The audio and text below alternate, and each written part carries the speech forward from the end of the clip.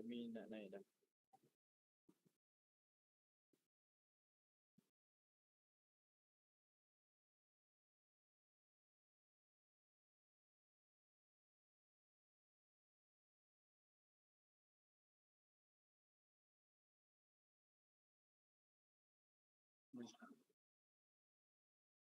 Ladies and gentlemen, we will begin shortly. Please begin taking your seats.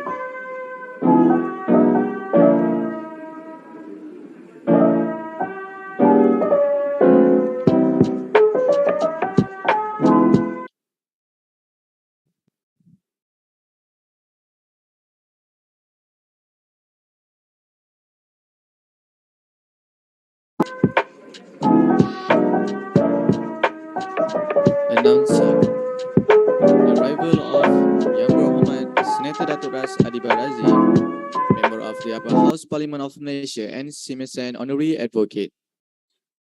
Ladies and gentlemen, please rise.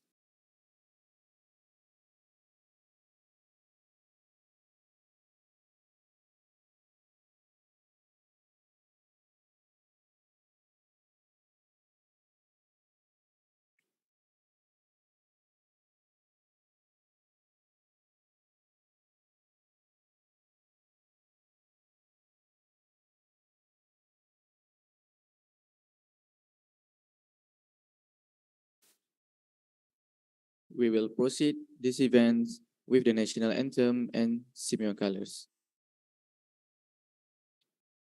May I humbly request to all distinguished guests, please rise.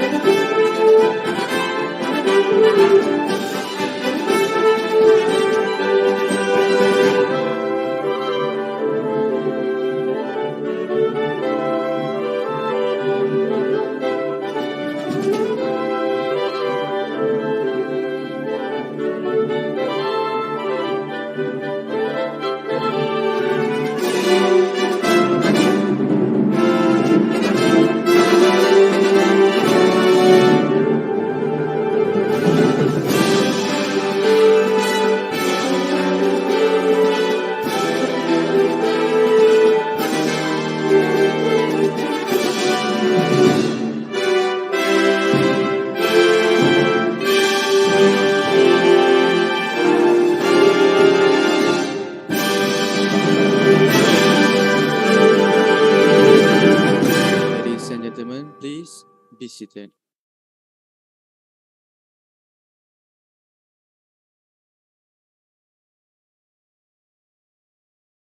Bismillahirrahmanirrahim. Assalamualaikum, selamat sejahtera. A very good morning and a warm welcome to our guest of honor.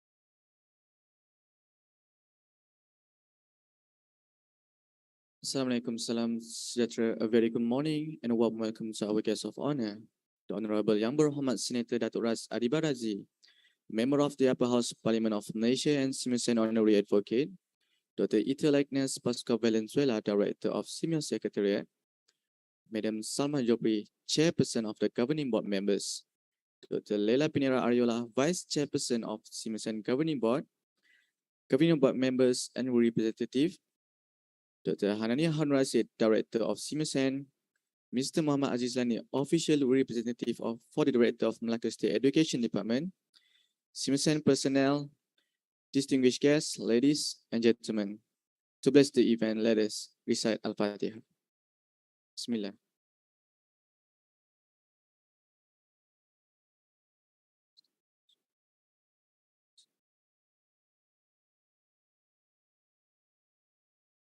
Amin, amin, ya Rabbal Alamin.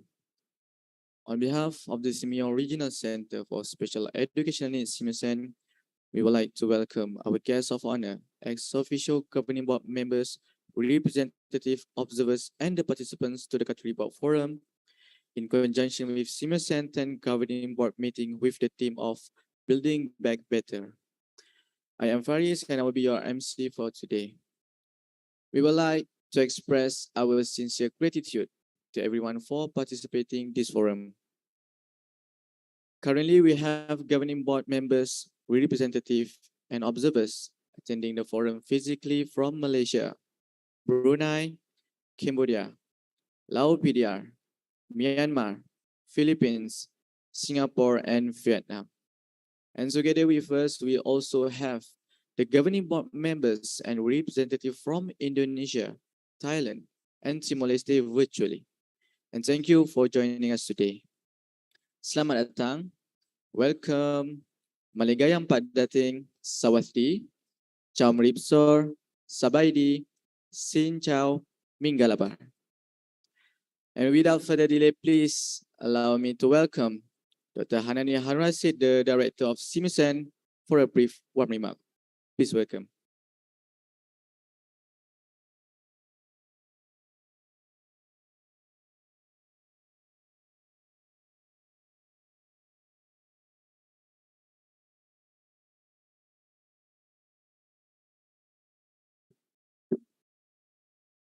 Thank you, Mr. MC. Assalamualaikum warahmatullahi wabarakatuh and good morning. The Honorable Senator Datuk Ras Adiba binti Muhammad Razi, Member of the Upper House Parliament of Malaysia and SEAMEO SEN Honorary Advocate. Dr. 𝐅𝐑𝐄𝐄 Agnes Pascual Valenzuela, Director of SEAMEO Secretariat, Madam Salma binti Jopri, Chairperson of SEAMEO SEN Governing Board, Dr. Leila Pinera Ariola, Vice Chairperson of SEAMEO SEN Governing Board, SEAMEO SEN Governing Board members, and country representatives, SEAMEO SEN personnel, distinguished guests, ladies and gentlemen. First and foremost, I would like to extend a warm greeting to all of you to the Country Report Forum with the theme Building Back Better. For your information, the Country Report Forum takes place each year in conjunction with the SEAMEO SEN Governing Board meeting. This country report forum will gather panelists which consist of SEAMEO SEN Governing Board members and country representatives from each respective SEAMEO member countries. Distinguished guests, it has always been a priority of SEAMEO SEN to promote and enhance the quality of special education needs practices among SEAMEO member countries. Hence, the main purpose of this forum is to provide a platform on the development of special educational needs and disability inclusive education in each respective country. Essentially, this forum also allows educators to keep abreast of the latest report on SEN from the perspectives of the Southeast Asia member countries. Moreover, by exchanging expertise through the presentation of the panelists, it is also consequently raising awareness on the ways and means of SEN implementation. With experiential panelists in today's forum, alongside our mutual goals, I believe this forum will be an insightful exchange of knowledge. Perhaps the exchange will aid in formulating a plan to restore high-quality education for learners with disabilities in this region and worldwide. I would like to express SEAMEO SEN's appreciation to all participants and guests for their participation and dedication to making this forum a success. On another note, I would like to inform you that one of the highlights on today's forum is the announcement of the Grand Award winner and Country Award recipients for Special Education Innovation Award or SEA 2022. I would like to take this opportunity to congratulate all winners of Special Education Innovation Award 2022. It is hoped that your innovation projects will benefit more learners with disabilities in this region and beyond. Thank you. Assalamualaikum. Thank you for your kind remarks, Dr. Hanani.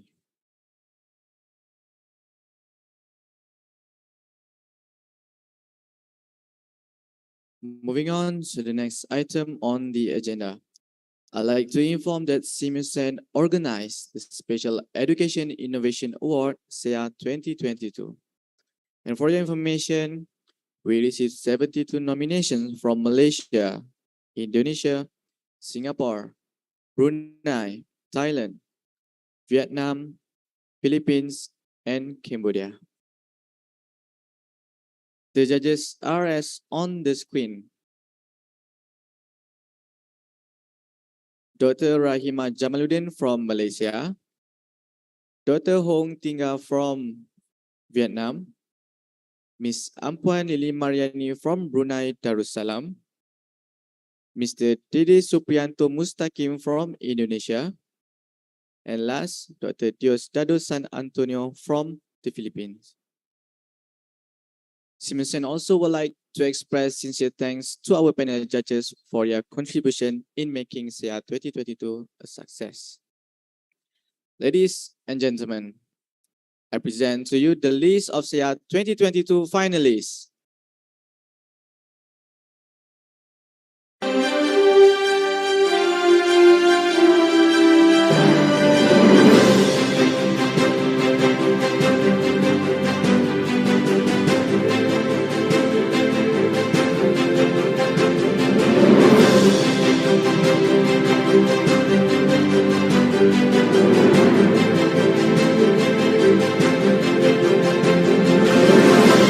Alright, now I would like to announce the recipient for the Country Award of SEA 2022.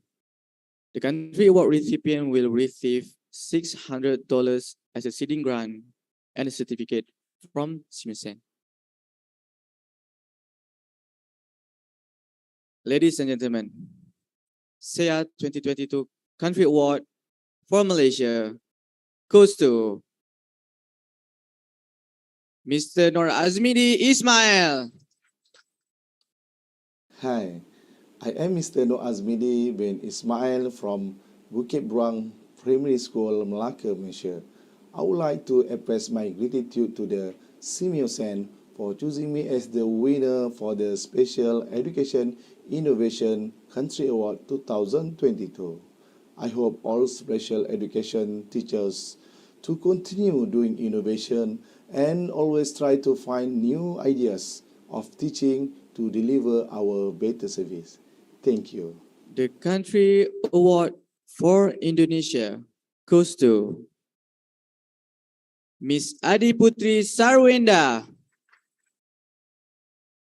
Assalamualaikum warahmatullahi wabarakatuh. Alhamdulillah, all praise to Allah who has enabled me to get to this point. A big thanks to SEAMEO SEN for initiating the Special Education Innovation Award activity to provide opportunities for special education teachers to share best practice of innovation development experience in inclusive education. Big thanks to SLBN Balikpapan and especially students with special needs who have become a source of inspiration for me to continue to move to provide the best educational service and innovate to educational progress for students with special needs. This achievement certainly gives more enthusiasm and motivation to continue to work and contribute to special education and inclusive education. Thank you for the opportunity provided to me. Success for SEAMEO SEN and always be the pioneer in the development of special education service. Thank you so much. Wassalamualaikum warahmatullahi wabarakatuh. Country Award for Singapore goes to Miss Chua Siok Peng Angelia. Thank you for such a great honor to be selected as the winner for the Special Education Innovation Award 2022 Country Award on behalf of Singapore. I dedicate this award to all the allied educators, teachers and school leaders who have been relentless in driving disability-inclusive education over the years. May we all continue to strive with conviction, creativity and confidence. Thank you. Country Award for Brunei goes to Miss Nora Diana Mahadi. Bismillahirrahmanirrahim. Assalamualaikum warahmatullahi wabarakatuh. I'm deeply pleased, honored and humbled to have been chosen as the recipient of the SEAMEO SEN Special Education Innovation Country Award for Negara Brunei Darussalam. This nomination is a significant milestone for me in my 16 years career as special education needs teacher.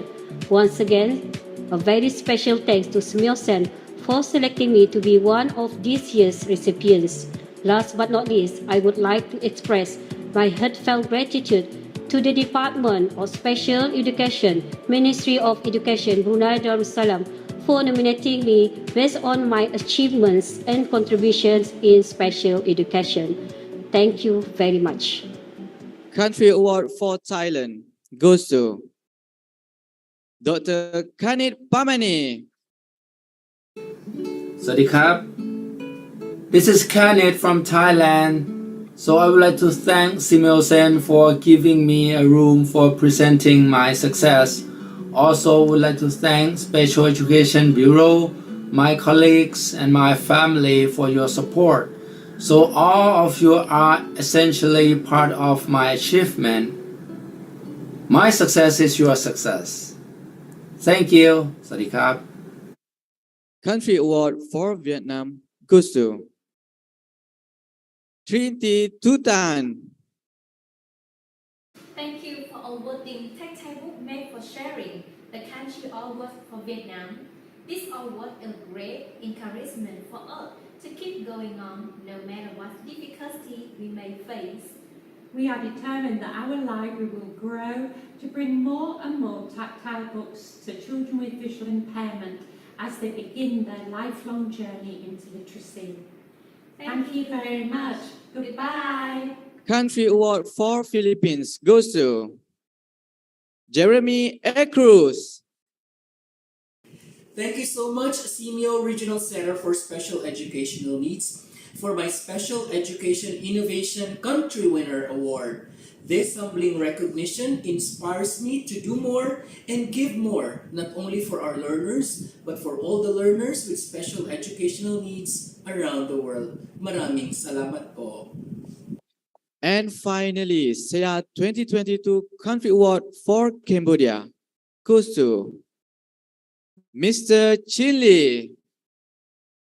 It is a great honor for me to be chosen for Country Award in the program of Special Education Innovation 2022. This accomplishment is a significant milestone in my life. Congratulations to all SEA 2022 Country Award recipients. Let's give a big round of applause for all SEA 2022 Country Award recipients.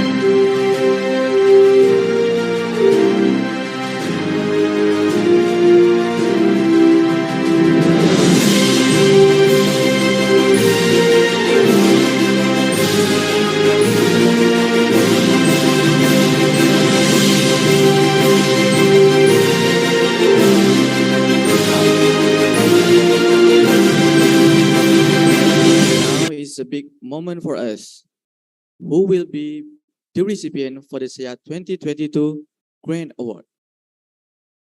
The Grand Award recipient will receive $3,000 as a study grant, trophy, and certificate. Announcing the Grand Award of SEA 2022 goes to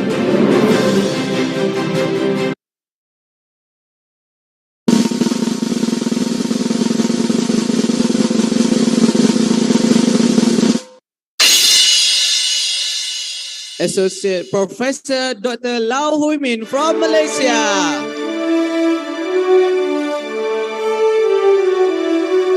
And I would like to call Dr. Hanani to invite and accompany Yang Berhormat Datuk to the stage to deliver the Grand Award. Please welcome.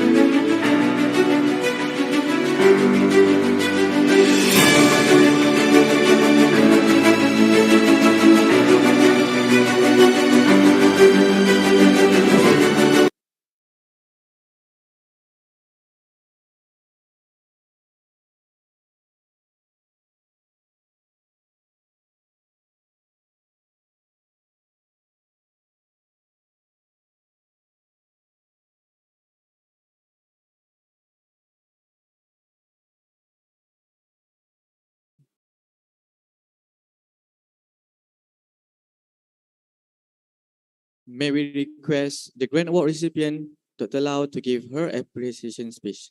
The floor is yours, Doctor.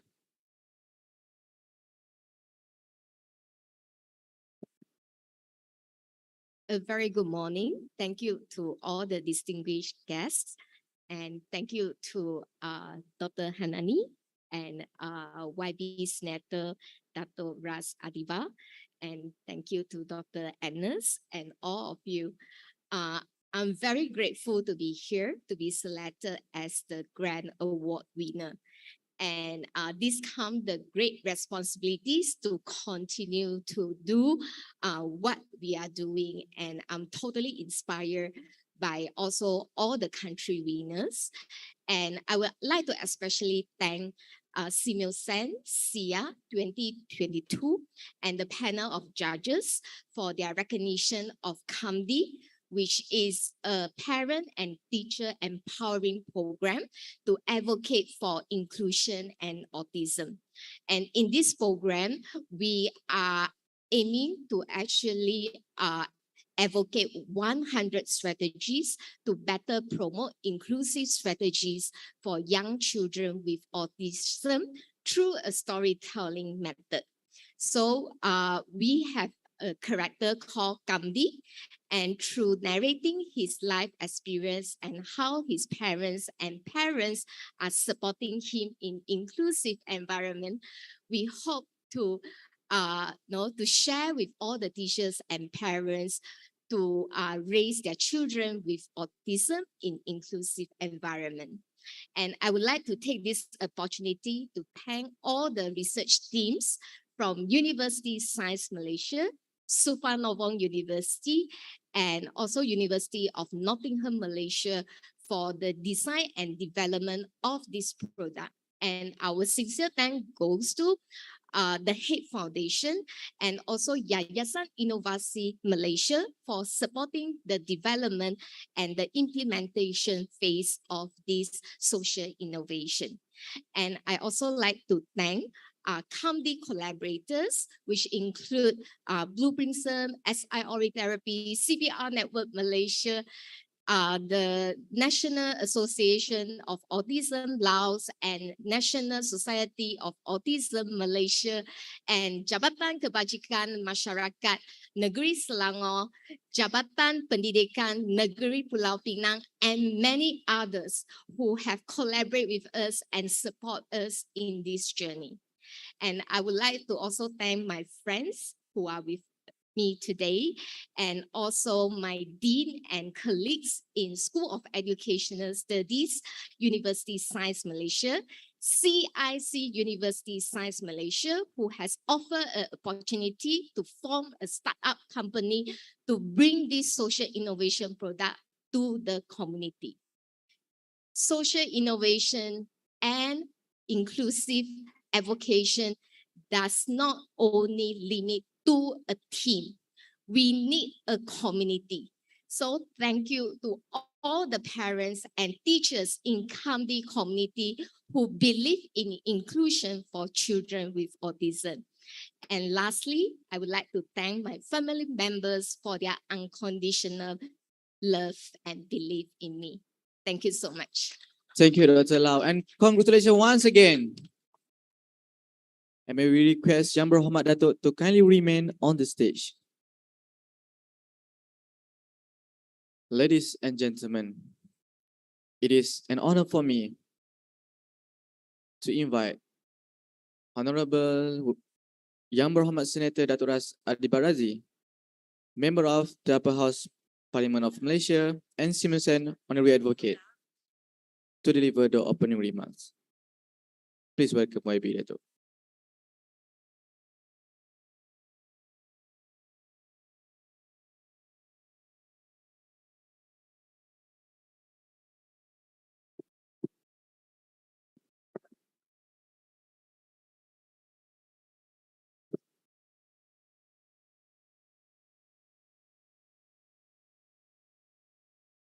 Assalamualaikum and a very good morning, everybody. It's so good to see everyone again.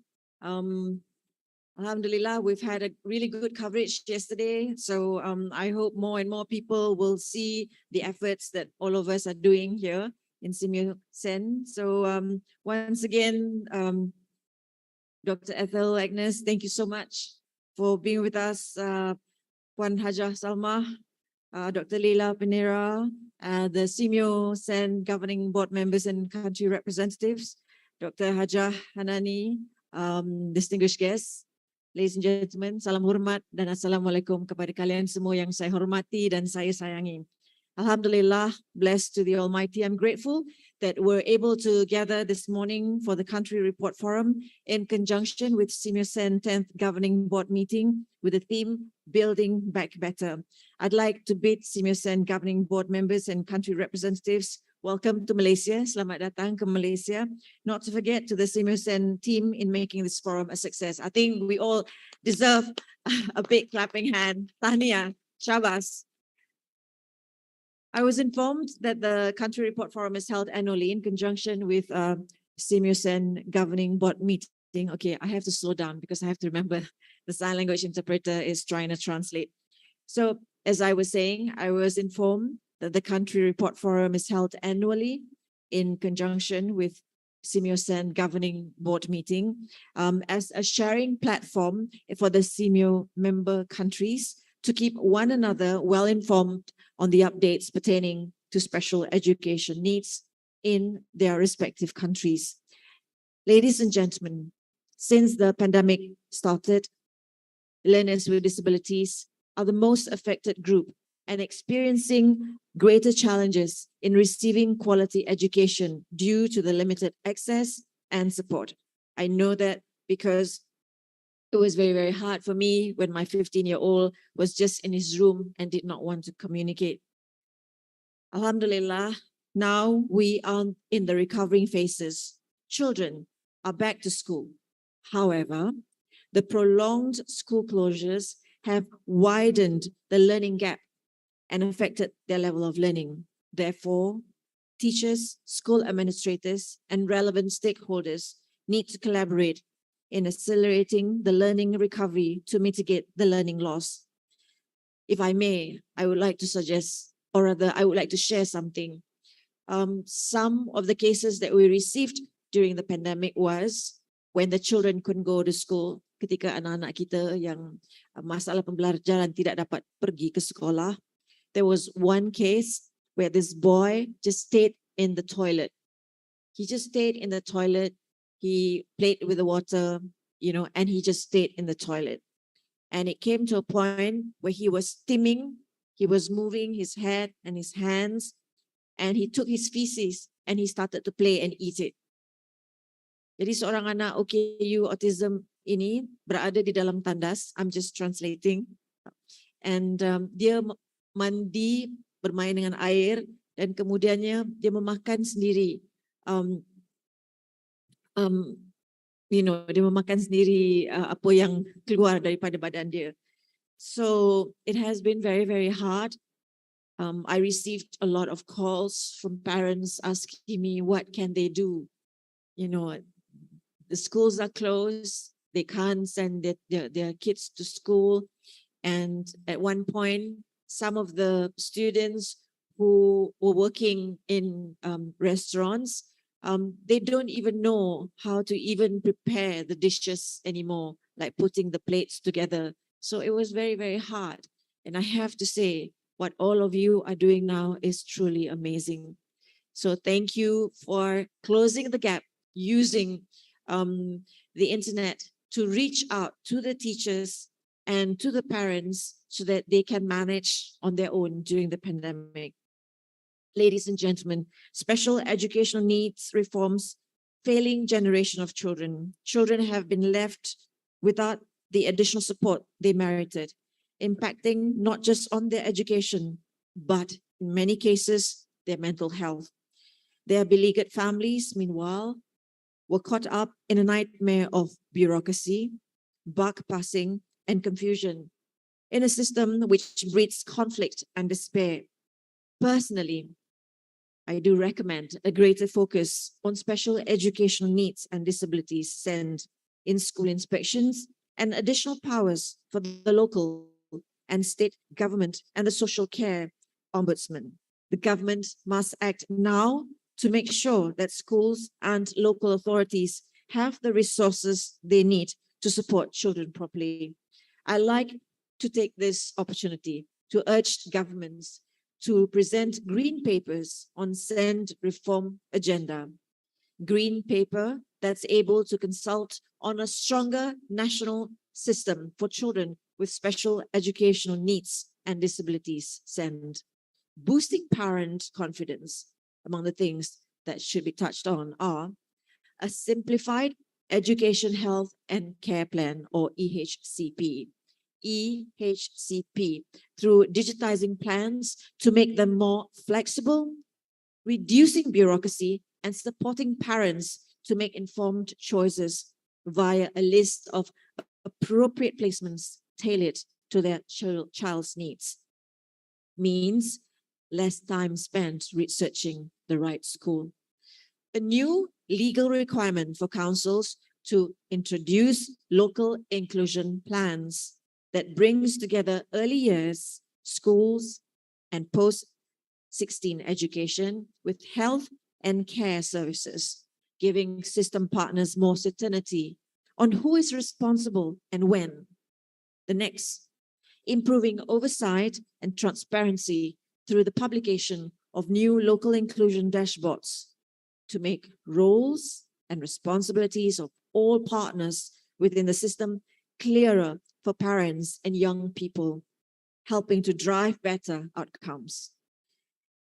Distinguished guests, paraprofessionals play a critical role in the lives and education of many students, especially those with severe needs, autism, or behavioral issues, and have helped expand inclusion.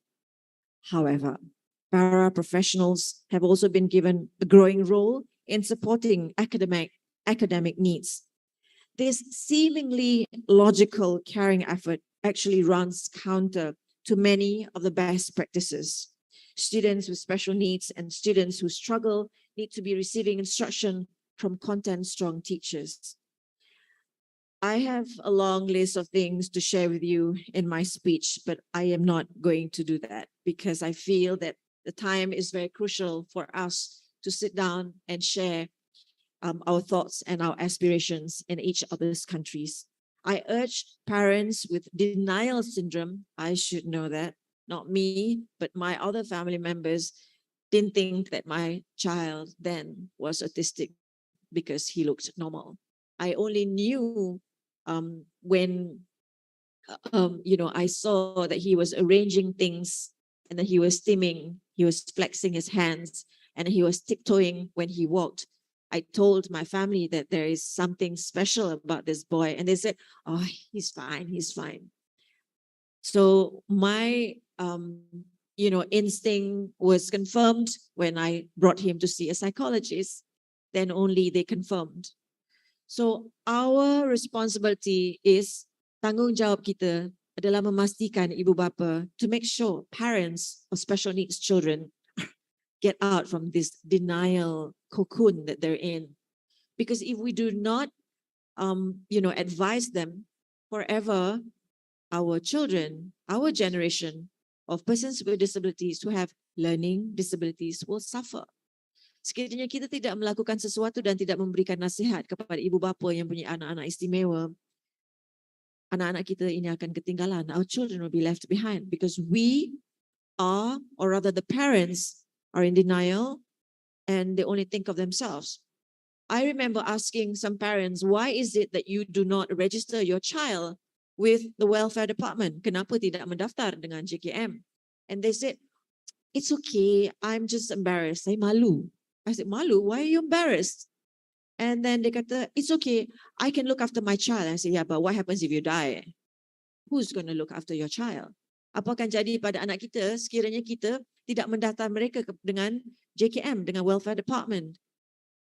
You see, they said, oh, tak apa, saya boleh jaga anak itu sendiri. Oh, it's fine, I can look after the child myself. Yeah, you're still alive. What if you're dead? So it is our responsibility to make sure that we advise them accordingly. So My heart is with all of you. I thank you from the bottom of my heart because all of you are doing everything that you can for my people, for our children. Saya sungguh berterima kasih kepada kalian semua. Kerana kalian semua tidak berhenti-henti untuk memastikan anak-anak kita yang OKU diperkasakan. So thank you so much for making sure that my community, especially with learning disabilities, are not left behind.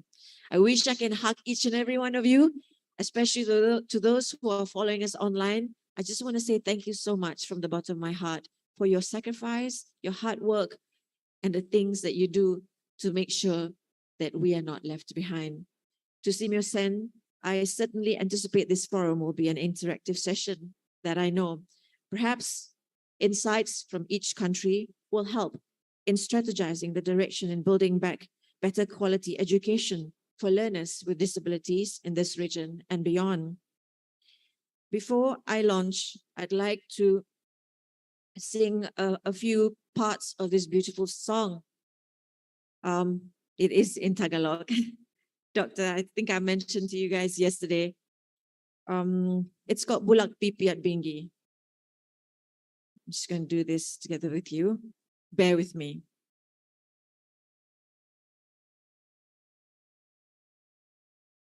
Madilim ang iyong paligid, at gabing walang hanggan. Anyo ang kulay ng mundo sa'yo'y pinakaitan. Wababahala kaibigan, isinilang ka mang ganyan. Isang bulag sa kamunduhan, ligtas ka sa kasalanan. Hindi nalalayo'y sa'yo ang tunay ng mundo. Marami sa amin nabubuhay ng tulad mo. Di makita, di madinig, minsay nauutang. Patunggu sa hinahangad na buhay na banal. Ibigin mo mang uwaig, hindi mo makuhang gawin. Sigaw ng pusa't damdamin, wala sa'yong pumapangsing.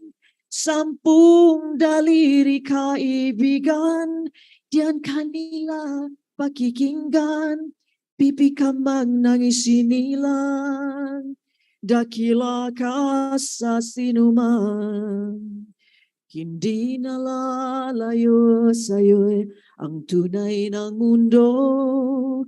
Marami sa amin nabubuhay ng tulad mo.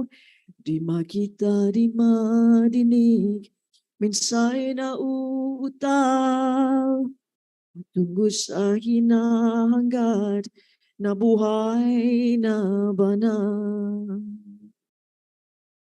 The song was written by and sung by Freddie Aguilar, a very famous singer who sang the song Anak.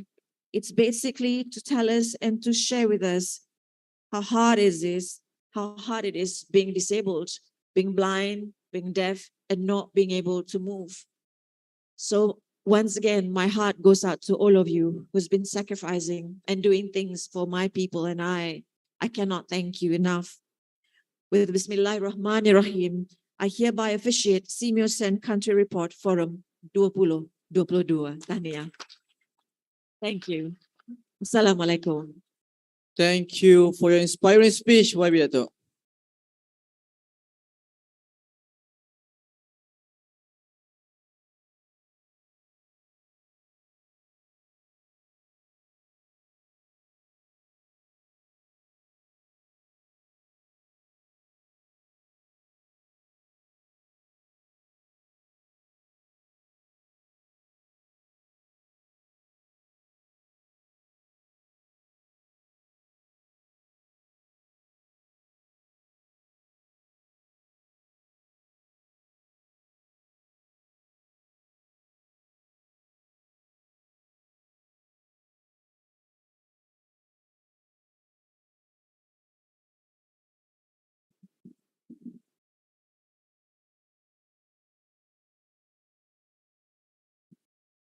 And now it is time for the 2022 Country Report Forum.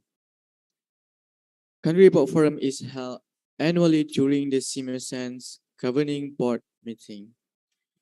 Essentially, this forum provides a platform for the members to keep one another well informed on the news and updates pertaining to special education needs in their respective SEAMEO member countries.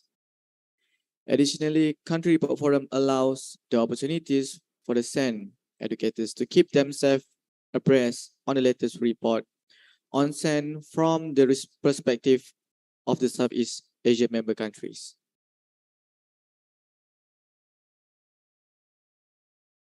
Allow me to introduce our moderator, Madam Sohaila Muhammad, SEAMEO SEN Program Associate, to moderate the forum. Please welcome Madam Sohaila. Thank you. Thank you, Mr. Muhammad Faris, for the kind introduction. Honorary Advocate, Director and Deputy Director of SEAMEO SEN, Head of Divisions, Unit Manager, distinguished governing board members, observers, and educators of special educational needs who are with us today. Ladies and gentlemen, welcome and selamat datang to Country Report Forum in conjunction with the 10th Governing Board meeting here in fascinating Melaka. My name is Sohaila Muhammad and I am your moderator for today. Ladies and gentlemen, in special educational needs, reconstruction and recovery following a global pandemic requires a careful consideration and successful implementation that should result in the maximum benefits for students with special educational needs. And the term Building Back Better, as chosen for 2022 Country Report Forum, is commonly used to represent an ideal recovery process where the education aspects of community with special educational needs are simultaneously developed and to a state of new normalcy that is better than, even more resilient than the pre-pandemic setting. Hence, this Country Report Forum is a significant platform in providing inputs, the reality in special education in the region. And today, we are extremely delighted to have with us distinguished speakers from Singapore, Philippines, Myanmar, Vietnam, Malaysia, Brunei, Laos PDR, and Cambodia, who are with us here today in Noble Hotel Melaka. Thank you for being with us. And additionally, we are also joined by Thailand, Timor-Leste, and Indonesia, who are with us virtually. Thank you for joining us, Thailand, Timor-Leste, and Indonesia. Before we begin, allow me to share a short briefing for all of the speakers here, that this forum consists of two sessions, session 1 and session 2. Session 1 is the overview and session 2 is the initiatives and recovery. For session 1, each speaker is given 7 minutes to present.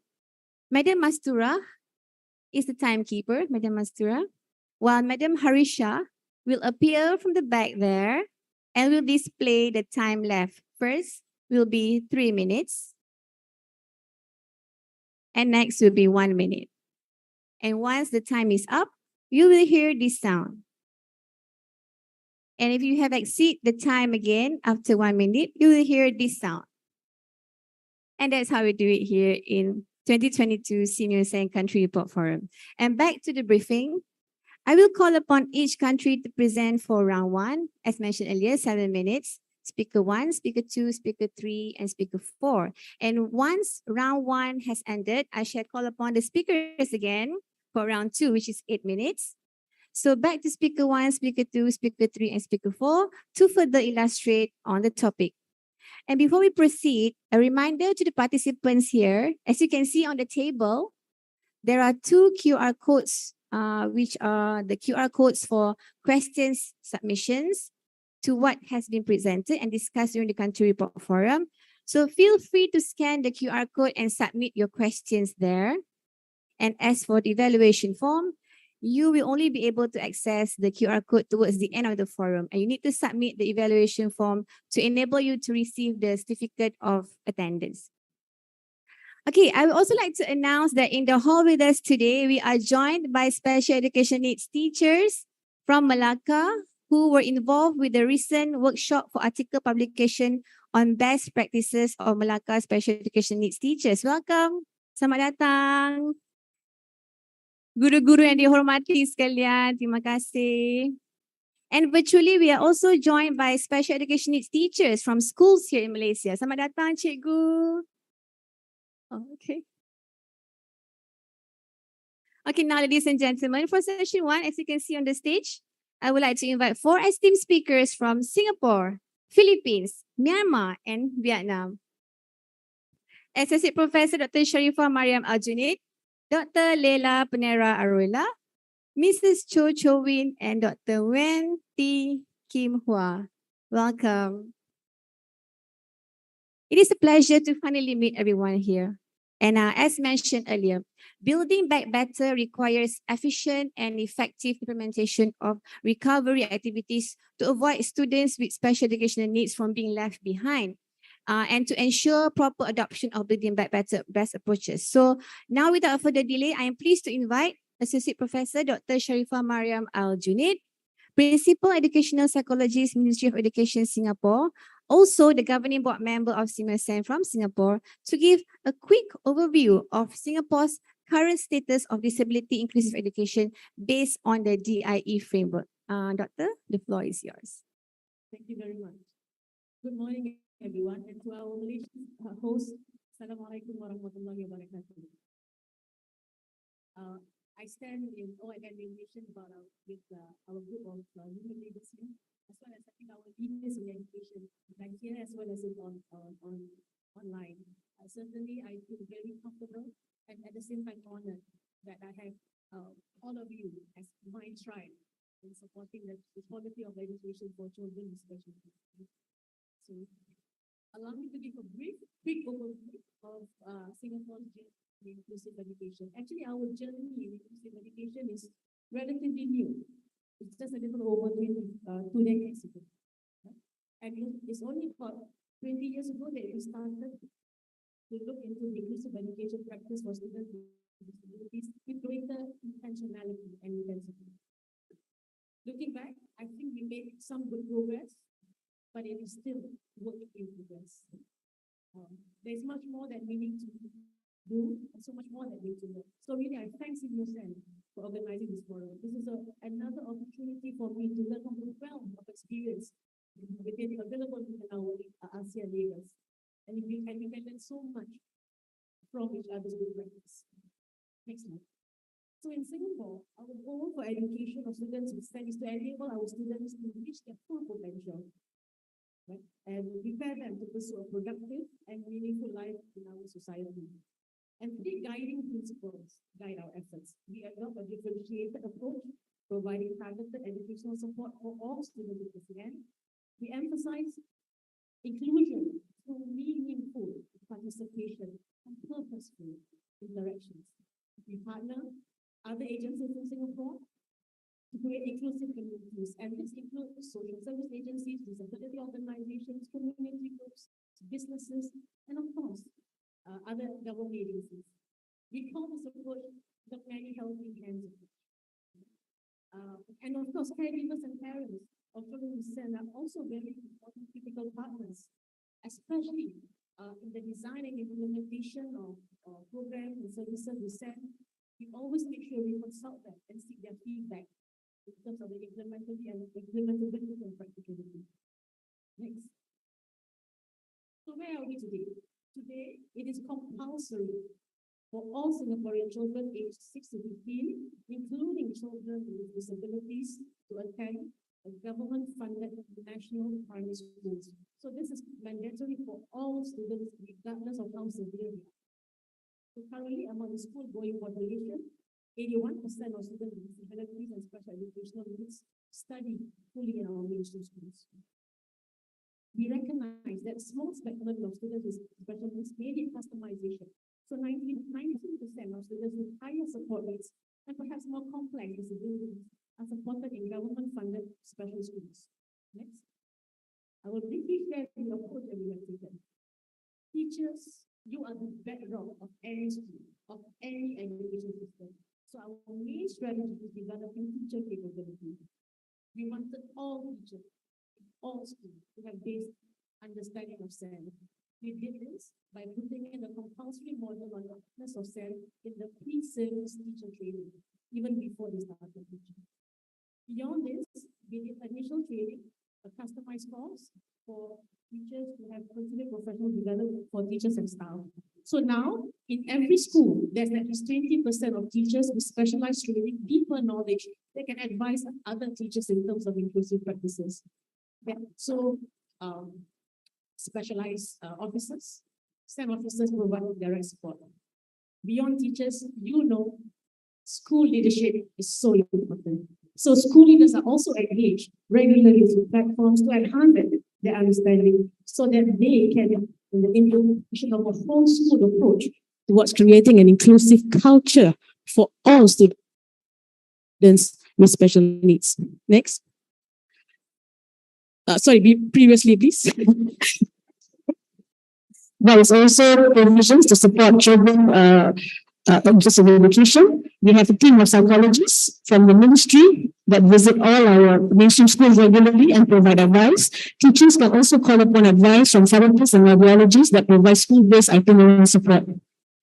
And there are many programs that have been developed over the years for our mainstream schools. And each program is designed to address specific needs of students with SEN, social skills, transition support, literacy, as well as behavioral other interventions. Next. Next slide, please. Please click again. Thank you. Click, yeah, one more time. So what about our special schools? So these are the spread of our special schools. We have 19 government-funded special schools, and these are run in close collaboration with the local disability organizations. Next. Click on, yeah.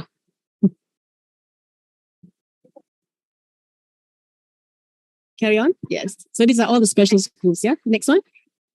Thank you. So given the profile of students that we serve, the SPED schools are resourced to provide greater customization, individualization, and specialized facilities. So they have on-site support, therapies, and a much more extensive use of technology, assistive technology, and augmentative communication. The ministry provides funding for the cost of special education, and this covers staff salaries, professional development, and other operating costs. In fact, the average operating grants provided to each student in the special schools is more than 3 times the operating grant given to a mainstream child in the mainstream school. Next. The ministry has also developed and provided all SPED schools with the SPED curriculum framework. And the key thing is that this curriculum has to be holistic. It doesn't just address the academic needs. More importantly, it emphasizes learning, living, and working outcomes. Next. And this holistic approach is important. Next. Because ultimately, what do we want for our children? We want them to be active in the community and valued in society. Thank you. Thank you, Dr. Sharifah, for the insights on progress of the post-pandemic, which is differentiated approaches, inclusion through meaningful and purposeful interactions. And I would have to say that having specialized personnel in mainstream schools who would share their expertise with the teachers of special education is a great collaboration between them. And I would love to hear more on the Face Your Fears program, as well as the Circle of Friends intervention. If we have time, then you can elaborate more later. Thank you, Dr. Sharifah. Ladies and gentlemen, I shall now invite from the Philippines, Dr. Leila Panera Ariola, Director for Bureau of Learning Delivery, Department of Education, Philippines, to now share with us the details and quick overview from the Philippines. Please welcome Dr. Leila. Magandang umaga po sa inyong lahat. Good morning, everyone. My respect to everyone who are with us in this forum, in this hall, and that in attendance virtually. The implementation of the K-12 basic education curriculum is considered to be one of the most significant educational reforms in the country. The standards and principles of the enhanced basic education curriculum include, among others, learner-centered, inclusive, and developmentally appropriate, relevant, responsive, and research-based, culture-sensitive, contextualized, and global, and flexible enough to enable and allow schools to localize indigenize, and enhance the same based on the educational and social context. The K-12 is foundational for all learners, including our learners with disabilities. To address their particular special needs or education needs, special curriculum like the transition curriculum and that of additional curriculum content or a combination of both to guarantee the quality and responsiveness of the curriculum to their context and that of their needs. Inclusive education is actually the core principle of the basic education curriculum of the Department of Education, and that special education is one among them. Next slide, please. The Department of Education has initiated strategies in ensuring all learners have access to quality inclusive education, which include the provision of free education for both public and secondary high school, elementary and high school levels, and supplemented with tuition fee subsidy to secondary learners to private schools, ongoing upscaling of learning environments such as infrastructure and other educational inputs. And the program Special Education is designed to develop the maximum potential of learners with disabilities for them to become independent and self-reliant. The SPED program also ensures the acquisition and maximization of learning competencies and the inculcation of values to make our special needs learners productive and effective members of society. For years, since SPED has been offered through our public schools, the policy direction is anchored on Article 9 of the United Nations Convention on the Rights of Persons with Disabilities. As per available data for school year 2019-2020, we had a total number of enrollment of 360,879 learners with disabilities, and this is based on our DepEd EBEIS. And this is actually across the country. For 2020-2021, there are actually 13,408 SPED schools with an enrollment of 81,671, which is a combined enrollment of the elementary and high school generated from the DepEd EBEIS. For school year 2021-2022, we registered a total of 106,530,000. There has been a stark drop actually in the enrollment data that needs prompt addressing by the Department of Education.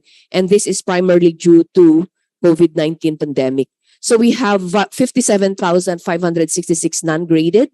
We have 21,445 mainstreamed, and 9,416 who are self-contained. And so concomitant to the noted decrease in enrollment of SPED learners, it was noted that the challenge include absence of allied medical and ancillary services and assistive devices.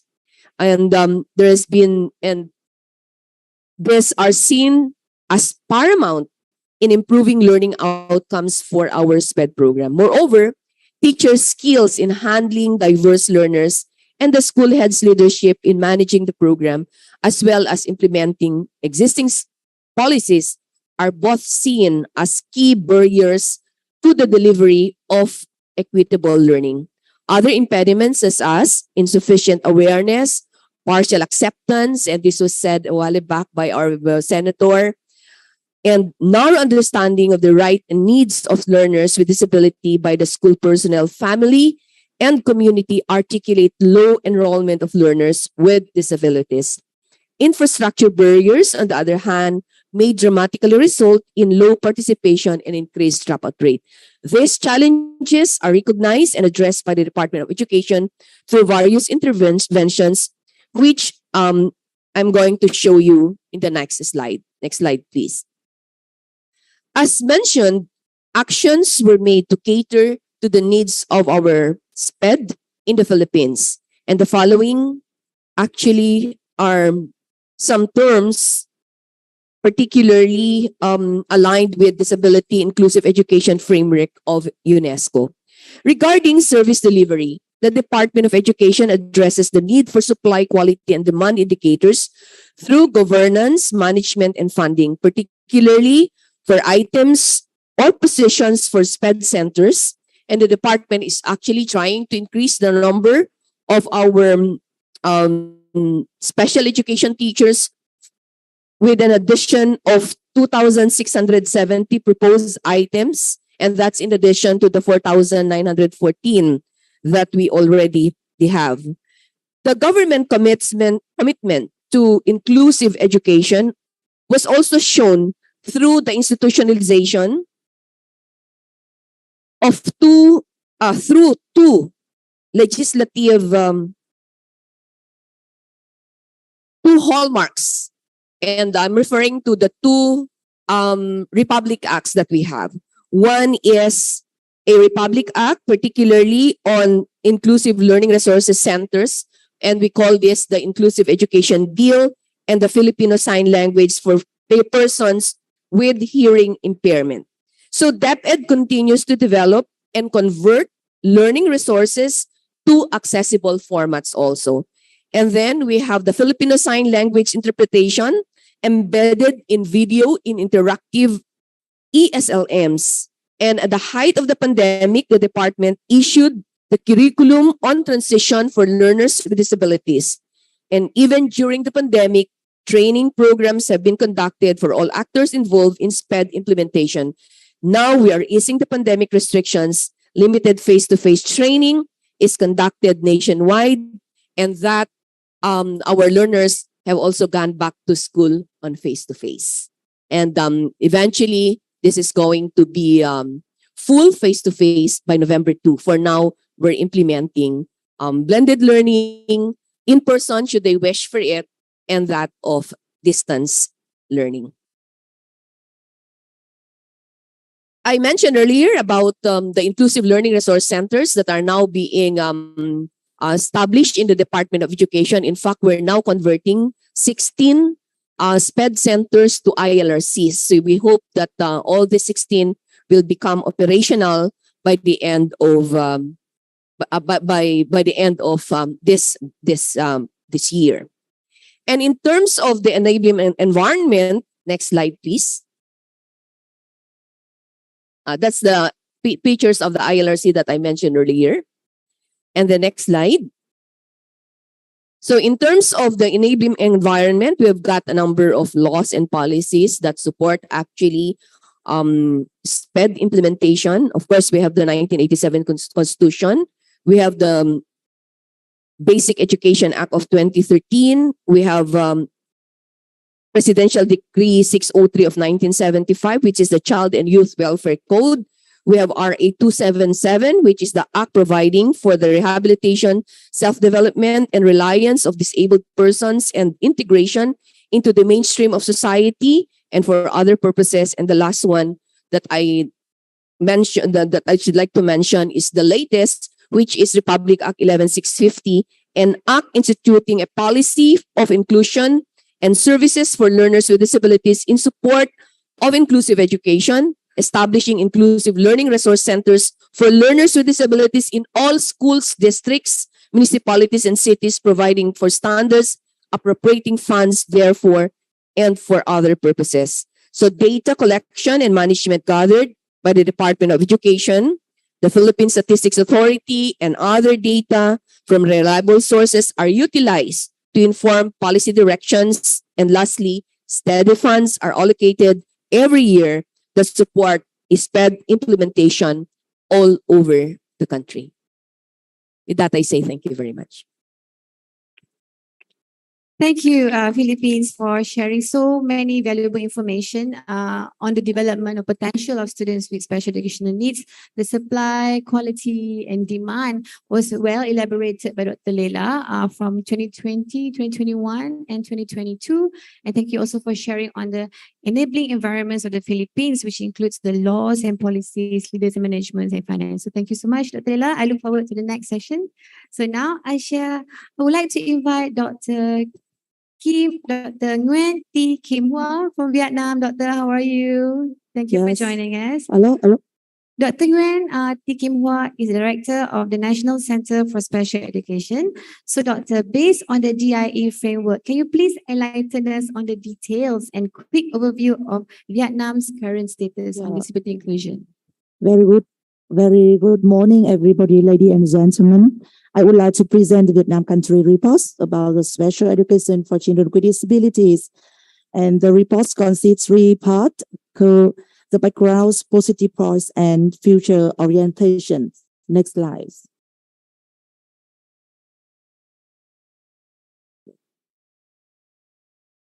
According to national survey on the people with disabilities.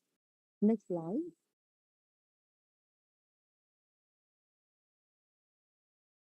Next slide. Oh, okay, sorry. Yes, next slide. It's a background. Now background. One moment, please, Doctor. We are experiencing some technical glitch for a moment. Okay, and they will fix it in a short while. In the meantime, would you like to refer to the hard copy? Or you have one? Yeah, the slide is coming. We're having some technical glitch for a moment. So if you can continue explaining. Yeah.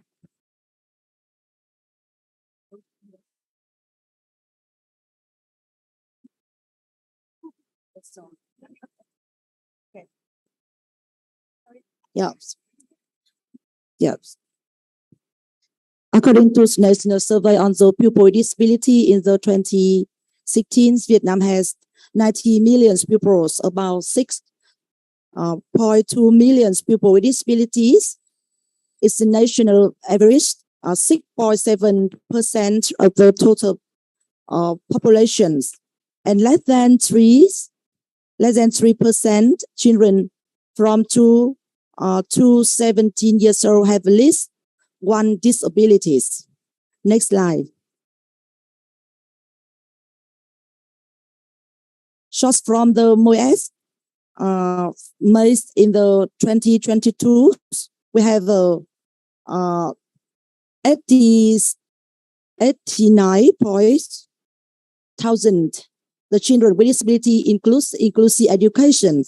So the number is much less than realities because many children with disability has not included data because they have no children with disabilities as certificates. Children with disability who has been certificated are mainly children with severe and severe disability. So a lot of children with disability no certificate now. Next slide. Yeah, you can see the tables. In Vietnam,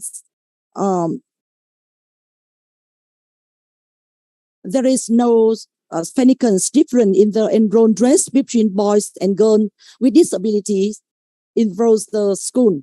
However, the percentage of the children with disabilities attending primary school is quite high, but it tends to decrease at the higher levels of the education. At the highest school level, only nearly 40% of the children with disability go to school. This disadvantage point is only nearly 15% of severe disability never go to school. It's very dark point in Vietnam. Next slide.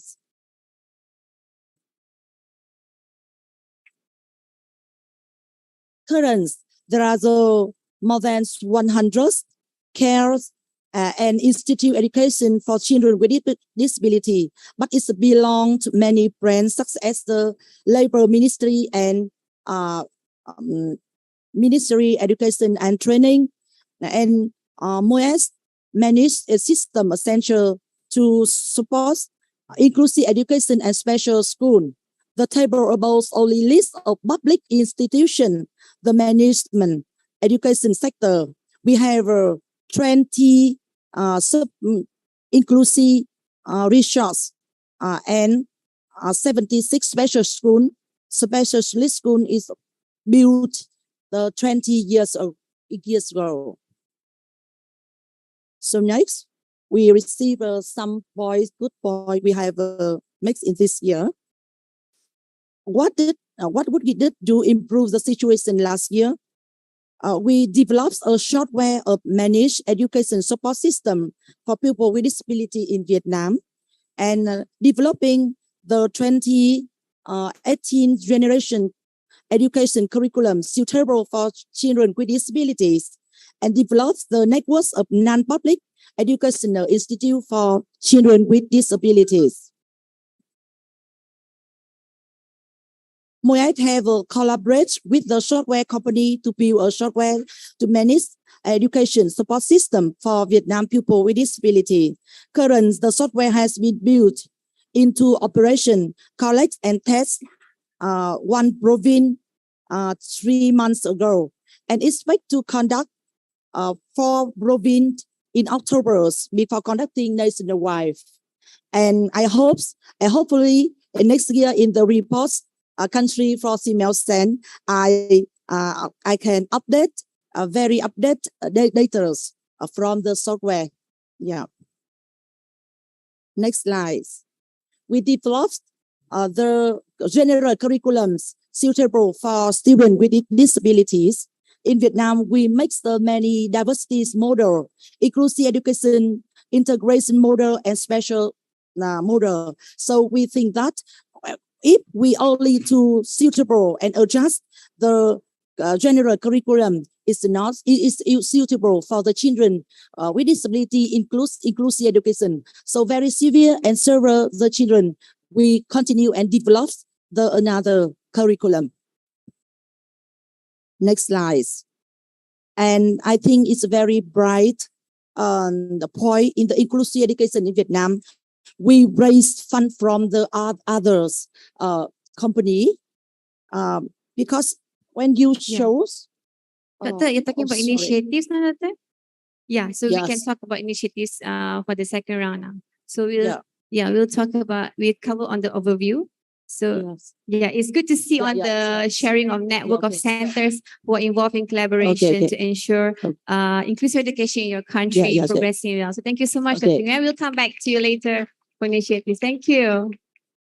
And now I would like to invite from Myanmar, Mrs. 𝐄𝐄, Representative Director of Academic Department of Basic Education, Ministry of Education, Myanmar, from Myanmar.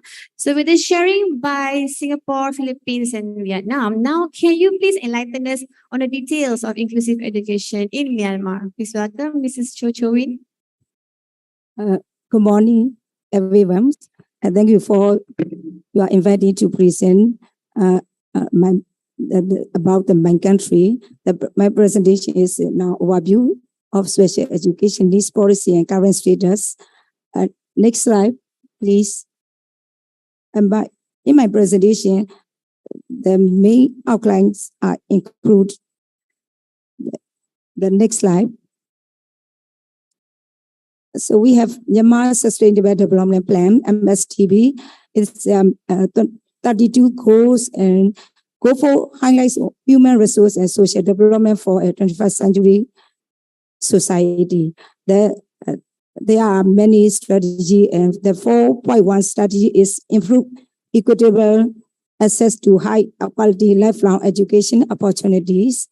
Under the goal for one, components are expand access to both the hard and soft infrastructure necessary to enable access to a comprehensive quality free basic education, ensure the provision of gender and disability sensitive school facilities, technologies, including water and sanitation service.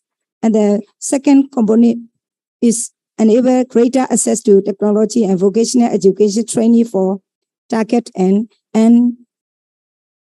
underrepresented groups, including disadvantaged population groups and people living with disabilities.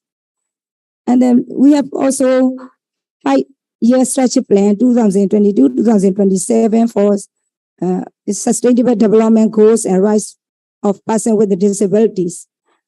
The one of goal is in education sector, people with disabilities must have inclusiveness and entitled to enjoy equal rights in society or an equal business or others. The another goals we have 4 objectives, and the first one is to ensure that persons with disability can access learning with provision. The second is to support teaching methods and necessary teaching aids for disabilities in preschool, business education school, trainees, colleges, and university. The third one is to ensure that accessibility of persons with disability of special education service and provide more educational rights and needs for persons with disability from Ministry of Education, relevant ministries, and educational organizations.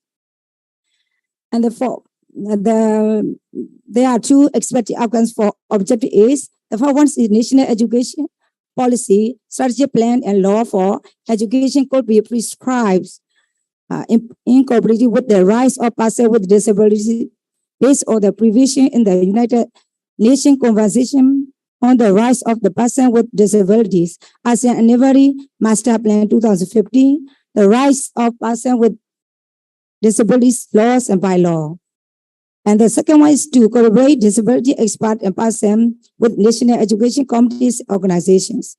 For the Objective B's, there are 5 expected outcomes. Is the first one is system and plans are developed to make sure barrier-free environment and learning-friendly environment for persons with disabilities in school education and non-formal education programs, technological and vocational education programs. The second is education curriculum and practice are adopted to ensure protection for discrimination against persons with disabilities. And persons with disabilities have the opportunity to study technical and vocational skill except subject requirement and have accessibility to the rights and learning on non-formal education and vocational education program. And to have an opportunity to study in the sport and arts sector based on the level of disabilities. The Objective B have 2 expected outcomes. The first one is the Ministry of Social Welfare, Relief and Resettlement can conduct special education program for persons with disabilities. And the second, therefore, Objective B, the capability of officer, staff, teacher, the volunteer for the Ministry of Education conduct upgrade to support them. This means we are working together, Ministry of Social Welfare and Ministry of Education for the children with the disabilities. It's fit. Thank you so much, Mrs. 𝐄𝐄. Thank So you. can we have one more round of applause for round 1 for the ladies here from Singapore, Philippines, Vietnam, and Myanmar. So now back to Dr. Sharifah for round 2. I would like to hear more on the initiatives and recovery, what Singapore has been doing after the pandemic to build back better. So please welcome, Doctor. Right. Can I have the first slide, please? Next. Next. Can you click so that all the animations are out for this slide? Thank you. Right. So I will be actually sharing, given the limited time, only just one initiative, right? And I'll tell you towards the end why I chose this initiative. If you recall, I described earlier how our special schools provide customized support and intensive. Hang on. It's a live. Can you please go back to this? He has a live of his own, the slides, right? Yeah. Yeah, okay, stop here. Thank you. Okay. No more? Stop. Thank you. Okay. Right. As I was saying, our 19 SPED schools provide intensive resource and specialization because the profile of the children here, they have higher support needs, right? So they need the resources to do that. However, at the same time, next slide, we also want our SPED students, next slide, please, to have the vision of being active in society and valued in the community. We want them to lead independent lives, connected lives. We want them to engage in lifelong learning. We want them to participate in community. And we want them to build meaningful relationship with others. What this means is that while we give them the specialized help in a specialized setting, we must make sure that they have the opportunities to interact and build relationship with others. especially persons without disability. So this is the tension. You want them to give the specialized help, you give them in a specialized setting, but you want them to interact with others and be able to have those skills. How do you balance the tension? So this is the problem, and I want to share with you the solution. Next. And this solution I chose because it is a ground-up initiative, an idea that came from the teachers as well as the educators themselves, right? And the solution is the formation of a sustained partnership between our special schools and the mainstream schools. Next slide.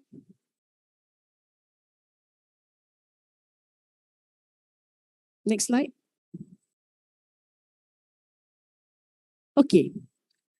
This solution was partly made possible by the fact that many of our special schools are co-located with mainstream schools. So you see here in this slide, 3 of our special schools. If you look closely, I'm not able to point that out. The top one, the blue one, that's a special school. Can you see beside it, there's a big field? That field is shared by, far away, and see that's a mainstream school. Bottom, in front, you see a special school. Behind is a field shared with a mainstream school. Similarly here, on the right side, our Rainbow Center School, beside it is a mainstream school. So this co-location provides an ecosystem that facilitates partnership. Next slide. So through this partnership, teachers in the special school work closely with the teachers in the mainstream school to plan and implement regular, purposeful interactions between students with SEN and their peers in the mainstream. I'm stressing the word purposeful. Inclusion doesn't happen by osmosis. You don't just put a child in the mainstream school and hope that by magic, he can learn the skills to interact. It requires planful action, intentional effort, and resources. And I will share with you what are the factors needed, right?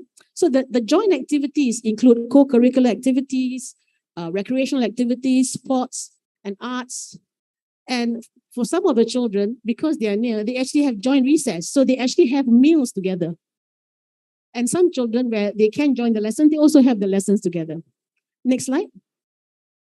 So these are some of the photographs of children actually in the joint activities.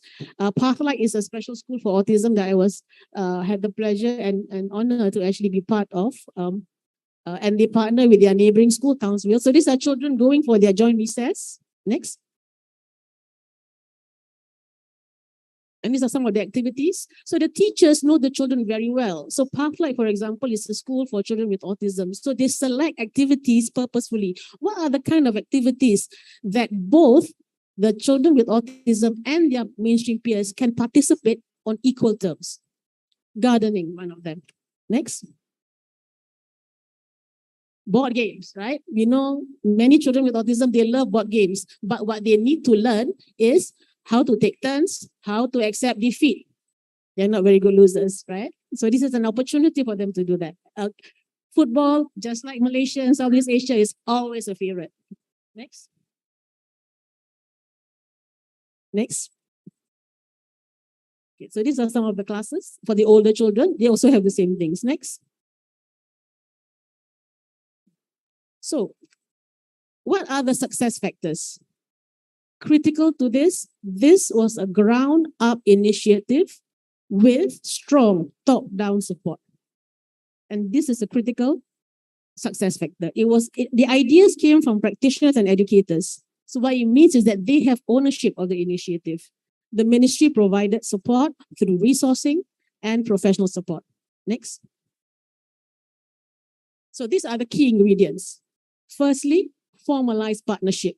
The partnership is not incidental, it's formalized, it's organized. There's clear terms of reference, there's clear role. You have 2 principles. Who's in charge of what? How are decisions made? And you know, if you've been working in school is a very structured environment. You want to have joint activities, what's the biggest headache? How do you coordinate your timetable? That's a science in itself. I have greatest respect to the head of departments that starts with that, with the timetabling every year, right? There's also joint planning. It requires coordination, right? and resourcing. Resources are provided, some funding is provided, and there are also manpower deployed. This is to ensure that the activities, the partnership is sustainable over time. Training is provided, and the training is provided before the session to the teachers so that they understand the concept that we want. More importantly, to the students. So before the partnership starts, psychologists go into the mainstream school to actually explain to the mainstream students of what the partnership about, help them to understand a little bit more about the traits of the SPEC partners. If it's autism, they have to understand about autism, how to communicate, because that basic awareness is necessary so that when they come together, it becomes a successful interaction. We have to plan for the success. And of course, we monitor and evaluate, and technical expertise is provided. Next. So this is some of the findings that we have. Through this partnership, we found that both students from the special education schools and the mainstream schools develop their social interaction and communication skills. They also develop emotional competence and learn to appreciate each other's strengths. I was involved in the evaluation of a lot of these partnerships, and we actually spent time talking, not just to the teachers and the principal, we spent time talking to the students, both the mainstream students and the SEN students. And I remember, and we have very honest feedback, especially if you interview students with autism. Be prepared for brutal honesty, okay, when you interview them. So some of them say, yeah, I like this. I get to do things that I don't usually do. But some of them, they tell me with a blank face, this is hard work. I don't like to come here because the students in the mainstream school, they don't pay attention very much. They always play around, they don't follow rules. Okay. For him, and his response tells us that while we want them to interact, for students with autism, that interaction is an intervention. It's an intervention, it's effortful. So therefore, how do we help him to go through this intervention? If left to his own, he would prefer, please leave me in my autism world. I much prefer that. But we know in the long run, that's not good for him, right? So I think we must be careful that sometimes when we want something for children with autism or children with special needs, we need to be mindful that what does it mean for them? Okay? What does it mean for their perspective? And take that insight, that person-centered insight, to design what we do for them and design in the processes. Okay. And the teachers feedback that the partnership is also beneficial for them. The mainstream teachers actually learn so much more because the SPEC teachers are so skillful in terms of managing behavior, managing the disability pedagogy. Similarly, the SPEC teachers also see how the mainstream teachers organize their lessons in a larger setting and also help the children generalize. So, and this is the wonderful thing about teachers, including all of you. For teachers, when you give them something and they own it, they don't just implement it. They take it, they run with it, they create something better. And I think our SIEA award, Innovation Award winners demonstrate that. Similar for this, beyond the partnership, the teachers have created much more initiatives beyond this. Next one. Next slide. So following from that, there are many other initiatives that build on the partnership, right? For example, there's now something called, slide please. Inclusive play movement, whereby there's an intentional effort to provide students with in SPEC schools and their mainstream peers to take part in sports across schools and across locality. Last one. And now, every year in August, when we have our National Day, there will always be this feature that I will always look out for, a performance where our children in SPEC perform together with their mainstream partners. So it is actually my hope that, and I am hopeful that this initiative will be sustained and expanded further. Thank you. Excellent. Thank you, Assistant Professor Dr. Sharifah. Another concern for the 2022 Country Report Forum has been successfully addressed by Singapore on the initiatives. Doctor, the school ecosystem definitely plays its role in facilitating the development of students with disabilities. Remember the Bronfenbrenner ecological theory that you taught. Thank you so much for sharing on that.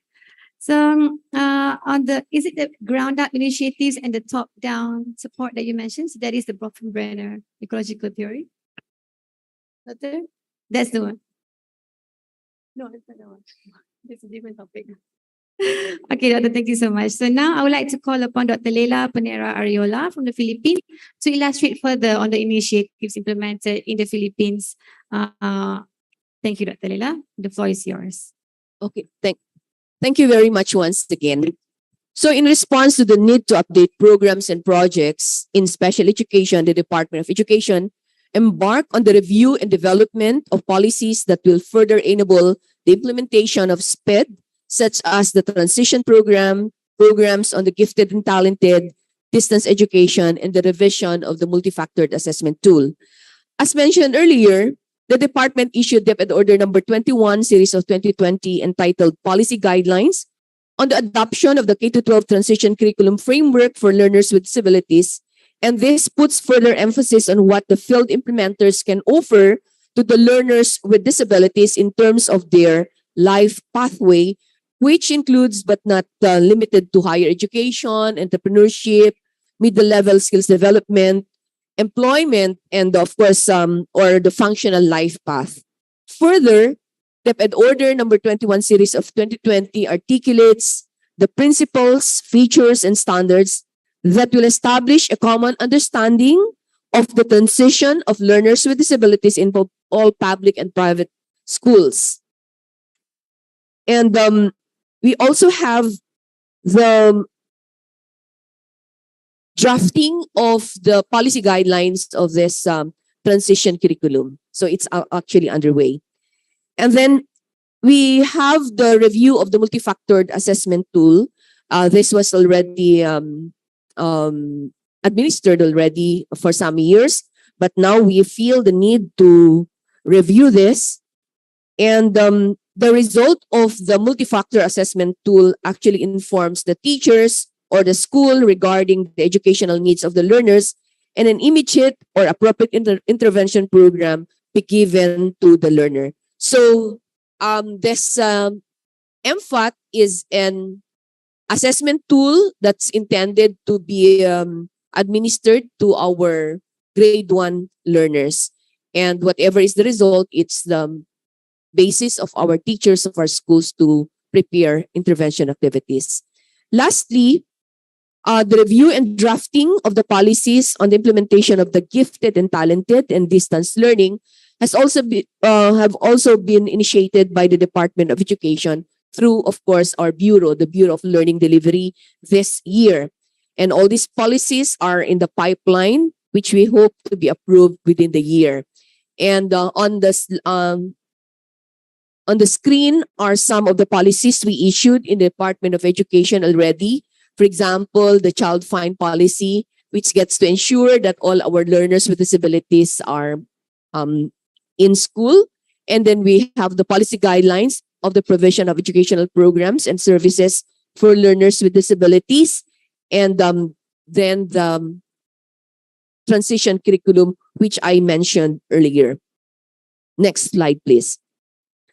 SPED implementation is supported through various means. The program support funds, or the PSF, is given to the implementing regions, divisions, and that of our schools.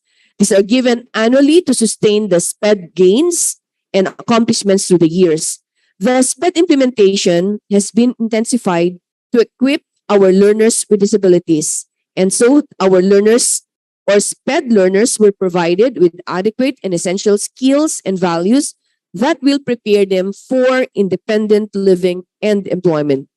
Especially with the passage of the Law, Republic Act 11650, or the Inclusive Education Bill, implementation is geared towards strengthening partnerships and linkages with government and non-government organizations, local government units, and other stakeholders that support the department's activities under the SPED, such as Memorandum of Agreement between DepEd and the Good Neighbors International Philippines.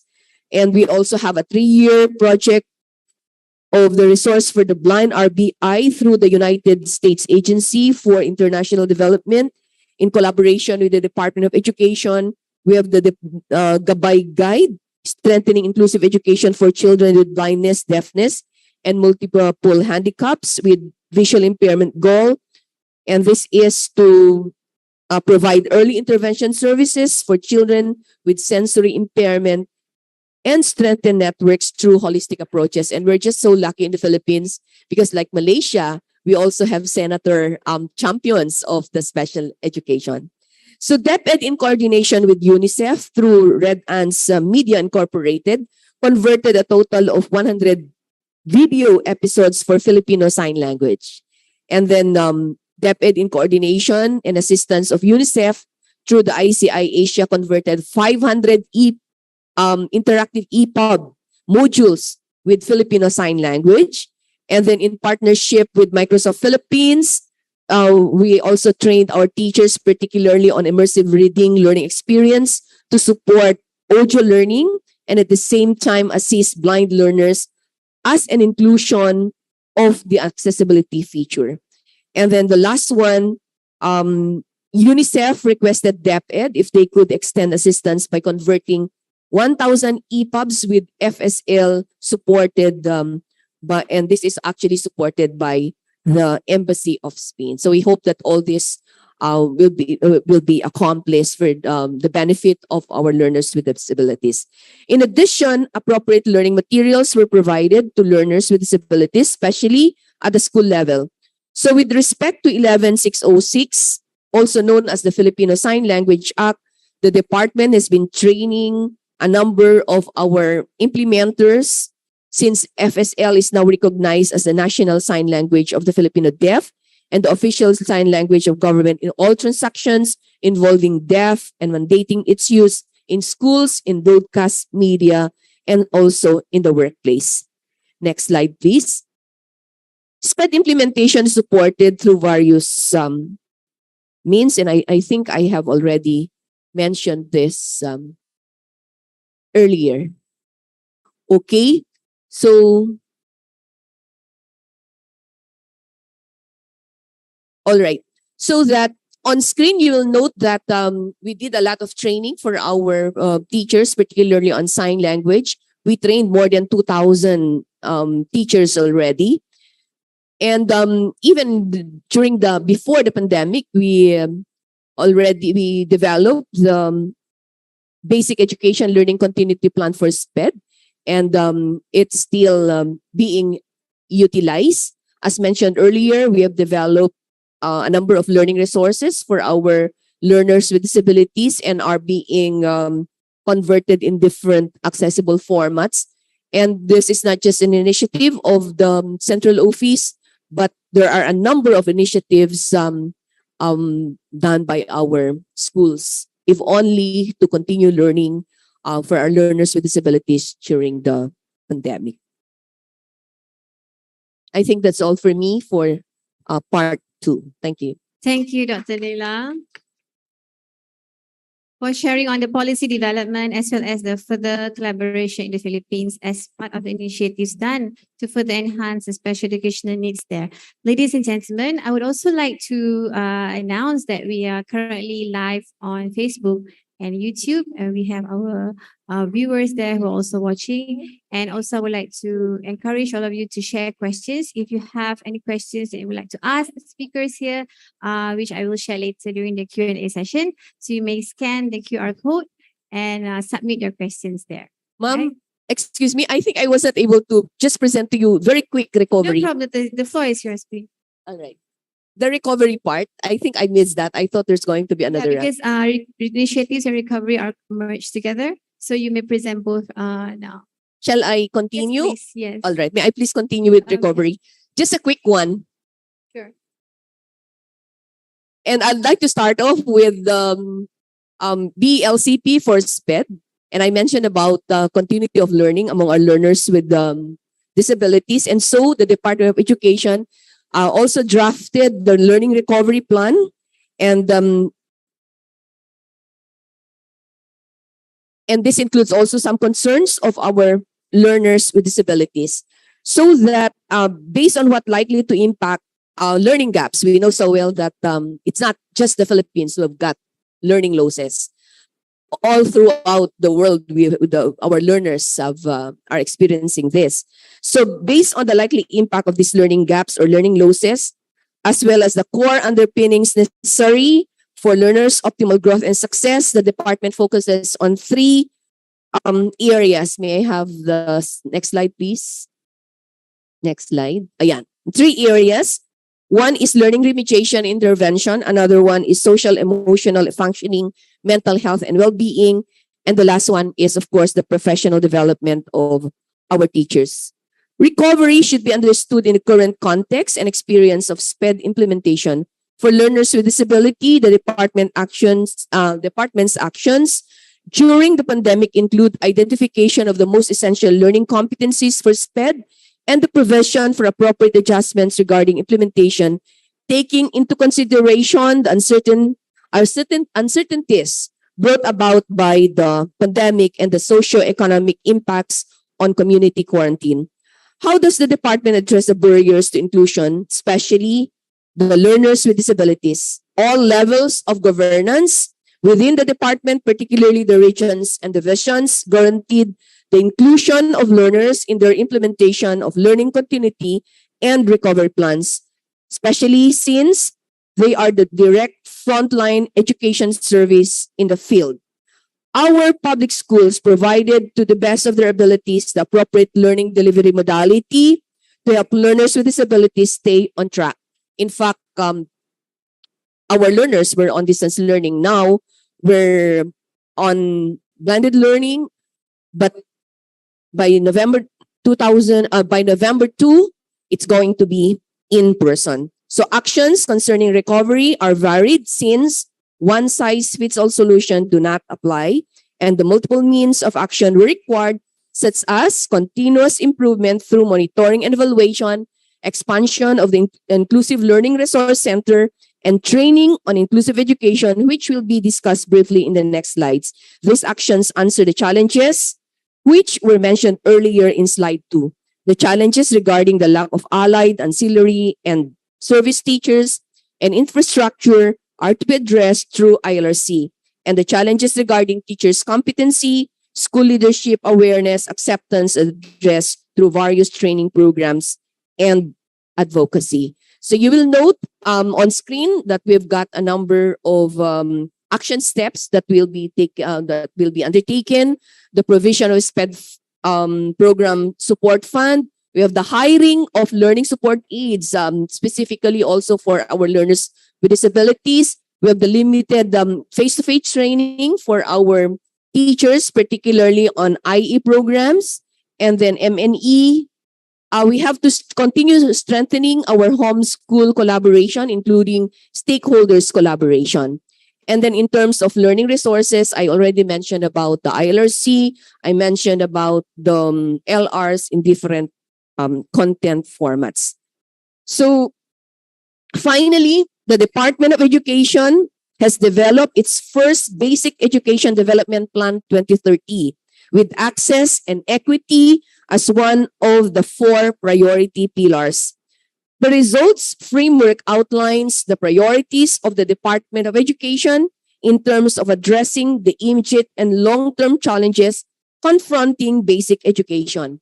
Pillar 1 on access intends to address the remaining gaps in participation by expanding learning opportunities for school-age children and out-of-school youths and adults, including our learners with disabilities. And I mentioned earlier about the child find policy that we have in the Department of Education.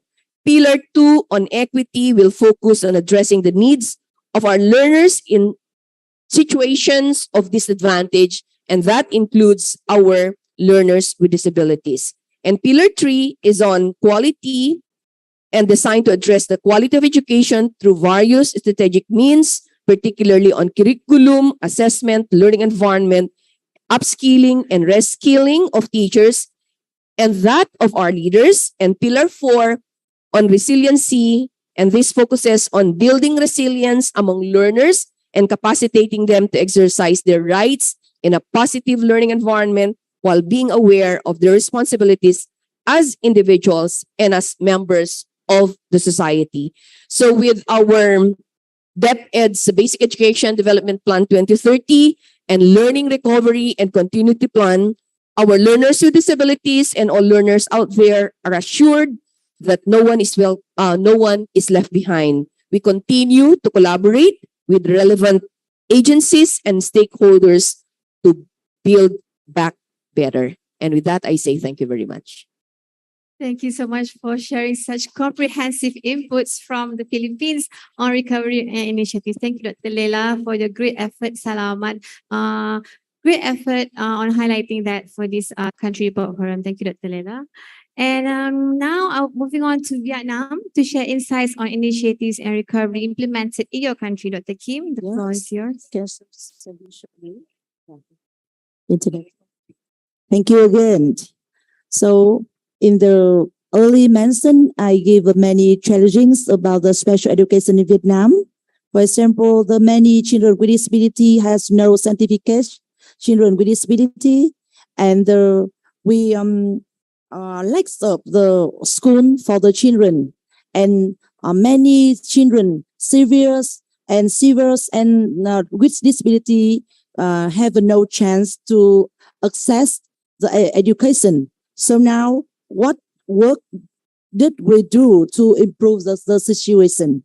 So we in Vietnam we have mixed many activities. So I only to point 3 bright points about first developing the software to manage education support system for the people with disability in Vietnam.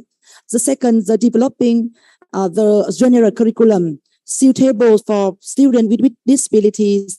And the third, developing the network of non-public educational institute for children with disability. So now I focus on the developing a network of non-public educational institute for children with disabilities. Next slide. Next slide. And next slide. Next slide. Next. Okay. According to the statistics of Vietnam National Center for Special Education in May 2022, the many hundreds of institutes for early detection, early intervention, and education for children with developmental disorder has been open for 5 years. Not to mention the qualities of institutes, it really shows that this center partially meet the needs of children with developmental disorder in several special education service. In the context that the government human resource spent for special education very limited.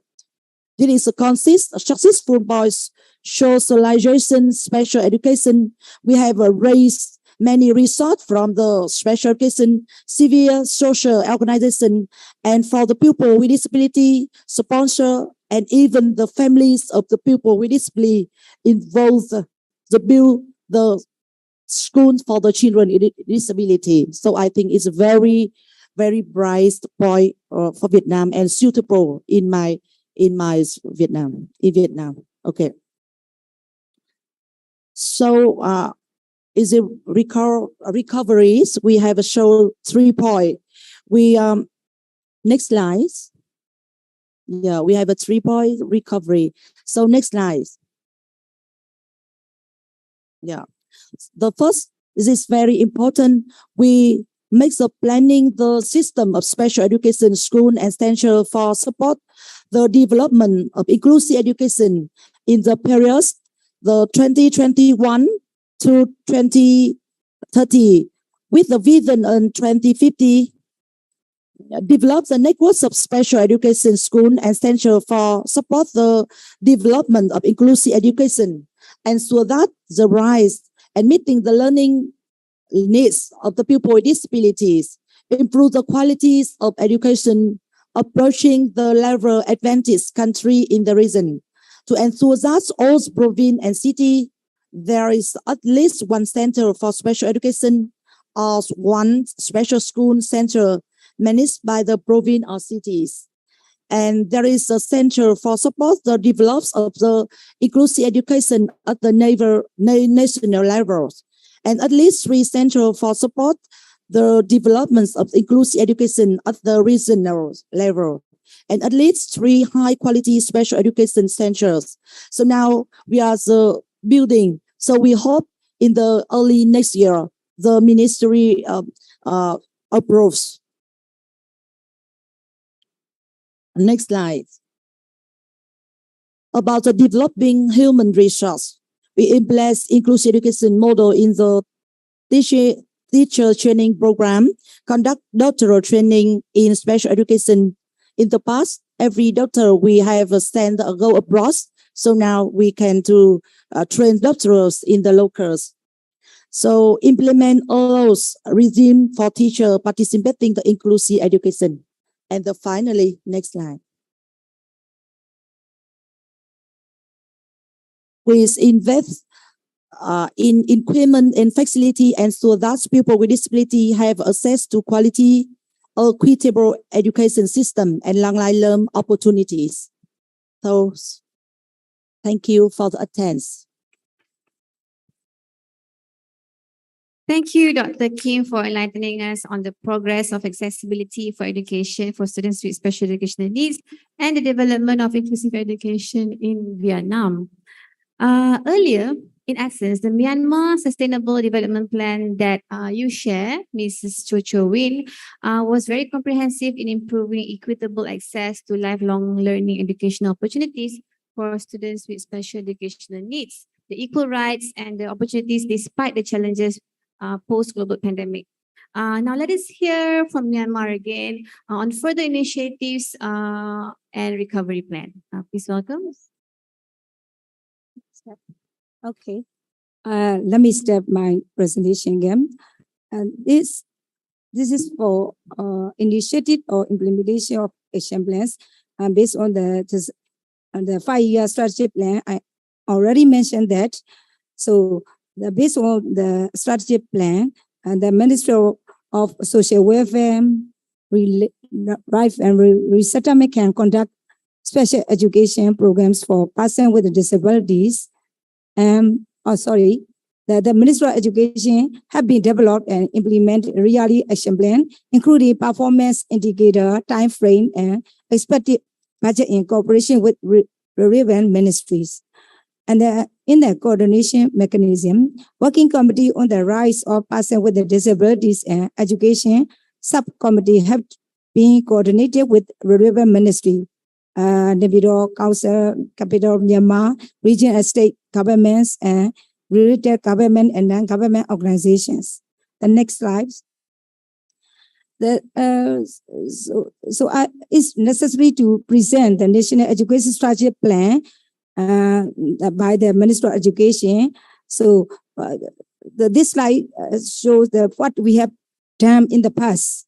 So according to the National NESP, the chapter 6 also basic education access, quality and inclusion, and there are strategy and components include the component 3 highlights promote access children with the special education needs.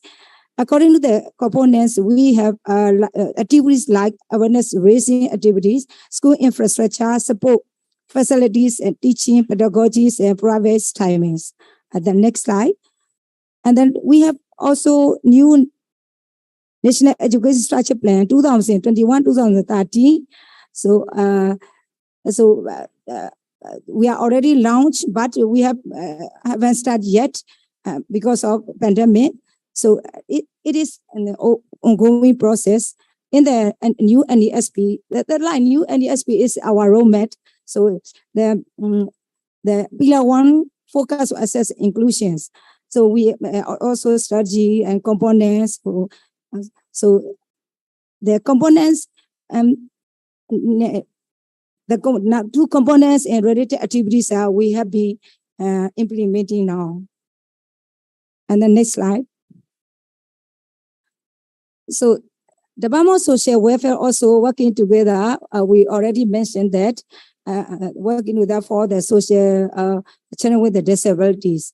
So they have all together 8 schools, and 2 schools for hearing impairments, 1 for Yangon, Upper Myanmar, and one in Mandalay, Upper Yangon for Lower Myanmar, and Mandalay, Upper Myanmar.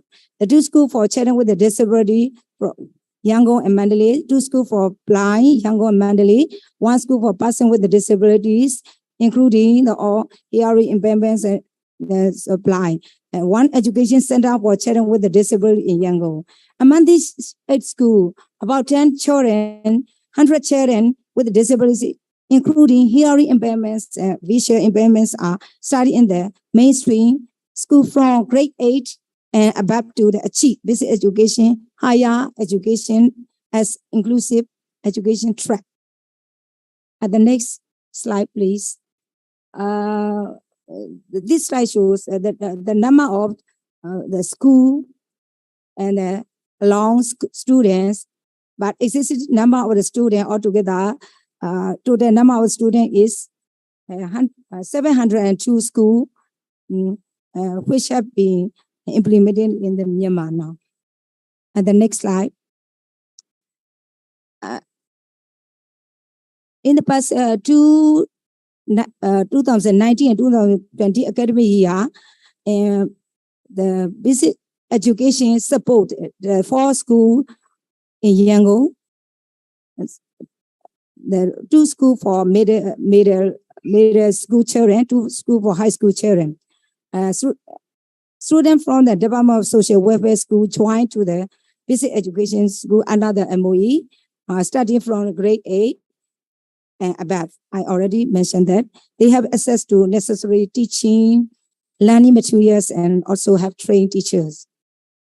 And then next slide, in 2022-2023 academic year, not only 8 schools, but also 3 more schools are provided for the Department of Social Welfare.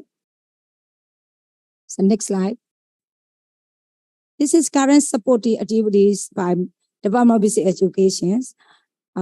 Provides stipend for disabled students, schools infrastructure by the safe and children-friendly school construction guideline, and consideration for the inclusion, especially for disabled children in school quality insurance standards framework square.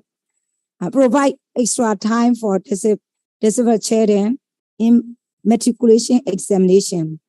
Inclusion education seminar will be held with collaboration with UNICEF, Save the Children, and VSO. And awareness raising activities for promoting education access for children with disabilities and reducing the negative attitude of the community within in 7 states. And then finally, the forwarding activities by Department of Basic Education is proposed project on inclusive education training to benefit for special needs children with the cooperation with Thailand International Cooperation Agency. That will be now, the project is being started now. To promote an opportunity to educational access for children with the special needs, provide instructional technologies to teachers for children with the disabilities, promote awareness raising activities. School infrastructure are supported by barrier-free and inclusive education project will be proposed and implemented. Okay. Thank you for your attention. Yeah, I finished.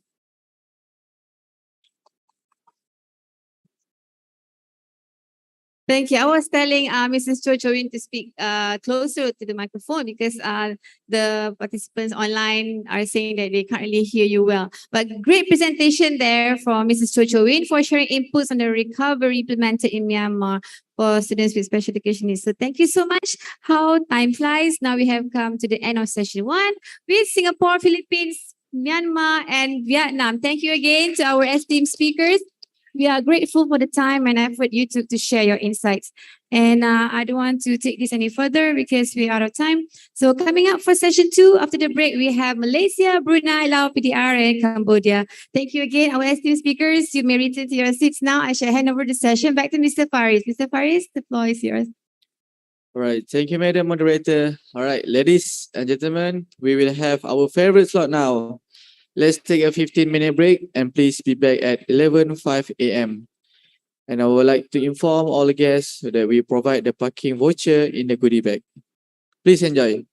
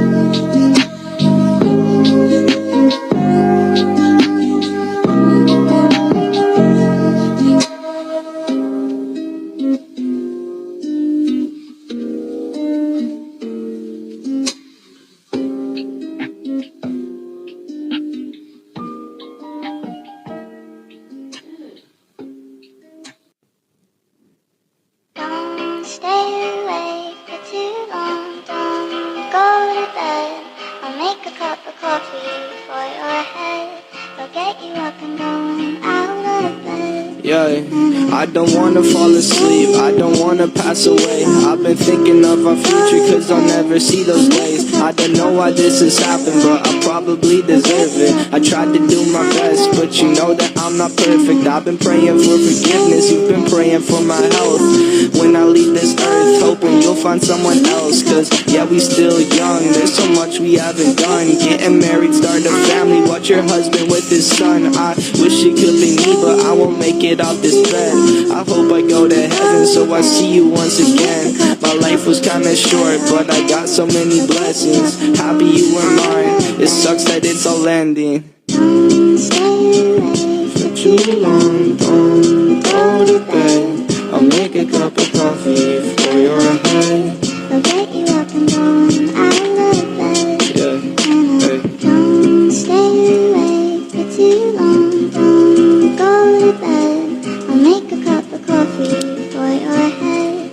I'll get you up and going out of bed. Yeah, I'm happy that you're here with me. I'm sorry if I tear up. When me and you were younger, you would always make me cheer up. Taking goofy videos and walking through the park. You would jump into my arms every time you heard a bark. Cuddle in your sheets, sang me sound asleep, and sneak out through your kitchen at exactly 1:03. Sundays went to church, and Mondays watched a movie. Soon you'll be alone, sorry that you have to lose me. For too long, don't go to bed. I'll make a cup of coffee for your head. I'll get you up and down, out of bed. Stay awake for too long. Don't go to bed.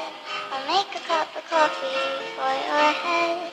I'll get you up and going out of bed. Don't stay awake for too long, don't go to bed. I'll make a cup of coffee for your head. I'll get you up and down, out of bed. Don't stay awake for too long. Don't go to bed. I'll make a cup of coffee for your head. I'll get you up and going out of bed.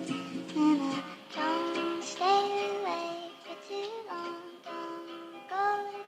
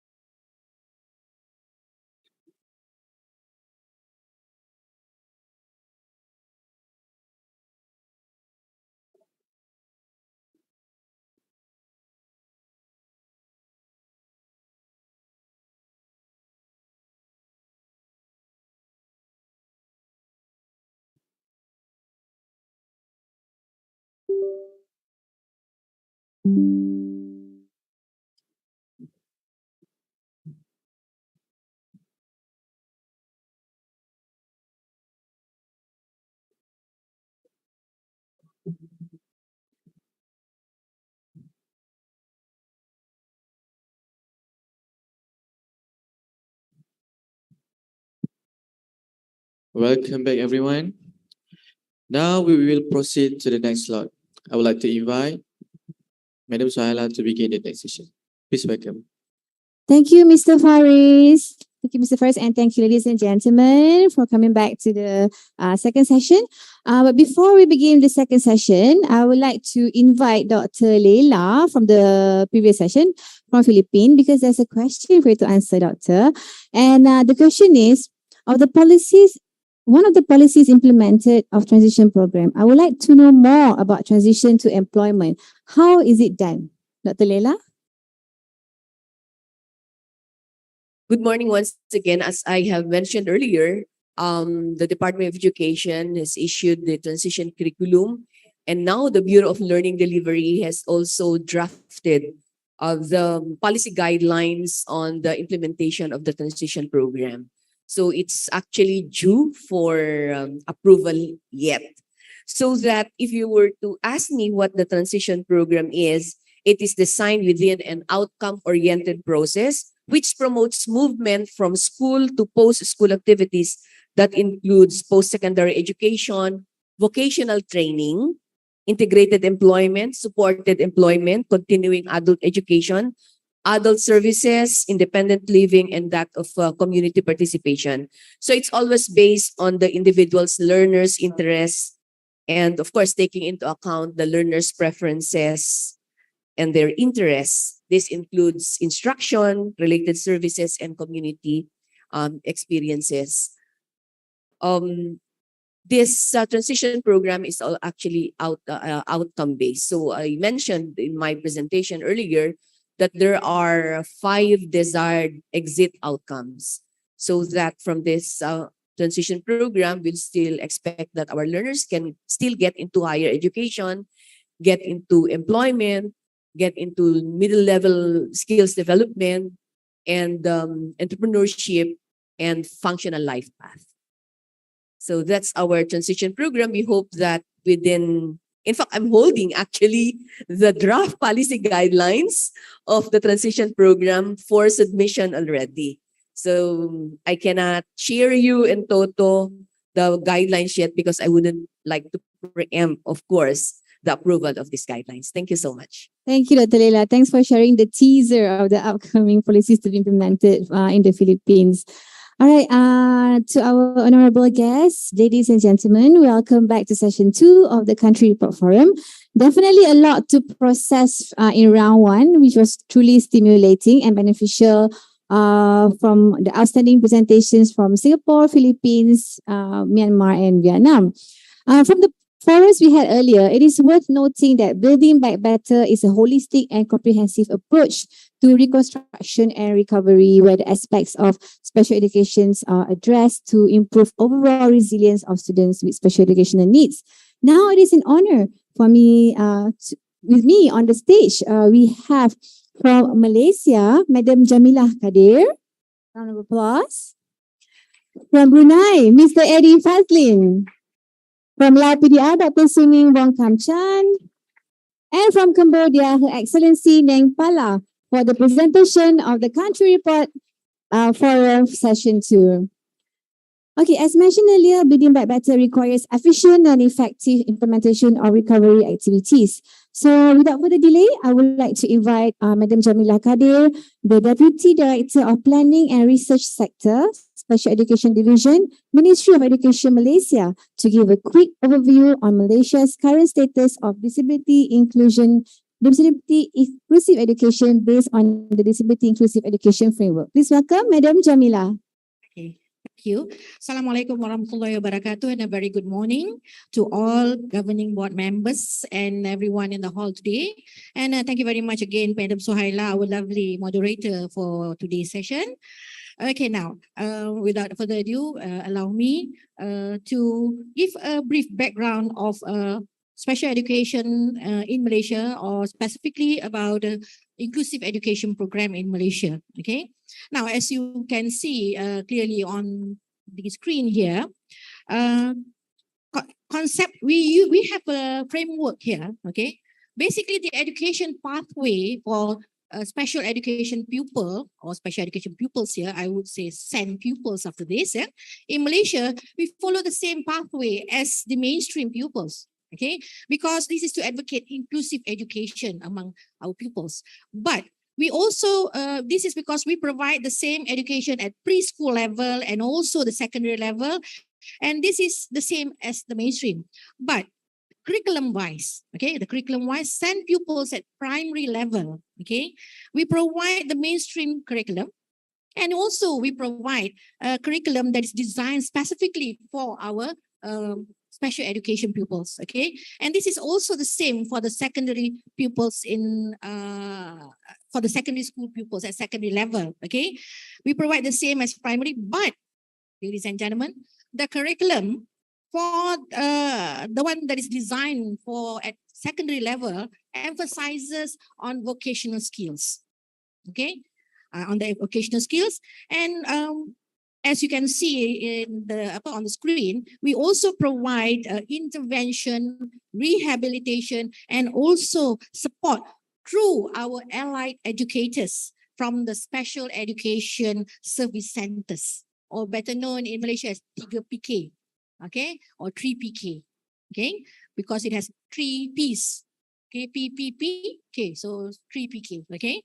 Throughout the years of education for the pupils in for the pupils with special education needs, from the age of 4, there is 4 is the minimum age for preschool, until the age of 19, the maximum age, or maybe 20 if they are in the vocational schools.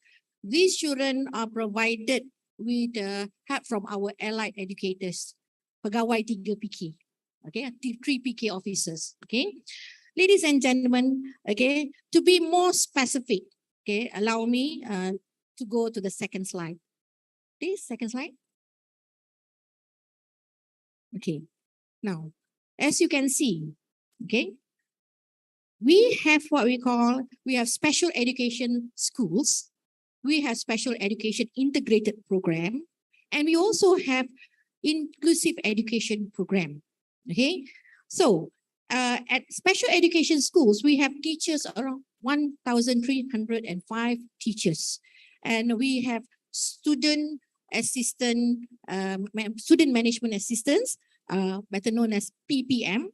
Okay, we have 360 of them. Okay, and as for special education integrated programs, we have 15,766 teachers throughout Malaysia. Okay, and we have PPM around 7,093.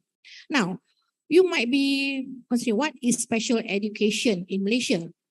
So special education in Malaysia, ladies and gentlemen, means education. Education that is provided for pupils with special education needs in 3 settings. The first setting, ladies and gentlemen, is in special education schools. Special education schools are designed for pupils with SEN. Only special education needs children are in the schools. Okay. Currently, we have 28 primary schools and 2 secondary schools. But we do have 4 vocational schools for our pupils. So all in all, we have 34 special education schools that provide education for our special education needs pupils. But what about the other program? Okay, as I said, we have 3 settings. The second setting, ladies and gentlemen, is about special education integrated program, or better known in Malaysia, PPKI. Because in Malaysia, it's Program Pendidikan Khas Integrasi. Okay, so special education integrated program is a special class designed for pupils with special education needs in daily schools. Okay, in daily schools. And currently we have 1,695 primary schools that have special education integrated programs. And we also have 925 secondary schools from Malaysia, ladies and gentlemen, to cater for all the needs of our special education need pupils. Okay. Now, what about the inclusive education program? Okay. These are pupils who are included in the mainstream full. Okay. This is a fully inclusive education. Okay. These are the pupils with SEN learn in mainstream schools in daily schools.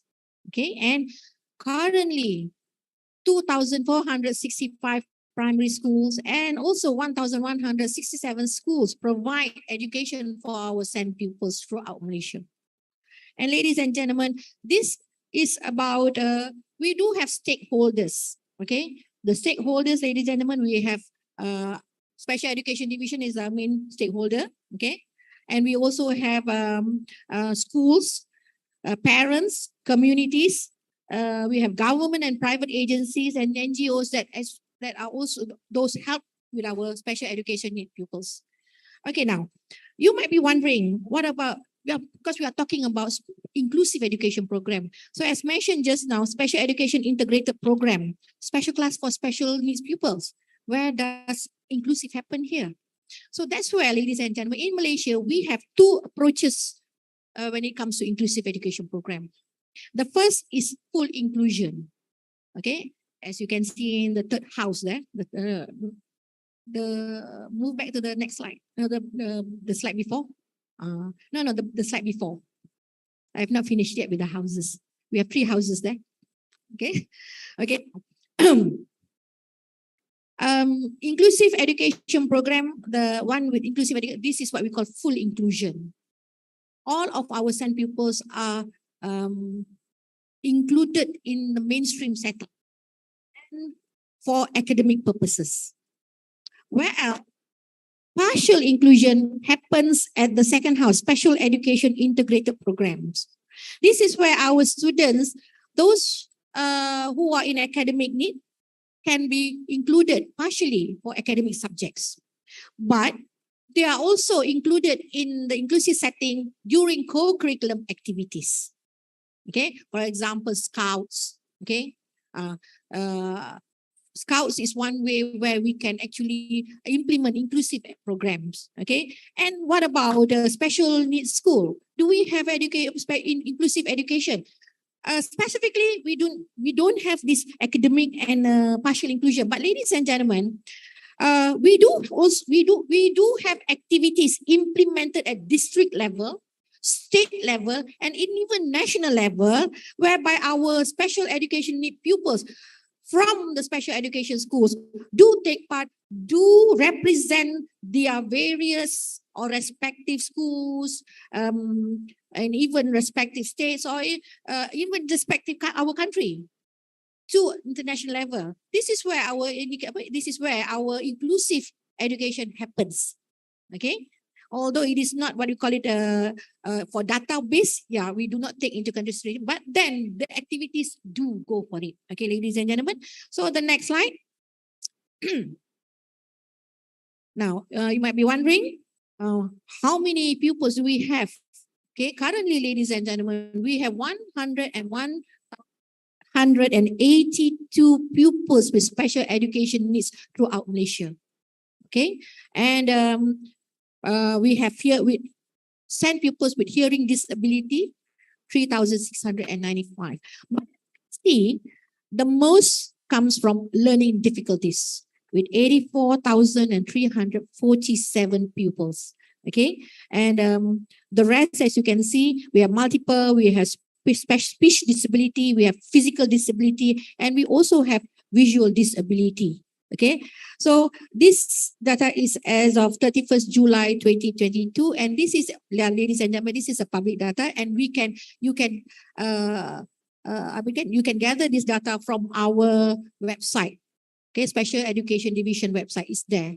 You can download and you can look at it, and maybe you can see how we are actually moving towards inclusive education. Because, ladies and gentlemen, when it comes to special education and when it comes to inclusive education, it is not about what our children or what our special education needs children get.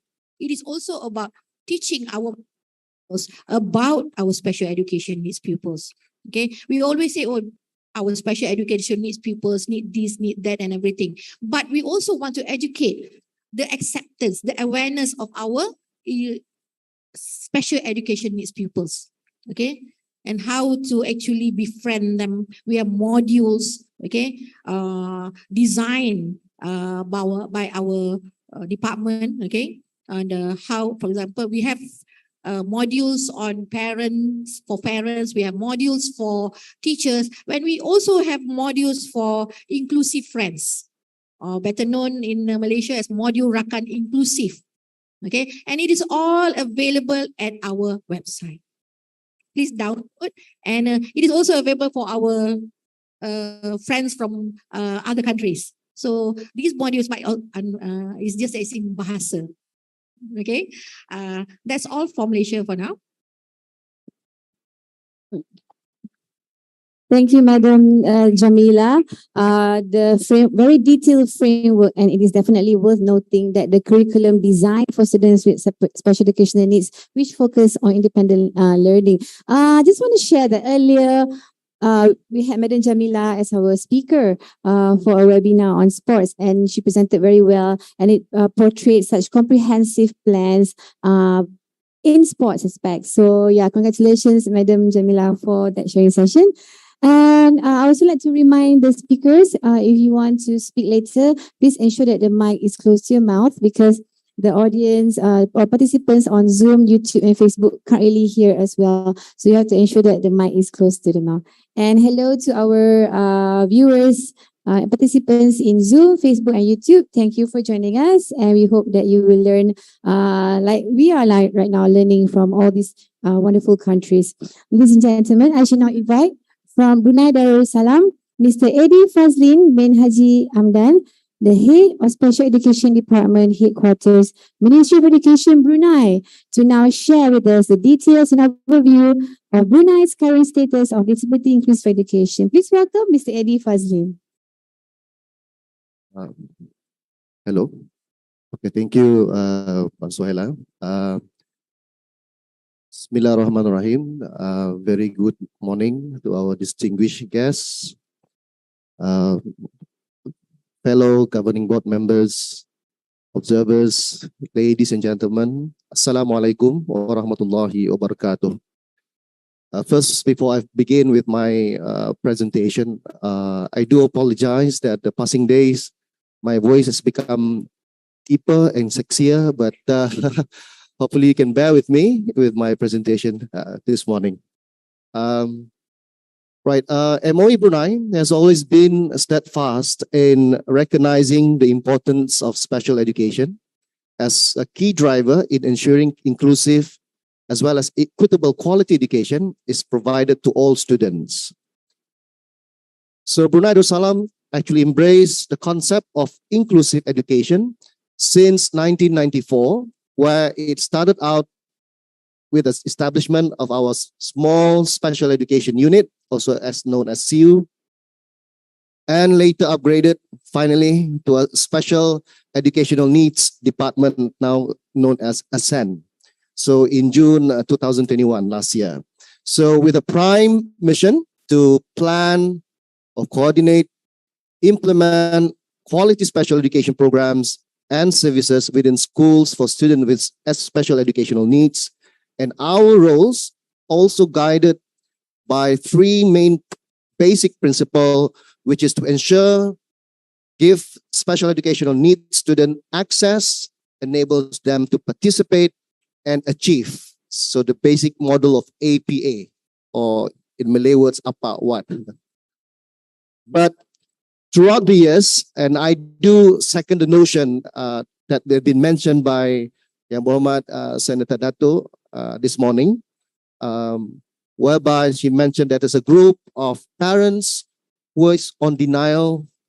But in Brunei, we also have another group of parents who think or misconcept the word laziness as special.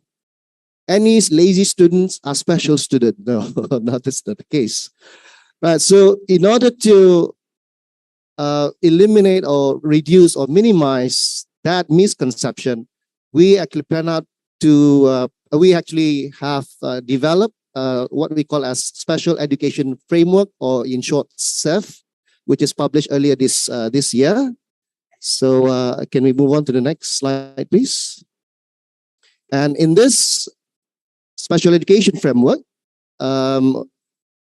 in context of Brunei Darussalam, we refer students, special educational needs students is referred to students with disabilities, one of the many subgroups of students under comprehensive scope of inclusive education.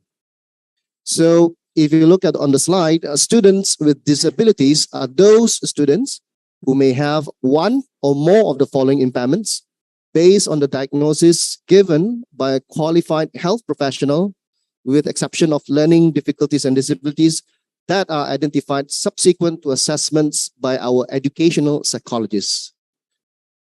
And as of today, there are 2,461 students, and it's small numbers in Brunei, I mean, compared to other countries, who have been registered as having special educational needs. Although with these small numbers, however, in recent years, there's an increasing numbers, up to 4% increase in special educational needs students. I think it's due to the fact that many parents are more aware of the early traits of special educational needs and other factors.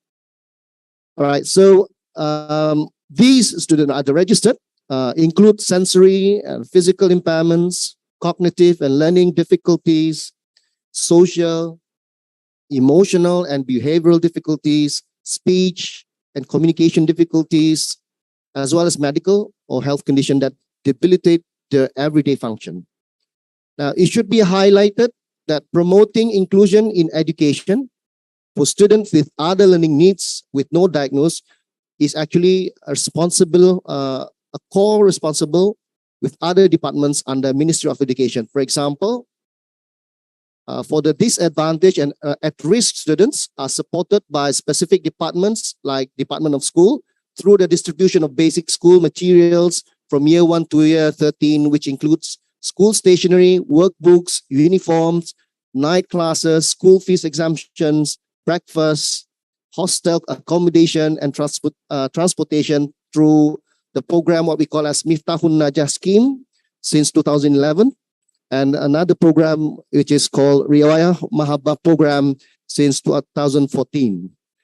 And as far as school option is concerned, in Brunei, special educational needs students have access to go to any educational institution according to what we call, what we have developed as designated priority level, or in short, we call it PL, used to identify the needs of the student in 5 specific domains, which I will elaborate further in the later part of this session. With that, thank you very much.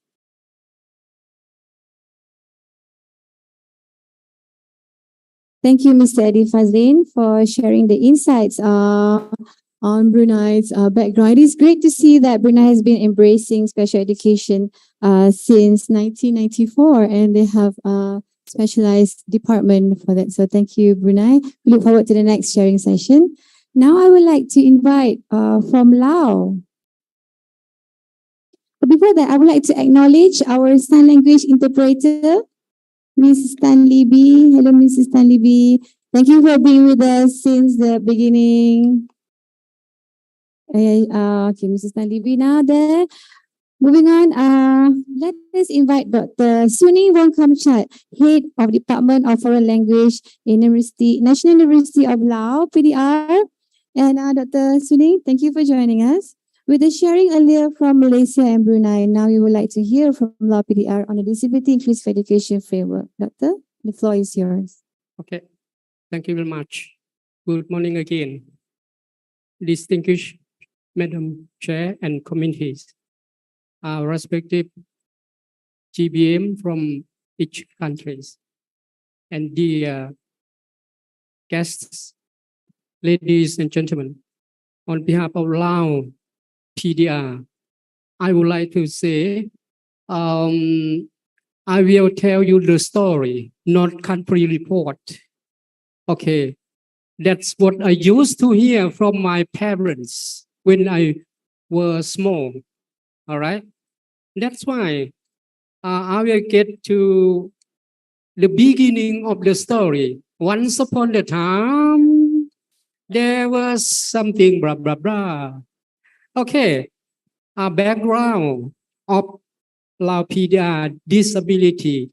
I use that DIE and LWD. All right, this is a short word. And I like the theme of building up. Okay, build up better. Okay, it's good. As I understand that this term, it's mean to improve what we have done so far and what we haven't done so far. All right, is it my understanding? Is it correct or not? What do you think? Okay, number one, I would touch a little bit about the Lao government. That's why we say that disability, inclusive education, and disability, learner with disability. Second one, I would like to say that the education for learner with disability in Laos situation. Finally, I will touch a little bit about the policies and whatever is related to learner with disabilities and inclusive education. Okay, number one, the Lao government will review or improve strategy or action plan for inclusive education 2021 up to 2025. Okay, this is big job. What, as I mentioned earlier. Number two, to provide, this is for general, all right, to provide allowance for students in 18 ethnic boarding school and special education school, including 7,460 students. M1 means secondary school grade year 1 up to year 7. We use in Lao, we use Mathayom. Mathayom means secondary school year 1 and มัธยม 7 secondary school year 7 okay next please now when I have read the story from the report of Ministry of Education and the story I can categorize into 3 categories. Number 1, they will do is primary school student from grade 1 to grade 5. Okay. And number 2 is secondary school from year 1 to year 4. And last category is other. Other means they mix. Sometimes they get primary school, sometimes they don't get primary school. This is non-formal education. All right. Next. Okay. What the Lao government needs to increase. Number 1, adult and youth literacy rates with reduced disparities related to gender, poverty, ethnicity, disability, and location. Number 2, it's important to monitor youth literacy due to the significant numbers of school dropouts and whatever. Number 3, literacy programs are not integrated into lifelong learning approaches. Now, the government have to think about this. The non-formal education sector must pay attention to improving providing education target the whole, I think the condition and whatever. All right. Next, please. Okay. What we are going to do. Number 1, refocus on sectoral priority on primary school education to improve content knowledge. Okay. Dr. Suning, sorry to interrupt you. Okay, for initiatives and recovery, we'll come back later for the second round. And to explain lower secondary school and the skills and competencies of Ministry of Education. Okay, to provide instructional strengthening to the PESC mean provincial level and DESP district level. Next one. There's also policy objectives as the follow: to enhance learning outcomes, not to teach only, but we have to measure learning outcome, to provide post-basic education after learning what they have done, what they succeeded. Okay, to enhance Lao sport is for general. Okay. The last part, the policy. As I mentioned many times in many conferences, the policy, I want to put the policy into practice. Number 1, the national policies on inclusive is hereby endorsed and promulgated. Ministry of Education will take the leading role to collaboration with 11 ministries, location administration authorities, and whatever. Number 3, other ministry equivalent agencies, provinces have to include and have to work together. And this degree shall enter into force to make it possible. Budget, as many countries mentioned, that it's also limited. That they have succeeded many things. 1, the organization workshop and provincial school supplies. Completed training. As last month, we had training with SEAMEO SEN from our organization to conduct the workshop with leadership and mentoring inclusive. And completed publication, some completed distance training course. Then we have to think about the staff or the teachers for teaching inclusive or disability, revise draft agreement, develop, update, and improve inclusive education training manual, completed the training inclusive education for 48 school principals and teachers in Champasak southern part and then other provinces. Thank you very much. Thank you. Then we can discuss later. Okay, then we discuss later. We look forward to that as well. Thank you, Dr. Sine, for sharing the insights on the IE of Lao PDR. Moving on to Cambodia, Her Excellency Neng Pala Chumripsur, Advisor of the Ministry of Education, Youth and Sports Cambodia. Her Excellency, with the sharing by Malaysia, Brunei and Laos, now can you please enlighten us on the disability inclusive in Cambodia?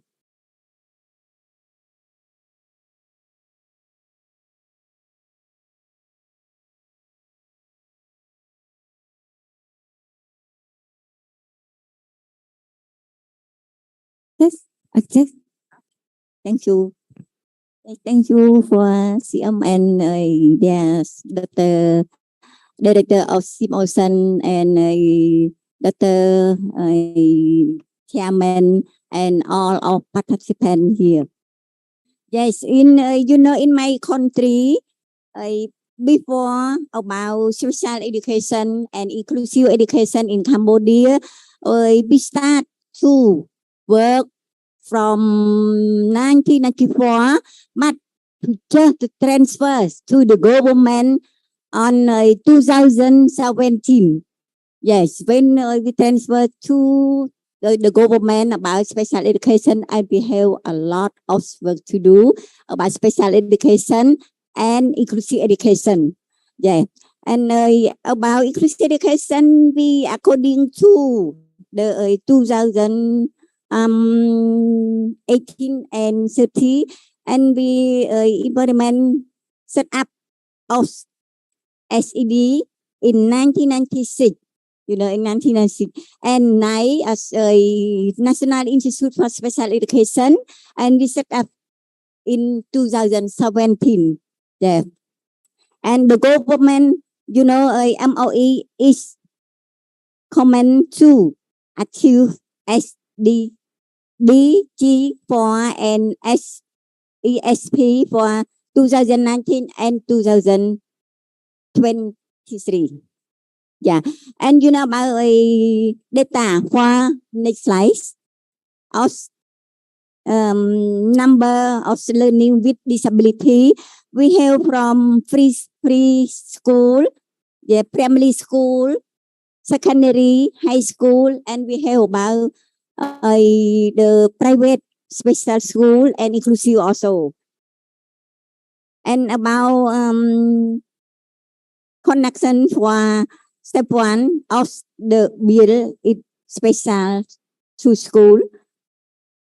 Material supporting ICT, hearing, screening, music, tour, and computer, and relearn podcast. We have one staff and students are able to continue reminds teaching and learning so far. Student education staff remove to education institute so far environment. Staff and students are able to sit and in the according learning. MOE system to internal and sub-internal level increase. IPEER project. We have developed story, video in sign language, voice recorder, online access to early reading grades. Curriculum, we set to price projects during national high school exam. Increase number of sign language interpreter or supporting. Sorry, you next slide. Student and economics care and counseling ACC. Yeah. Next slide. Okay. Yeah. And curriculum development of low vision and HA mean hard of hearing. Conduct screening on the impacts of economic to learning with disability in Cambodia. Economic care in counseling supporting. UNICEF ICT learning material, braille paper, style, abaga, and teacher training of special need, IE and integrate class model development to supporting teacher teaching of special and IE. Sang language screening, sang discovery, standard learning, parts of sign language model development. Supporting and teach check eyes and eye care and student with disability that's blind at 5 special school. Next slide. And we have about the next slide, sorry. No, next slide. About statistics. Next slide. Statistics. Yeah, next slide. Okay. Already the slides. Yes. Okay. You see, this is a small statistic for we have special education need and a student for a special need also. We have this blind, mental problem and autism also. Yeah, because in Cambodia we have 6 special school for student need, and we have a lot about inclusive class in the province and area province also. Yeah, this is the totally for we go to take from the school.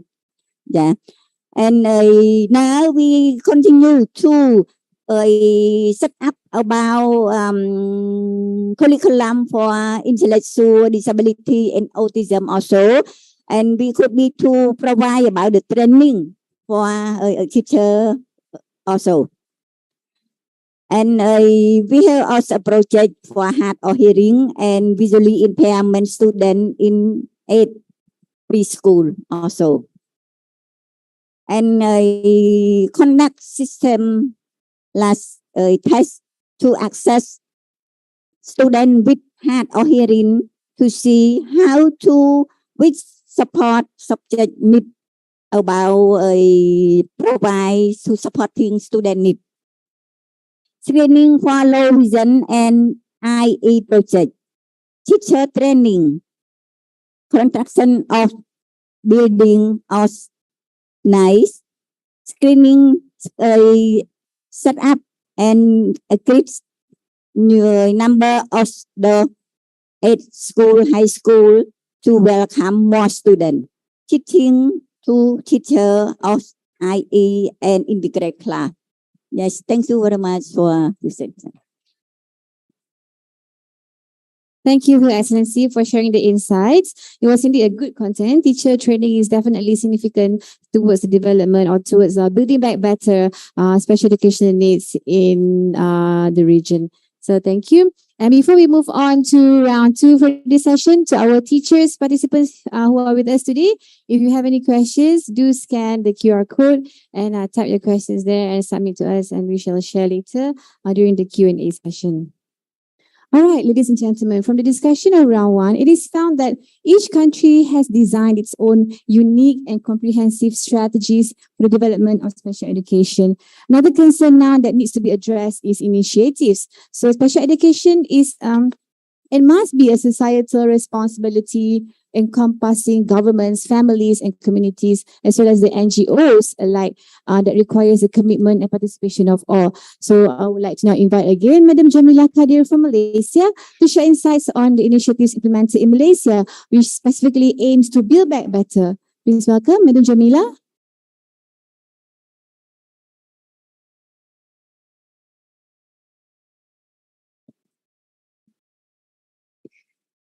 Thank you, Madam Moderator.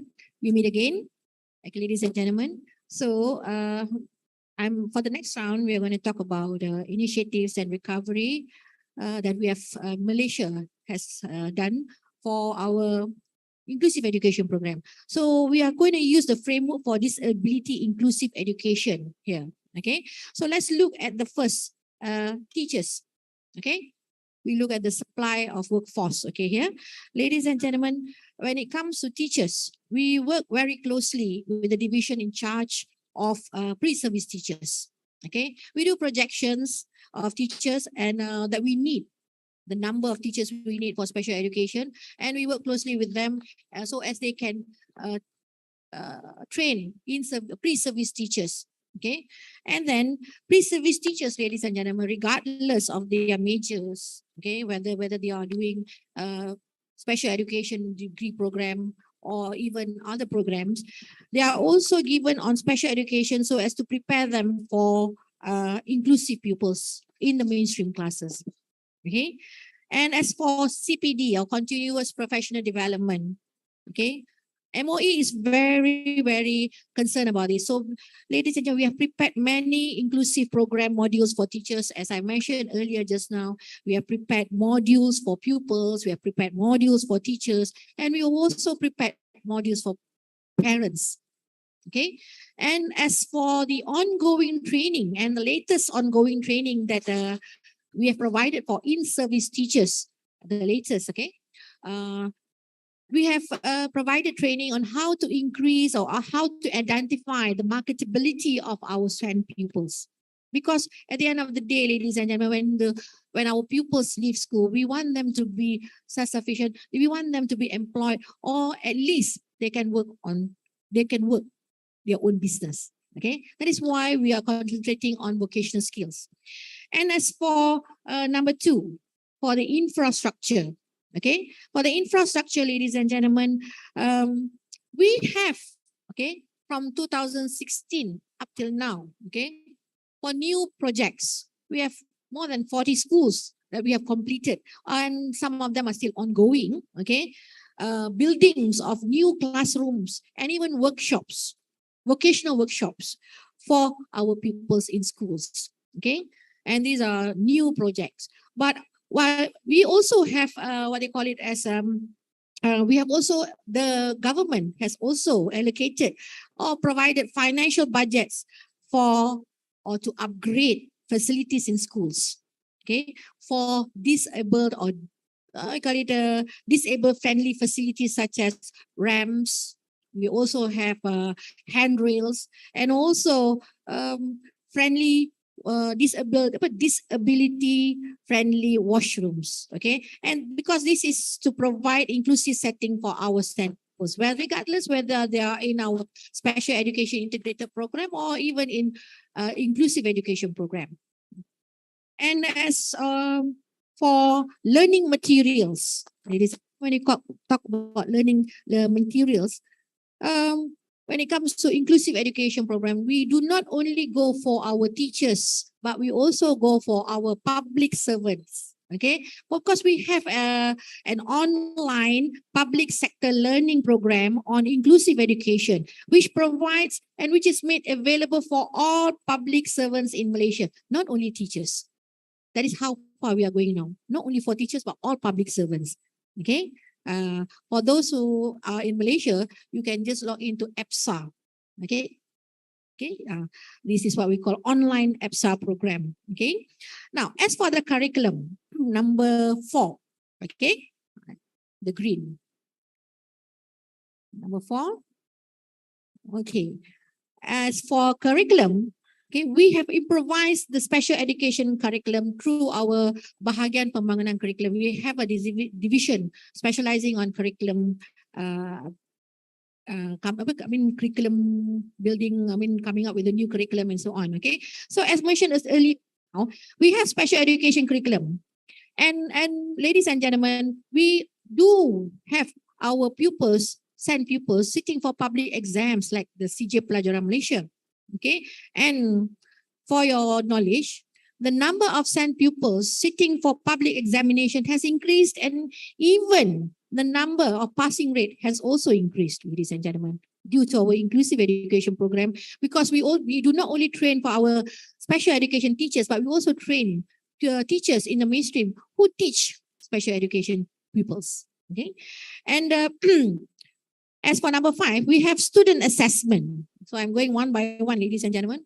Okay, it's going to take a long time. So, okay, we have screening programs that have been made available throughout the nationwide.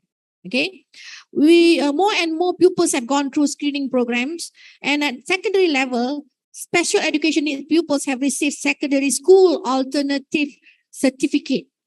Okay, because this certificate is produced by the examination syndicate. This is on what we call child is left behind, ladies and gentlemen. Therefore, no child with special needs in Malaysia will leave secondary schools without an assessment certificate. To that extent, we have come to that level, ladies and gentlemen. And as for the learning support, okay, we have students management assistant. I have already given you the numbers of PPM we have in Malaysia. And ladies and gentlemen, we also have 13 special education service centers run by our 52 allied educators. Okay, placed throughout 13. Okay, and who are they actually? What do they provide? They provide consultations, ladies and gentlemen. They provide consultation based on their specialization. We have our allied educators who are specialized in audiology, and we have also speech therapies. We have education psychologists. We have also occupational therapists. Okay, they provide help. They provide support and help teachers, and also to our with intervention and rehabilitation activities, and also to what they call it, to intervention and rehabilitation to minimize. We would like to minimize the disability of our SEN pupils so that when we can identify at an early stage, ladies and gentlemen, we can create and enhance the readiness of our special education needs children for school life. Okay. And as for number 7, we look at the attitude here. Okay. Many of us, many years ago, okay, I would say once upon a time, as we had a story just now. Once upon a time, many people were not aware of our inclusive education program. But now, ladies and gentlemen, through the awareness campaign, through the courses that we have given to all levels, at school level, at administrators at school level. Okay, I'm still number 7. Okay, we have to increase awareness among our mainstream teachers, administrators at all levels, and also the community of the importance of inclusive education. And the latest activity that we have done now, ladies and gentlemen, the Ministry of Education has done, is about, we have created awareness through professional learning community, PLC, through the tool of gallery walk as a tool to create more awareness on inclusive education program. And as number 8, I think I have given the explanation at number 2 just now, how we have provided building new buildings and upgrading the facilities. And as for number 9, ladies and gentlemen, number 9 is about the benefits. The activities and program to increase the employability and marketability of SEN pupils. Ladies and gentlemen, we have what we call working together with various counterparts and stakeholders, and our private partnership with McDonald's. Okay, we also have private partnership, and we are at the latest with our latest discussion now is with the Lotus Group and many established hotels to employ our school leavers, SEN school leavers. Okay, so here is about also, as I mentioned, it's a vision of shared prosperity. It is about not only what our special needs children need, but we also provide the understanding from our mainstream pupils what special needs is all about. Okay, and as for number 10, ladies and gentlemen, the laws and policies. The laws and policies is it's very clear, ladies and gentlemen. We have laws and policy, and the latest is in 2013, which clearly specifies about inclusive education program and the importance of inclusive IEP. Okay, individual education plan. Okay. And number 11, we have data and we have evidence. Ladies and gentlemen, when we provide basic facilities for disability or inclusive setting, as mentioned just now, we go for MIS data in MIS, because we just don't give randomly pick the schools and give, because we identify schools with SEN pupils, and we identify schools that do not have enough facilities, and then we provide financial budget so that we can provide all these disability inclusive facilities to them. Okay. And as for number 12, number 12, the element of special education is implemented in or at all levels of education. What I mean education here is not about education, it's not about pedagogy, it's about andragogy here. Okay. We have what we call NPQEL. It's a National Professional Qualification for Educational Leaders. It is a certificate for all school leaders. And in this NPQL, there is an element of special education. Okay. So that for all school leaders, okay, they know something about special education. They know something about inclusive education setting. We want principals, we want administrators to be SEN friendly. Okay, and ladies and gentlemen, the last part, finance, the allocation for special education programs, the allocation for teachers, PPM, and pupils, we said provide allowances. For our pupils, we have an allowance of 150 ringgit Malaysia monthly, which accumulates to 1,800 ringgit for annually, without fail, for all pupils with special needs.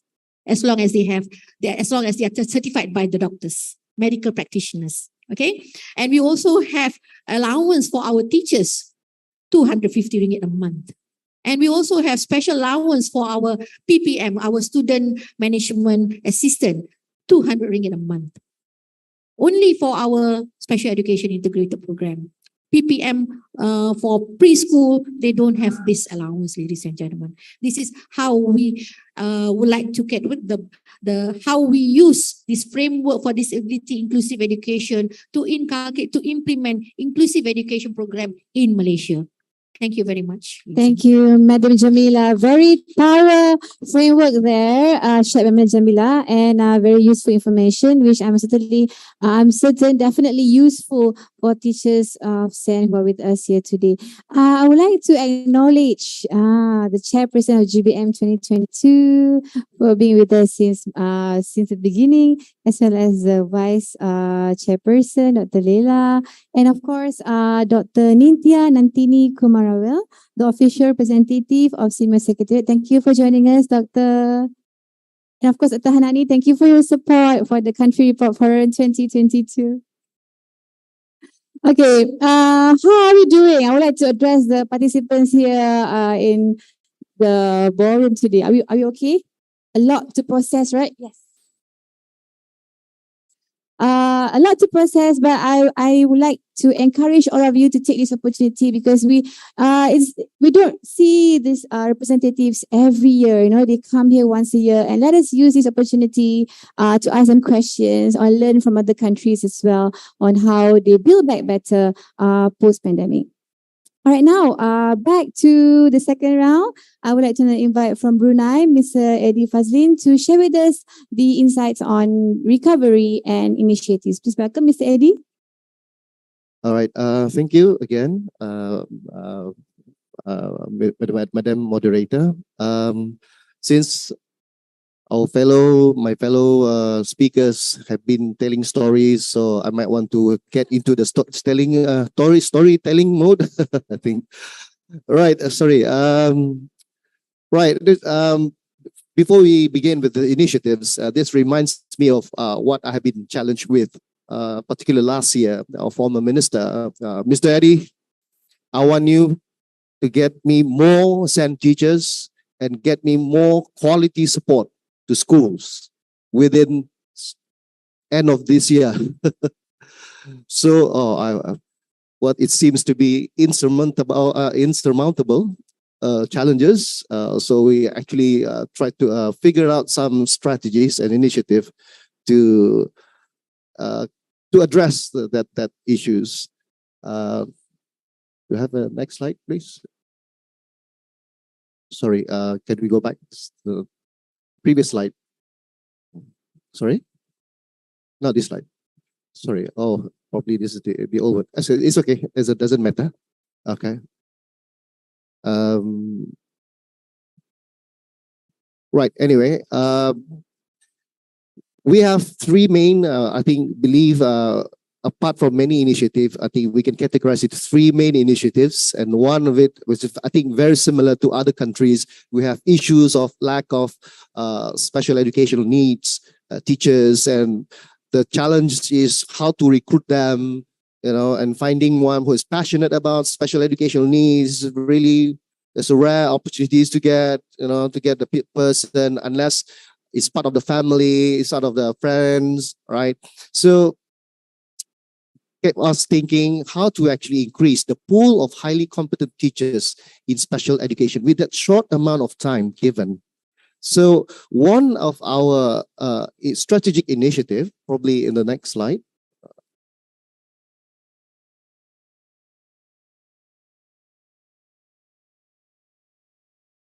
I'm sorry, I think the next slide, thing. Can move on to the next slide. Oh, okay. The next one, please. Thank you.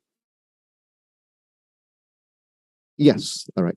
So as I was saying, one of the department, special education strategic initiative, which is to address the shortage of SEN teachers in both government and private school, is we want to revive our introductory course, okay, which is designed for teachers or individuals who are currently working or with an interest in the field of teaching students with special educational needs. Doesn't have to be a professional or have experience with special educational needs students.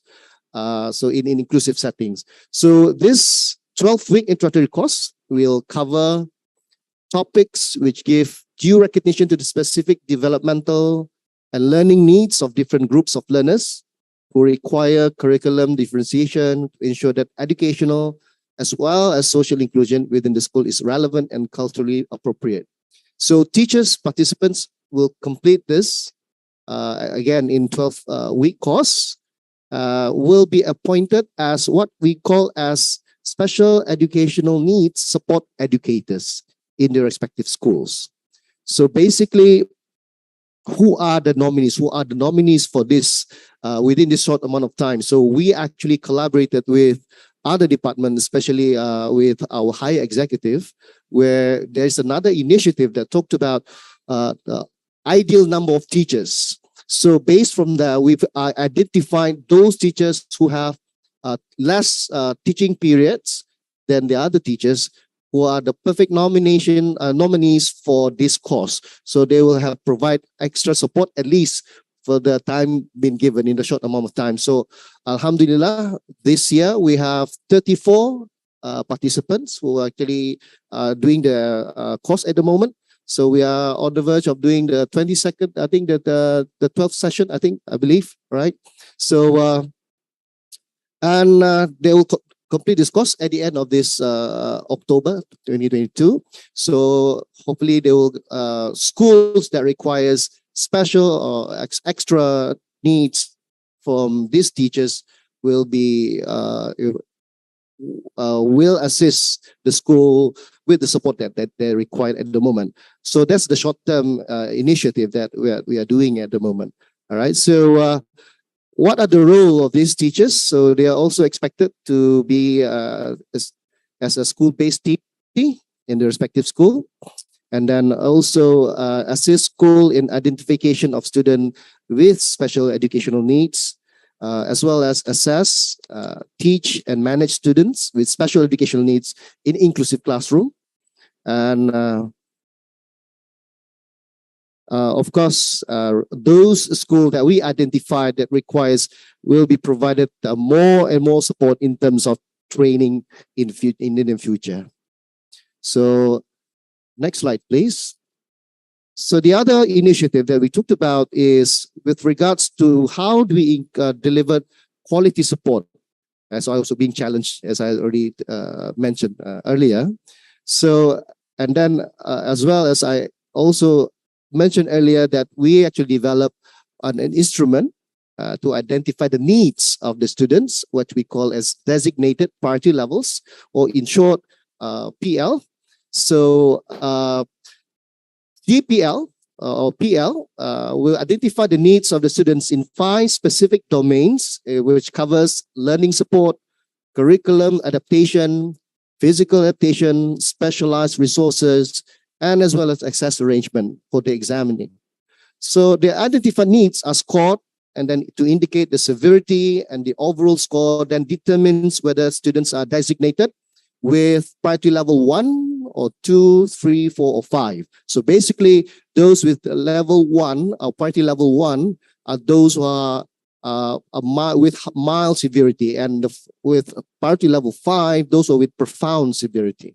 Okay, so with this, we hope that we can better assess the education is assured, and the participation as well as the achievement of the students with special educational need will be enhanced, I think, in both the academic and the non-academic curriculum. All right, so next slide. So other initiatives that we planning at the moment is in terms of the physical, these are the initiative that we talked about. We looked at the 4 main resources that is required. All right, so we talk about physical resources, financial resources, human resource, as well as informational resource. So with regards to physical resources, we talked about infrastructure, improving the school infrastructures.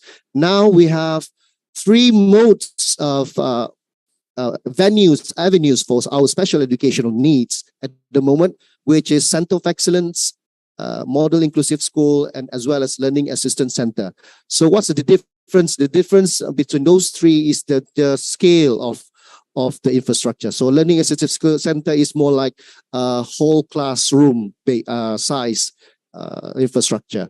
Others, financial support, we look into E-Class Fund, charity programs, okay, and then of course the human resource, okay, apart from our SENS project, apprentice program, apprentice immersion, and also on, and as well as we try to increase, we want to develop a student information system, so to better identify and then to expedite the process of assessment for students referral. All right. I think with that, I can end my presentation, and thank you so much for your. Thank you, Mr. Fazil from Brunei, for sharing the story on the journey or challenges of recruiting SEN teachers. So I was just wondering, because earlier Madam Jamila mentioned on the incentives and allowances that are given for SEN teachers here. So I was just wondering, is Brunei generous or more generous than Malaysia? Allowances. Allowances. We do have what we call as a policy, Dasar OKU, which we normally provide. I don't know whether it's more generous or more generous, but we actually provide 250 per month, right? But it used to be a person 15 years and above, but now we actually consider all those down 15 and below as well. So yeah, so we provide those. Thank you so much, Mr. Eddie Fazlin. So now back to Lau. You have sparked those previous speakers also share stories. So do you have any more stories to share with us, Dr. Suning, on the initiatives and recovery that is implemented in Lau PDR? Please welcome Dr. Suning.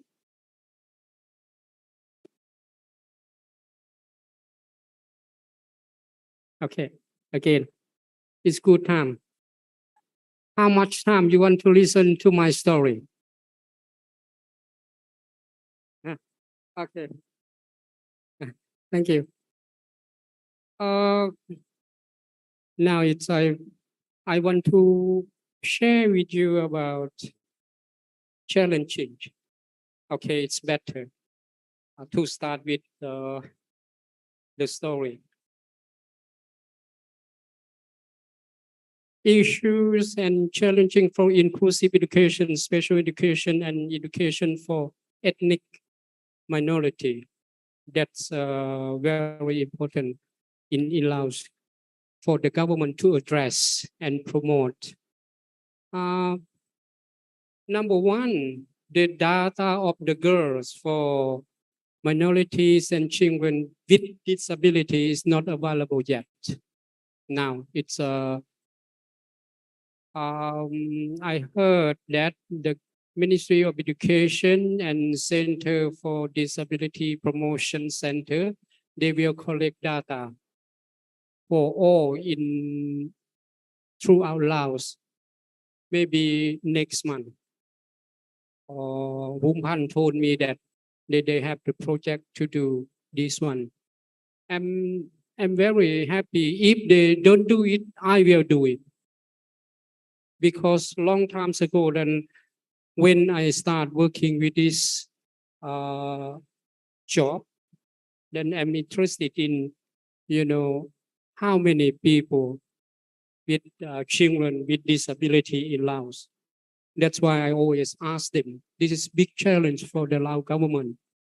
They just play for the important roles, but they don't go too small, more detail about the data. It's important, I think. Number two, it's the materials, teaching and learning materials. As far as I have experience, it's very difficult to teach with learner with disability. Sometimes I forgot. I say, before that, I didn't have training for teaching disability students at university. I always say, whatever. So I feel like, but there are two disability students in my class. She couldn't, she's the bright students. I say, okay, have a look on the board. I forgot her. But after teaching, I came to her and I asked her that, sorry about that. I forgot actually. Please apologize and excuse for me. I was ashamed.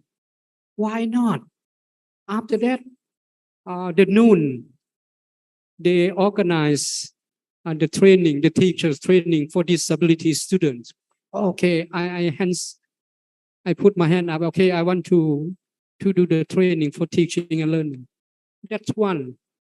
That after that, I come and talk with my staff. Okay, I say that what happened with you when you learn, when you teach with disability students? They say that, I have problem too. This one I feel very sad for me the first time. After the training, I understand that they can't see that I have to figure out the other example. It's related to their disability. After that, I came to her again. Then they say, now, Dr. Suniang, it's better to understand what you have said. Thank you, my God. That's one. Okay. And the right of the children. We know that the policy, education for all, but still have big gaps in Laos, in the urban area and rural area. Maybe happen with our countries, in Asian country. I think it's not big difference as far as I have experience reading your history of education and all of Asian ASEAN countries. That not big difference, I think. And number three, many education administrators, they don't understand what we are doing. All right, that's one. That's why, last month we have workshop about leader and monitoring the theory. That it's good. Then next 2 months, or now we begin this month to have the training. We have 3 training workshops about the the staff, the train the students and teachers who do not or understand about the concept of disability students. Mhm. The environment and facilities. Oh, it's big problems for our government. We have to no, I mean the government of Laos, they should have specific project based on learners with disability and inclusive education. Okay, that I am concerned too. But what can I do? Because just people, they talk, they share the idea, like they present in other countries, UNESCO, or in other. Now, just this week, Pumpan IEC, they went to Geneva to present about inclusive education and disability students. But in Laos, we have proverb, flower report. Have you heard about this? You know the meaning? Flower? It smells good, flower. All right?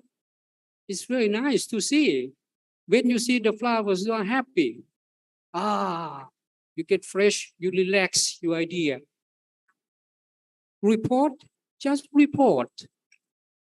When we check the report, it's okay. Like I turn the report, academic report, to be flower report.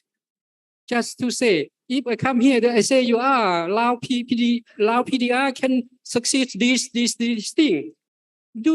Maybe you believe me, maybe not, but you can see the background of Lao PDR, what they have succeeded, and you read now the information or whatever it's online, but some not yet. I used to work with many ministries in Laos. I would like to get their data. They say, oh, you have to write the proposal, you have to write the letter permission from your organization to get my data, my information. I say, why? Why I provide you? Why you don't provide me? They block. But not really, but I go and ask them to collect data. I say, okay. But later they say, sorry. My boss said that no, we cannot get if you don't have permission. This one challenge. Okay. Knowledge and ability of the teachers, curriculum, a lot of representative from SEAMEO SEN address about knowledge, curriculum, facilities, budget, and whatever. It's similar to Laos. It's a challenge for Laos, PDR. Next one, about implementation, monitoring, and evaluation. Number one, it's, each subsector shall develop the key activities into detailed action plan by defining sub-activities, what they are going to do with learner with disabilities, with inclusive education. What exactly, what activities? Do not write the activities on the paper, but when people want to do it, nothing. They say, where can I start? How can I start? Whatever. That's one more detail. And, the ministries of education and SEAMEO SEN in Laos now still have, the gaps between working close together. Just what I refer to flower report here, it's when the Minister of Education said, okay, what you are doing, then report to me. Then I say, okay, you have done so far, but just only report. This one is very important, subsector, and who is going to drive the activities and the plan. Monitoring, okay, monitoring and evaluation, it's important. When, like, suppose you are boss, you provide, you allocate jobs to staff. If you don't check and monitor what happened, like, you know, the proverbs is the mice, the male, sorry, the cat is away, then the mouse will play happy. The same thing, according to management theory, there are 14 categories. You have to check: 1 to organize, and 2 to monitor, and whatever this management. That's what I would say, that the high level, they just play in macro sector, but micro sector, it's very difficult, or sub-sector, it's important. It allows, we have parliament, ministry, provinces, and district. The last one, it's local school. Local school is important. The person who run, who do the implementation for disabilities and inclusive education. Suppose in Vientiane we have one school is Pier 1, then they experiment about, they teach from secondary school, but you know, some deaf, some autism, and some physical, that we would mix. We don't have facility at what, okay, like categories, this group have to study in this school and in this center. We don't have such kinds of that facilities. Department of Planning have to collaborate with the, you know, inspection department, and planning and annual conference have to be more specific and report what they have done so far. Is it good or not good?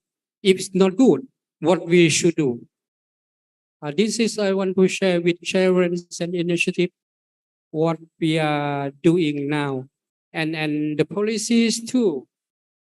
That's why I like the term building back better. This is, I love it, because I will report to the Minister of Education, and they say, what do you mean? What do you understand about this? What we should do in the future to resolve those kinds of problems and challenges. Thank you very much. Thank you so much. Thank you, Dr. Sune, for sharing the insights from Lao PDR. And lastly, for this session, it is an honor to invite again Her Excellency Neng Pala to enlighten us on the initiatives in Cambodia. Please welcome, Her Excellency. Yes. Thank you.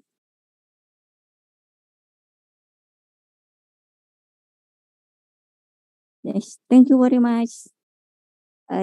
For Cambodia again. Yes, about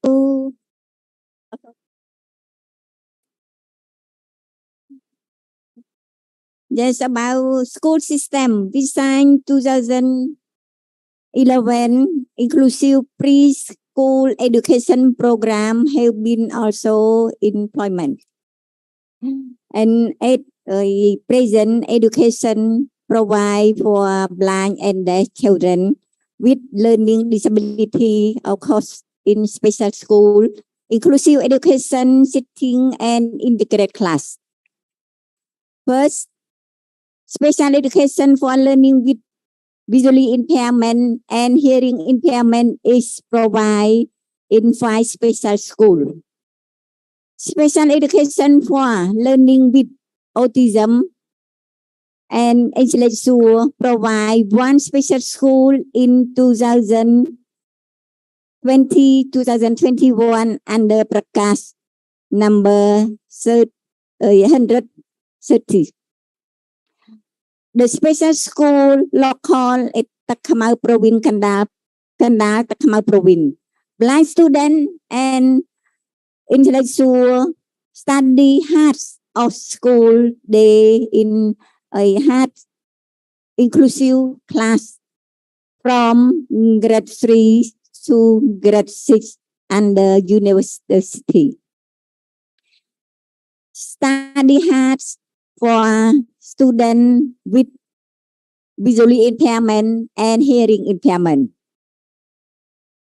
And 6 grade for these children are inclusive of preschool. Oh, sorry, of a government school. In the grade class for blind and deaf learning with learning disability are involved to school. What we have about in the grade class for deaf and blind in the 6 province. Blind and deaf students are enrolled at the high school. The start school system provides social education program for specific grade and class until grade school class education service in the 2019-2018. And we have about the line for you can open and to see more details. And about early and identify screening and assessment. The 2008 we have policy on education for children with disability, and this is could be two of online. We have about detail for everything in the line, please. And about 2018 policy on inclusive education, in turn, early identify and environment by teaching coordinating area and implement the use of the identify looking to access to providing ingress to provide access device and a service for access to education. Government to cooperating area sector in the line with the project of 2018 to 2018 national. Sorry, this next slide. Development, yeah. And we have increased to capacity building of subnational authorities to respond to great education building. You mean about we have about the policy, we have about a prakash for access about the building, and we could be to make about access for disabilities people, and could be to study and prepare in the classroom for disability students to learning with inclusive class and a special school also. And we have lots about special education office, and with the primary education department, we have grades with education, prevention, children with disability, economics, something for student. We set up special education department. We could be to work also a special education need and inclusive education. And we have about the provide tonight and provide about the training for teacher, education, special education, and inclusive class also. And we all the teacher and the staff to working with the special education and inclusive class could be get more training, and we have a lot from SEAMEO SEN also to provide about the training for us by face and by online also. Just because we knew, and we could be to get a lot of the special education and inclusive class also. And we invite about the teacher inclusive class to join and the training for special education for teacher visual impairment, hearing impairment, and autism in the school also. Yeah. And thank you very much. Thank you, Her Excellency, for the very thorough explanation on the initiatives and recovery from Cambodia. And I thank you so much. And with that, we have come to the end of this session. However, we have questions for Madam Jamila. Madam Jamila, how to overcome the rise in number of students with special needs with the limited number of classrooms that are provided by the school? Because the school is already crowded and there is no way for innovation that could be done. So if there's any strategies by the MOEs? Okay, thank you for the question. Ladies and gentlemen, it is impossible to overcome rise in the number of pupils with special needs. They are there. So the rise is there, but how do we provide for these children? Okay, because we have limited number of classrooms provided by the schools. Okay, and some schools are overly crowded, and then there is also a situation where whereby renovation could not be done. Okay, to actually cater for the students. It is not to curb the rise. We cannot curb the rise, but then we can cater for the rise of students. Okay, but ladies and gentlemen, this is where we have what we call as relocating of pupils. But before we can do relocating, okay, we can state departments and also district education department, okay, they have to what they call it, do projection earlier stage. When they do projection at the earliest stage, okay, we have numbers of pupils. We can always gather the number of would-be pupils from Jabatan Kebajikan Masyarakat, from the welfare department. So we can anticipate the number of pupils that will enter the primary school or even the secondary school.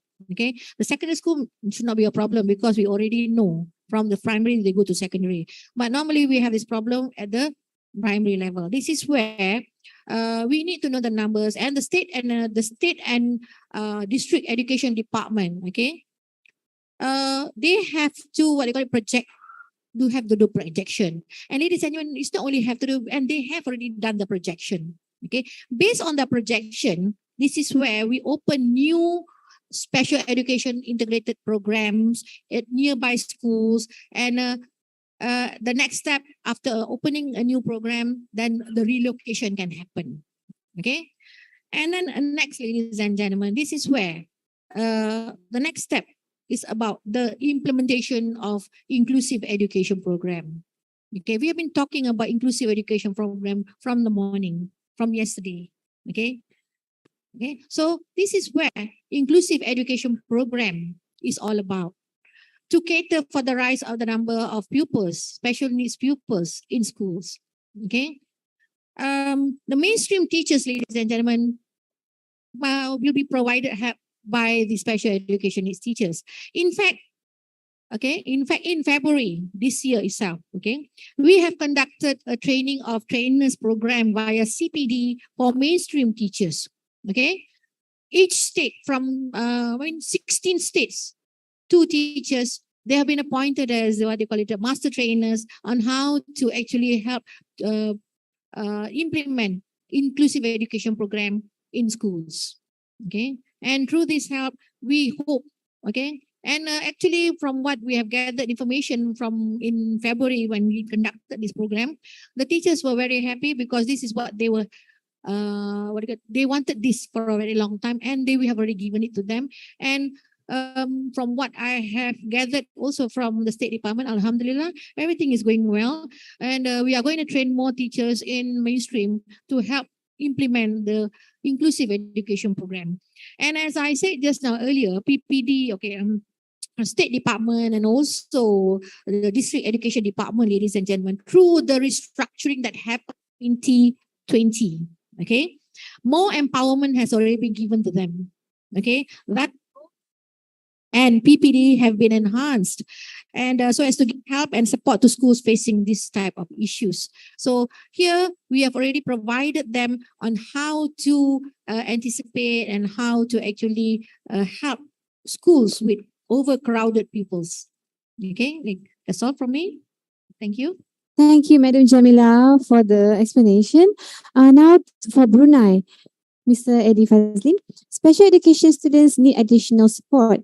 How or what kind of support teachers in mainstream to help the students with special needs? Or how will teachers in mainstream can assist those? Thank you. All right, thank you for that question. I think in the context of Brunei Darussalam, we do have what we call as a resource teachers for those students who have physical impairments like visual impaired and hearing impaired. So these resource teachers are those actually teachers who provide them with extra resources, for example, with visually impaired. So they provide more extra notes in the form of braille. So these are the teachers. So they will actually pull up the students in have an extra time for the students to understand the learning concept better with the help of that. So apart from that, what we can support, regular teachers as subject teachers or regular teachers in the mainstream can help. So we actually also provide some video tutorial for guidance for not just for teachers, but as well as parents. Know how to handle the behavior, especially autistic students. So we actually recite all this in our digital repositories, which we call as a digital resource management system at the moment. So it can be accessed online. And apart from that, we also, as I already mentioned, we provide this 12-week course. So it's actually open. So in the way forward, we are trying to open up to not just the regular teachers, but as well as parents to know more about, because there are some packages and modules you can select from. For example, if you're more interested in more signing language, if you're more interested in behavior, and how do you actually help them? So we're actually most welcome for, especially in Brunei, but who knows, we might open it up to, teachers around the globe, perhaps. Yeah.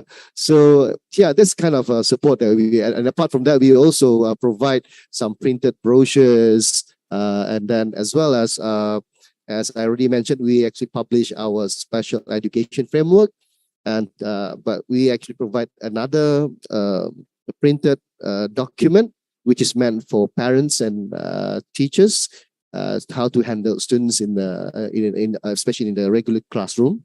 So yeah, we provide to schools, and of course for parents, we provide them at the moment as a digital platform that I already mentioned before. So I guess that's my response to that question. Yeah, Thank you, Mr. Eddie Fazlin.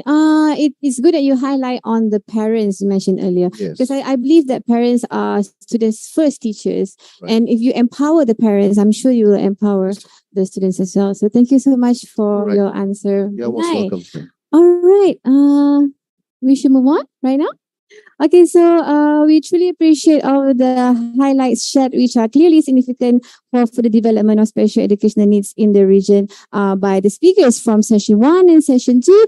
So let us give a round of applause to the speakers from Malaysia, Brunei, Laos, PDR, and Cambodia. Thank you. Thank you so much. And you may take your seat because we're going to proceed with session 3. So thank you so much. Thank you. All right, I must applaud them for the effort and the preparation on the slides. It was very comprehensive, very thorough, very detailed. And I also would like to thank all the participants who have shared questions, who have been engaging actively throughout the entire time of this Country Report Forum. So thank you for all of your effort. And now for the next session, we have our speakers who are online. They're joining us virtually from Thailand and Indonesia. Okay, so we're going to get ready for session 3 with Thailand and Indonesia, which will start shortly. We have Dr. Kanit Pamani, Sawadika, Dr. Kanit, as well as Mrs. Rika Rismayati. Sri Karismatik from Indonesia. Apa kabar Ibu Rika? Okay, so while they are preparing for the setup. Oh, Ibu Rika. Ibu Rika masih mute ya, Ibu. We can't hear you. Can you please unmute yourself?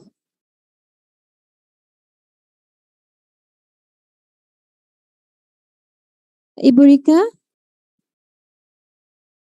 Okay, one moment please. We are fixing the technical issues here. Ibu Rika, Good can you afternoon. hear us? Okay, yeah.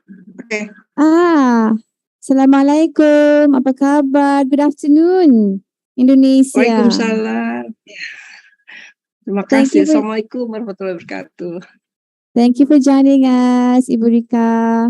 And do we have Dr. Kanit Pamani with us from Thailand? Yes, can you hear me? Dr. Kanit, Can you how hear are me? Good you? afternoon. We can hear you loud and clear. Oh, okay, thank you. Thank you for joining us. I really wish that both of you can be here with us in Malacca. But we thank you for your effort in preparing and still participating in this country report forum. So I shall start with Dr. Kanit Pamani. Dr. Kanit, so now I would like to invite you to share an overview of disability inclusive education in Thailand. Dr. Kanit, the floor is yours.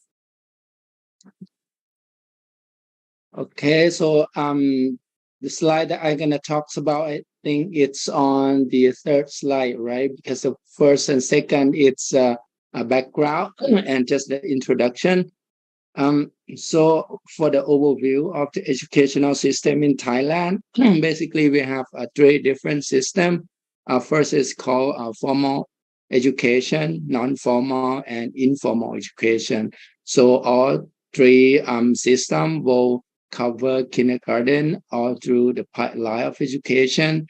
Let's say for the formal education, there will be kindergarten, elementary, secondary, high school, TVET, and higher education. For non-formal education, it's for just basic education, which means elementary, secondary, and high school. No TVET, no higher education. And the informal education is kind of like it's depend on individual interests and preference. So they will have the short courses or learning by themselves. This is all three educational system in Thailand, and all three systems are available for students with disability with the support system that's provided by government and non-profit organization.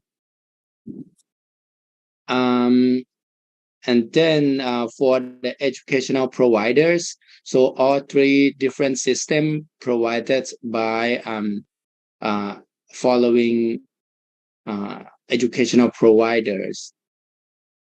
The Office of Basic Education basically provides the basic education from kindergarten, elementary, secondary, and high school. And for the other providers, most of them are under the supervision of the Ministry of Education. Like for the TVET, they will provide the vocational and technical education. And for the Office of Permanent, including two main offices, the non-formal and informal education, again, they provide the education for basic education, covering non-formal education from elementary, secondary, and high schools. For the private office, so this is operated by like the private school, both NGOs and private sectors. So they provided kindergarten, elementary, secondary, and high school. And again, all schools are available for students with disability in both residential schools and inclusive schools.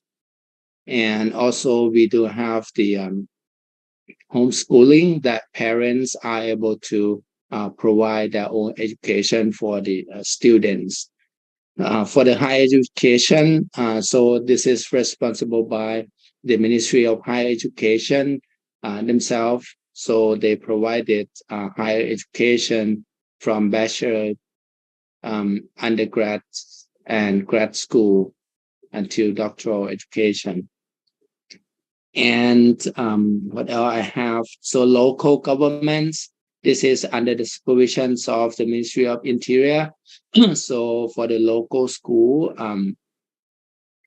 under the supervision of local government, so they also are able to provide education, like for basic education from kindergarten to high schools. So next slide will be the statistic by the Ministry of Education. As you can see in the figures, hopefully you can share my slide, right?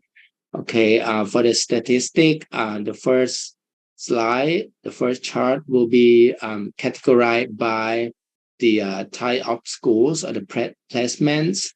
So basically we have 3 different settings for student with disability. First is called special education school, or we call residential specialized school. So this we have government public schools and private school. So for the public, we have 49 school, covering student with 2 for student with visual impairment, 21 for student with intellectual disability, 19 for student with hearing impairment, and 4 for student with physical disability, and 1 for student with autism. And we do have the private school for student with disability,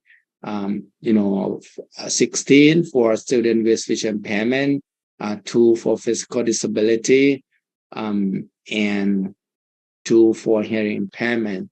So those schools are in the boarding school, as you see in the chart. So most of the students are like students with learning disabilities. And the second placement, we have the Special Education Center.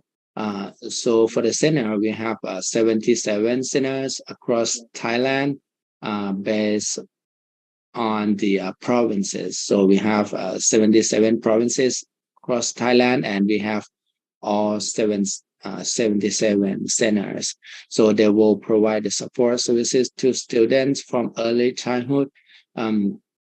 We call early interventions, and provide itinerant teacher to support the inclusive education in school district that provides education for students with disability in inclusive settings.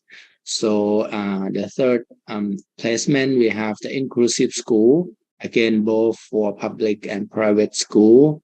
So far, we have almost 30,000 schools across Thailand that admits the student with disability in the inclusive school.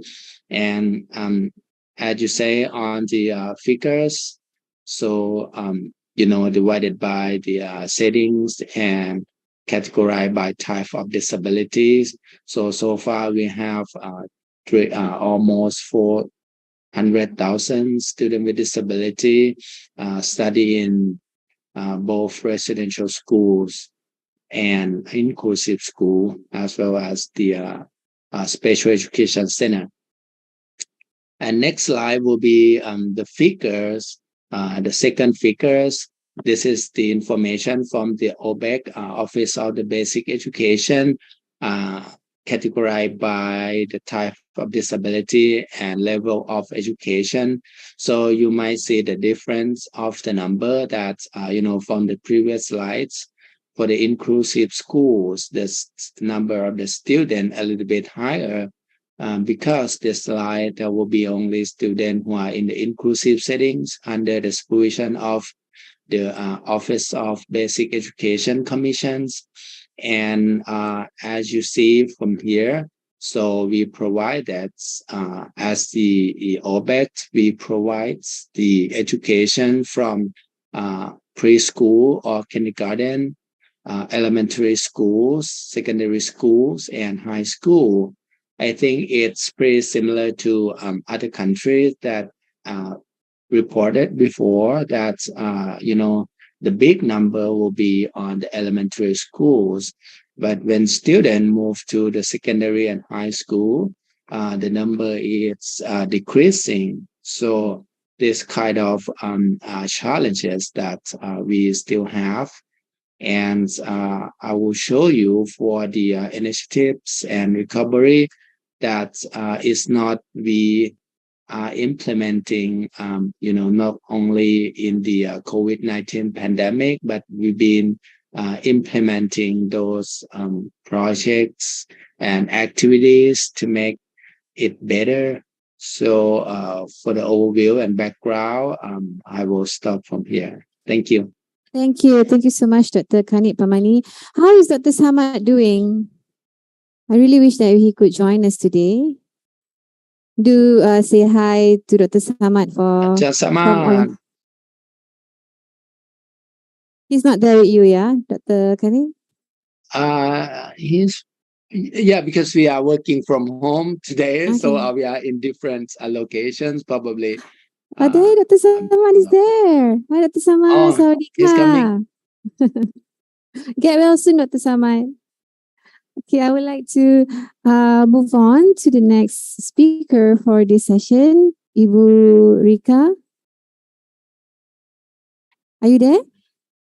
Please welcome Ibu Rika Rismayati, Leader of Data, Planning and Quality Assurance, Working Group Directorate of Community and Special Education Indonesia. Please welcome Ibu Rika.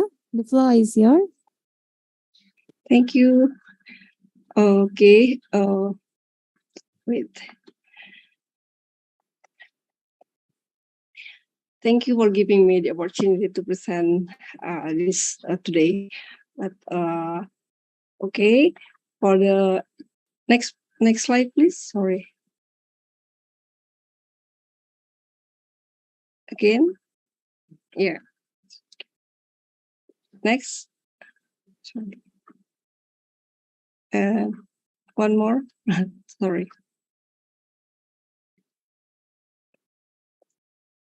Again, wait. Okay. Education for children with special needs in Indonesia. I think here we have data. Now we have there are 2,259. Yes, a special school with 144,782 students. For the learning group, we have 35,115 learning group, and for the teacher, we have 35,388 teachers.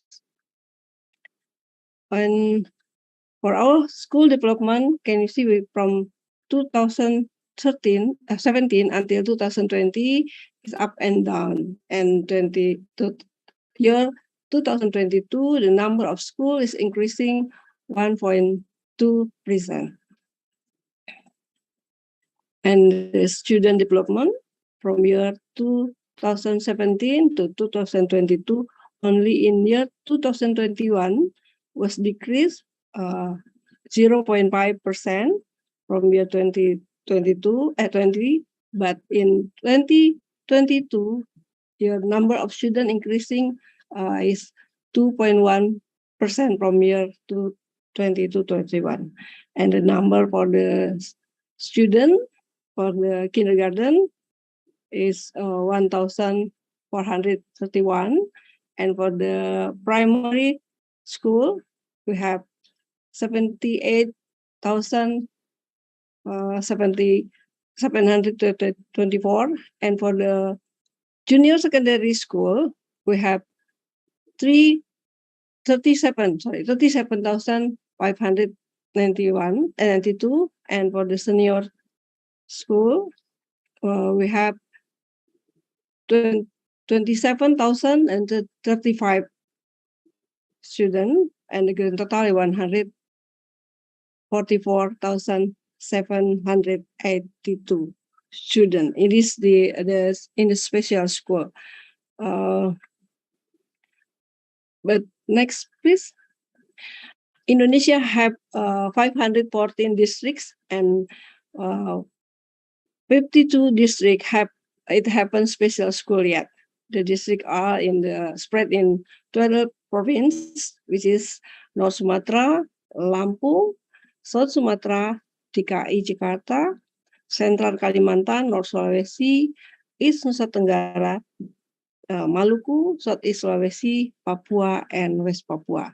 This is the location that we do not have yet the special school in this district, in 52 district.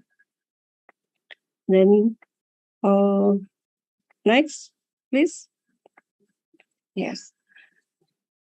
The inclusive school from 2015 until 2022 was increasing 4.75%. Number of inclusive school now is 27,502 schools. It is you can see this in the graphic, and then the student special need development from year 2019 until 2020 increased 30.18% in 2022 to 2021, but decreased 2.45% in this year. I mean, 2021 to 2022 increased 23%. Number of student inclusive school now is 130,500 students. This is a little more. And then we can see this in the data. For the preschool, number of school 850, and the student to 26,424. And then for the primary school, number of school 17,938, and the number of students 59,609. For the junior secondary school, number of school 7,397, and the number of students 22,727. And then the senior high school, we have 2,896 school, but the student 7,695. For the vocational school, we have 2,950 schools, and the student 7,786 students. And PKBM is the community. We have 1,007 schools, and the student 6,961 students. For PKB, SKB, this is the the public community, we have 70 schools, and the student 159. The grand total number is 40,308 schools, and the student 131,051.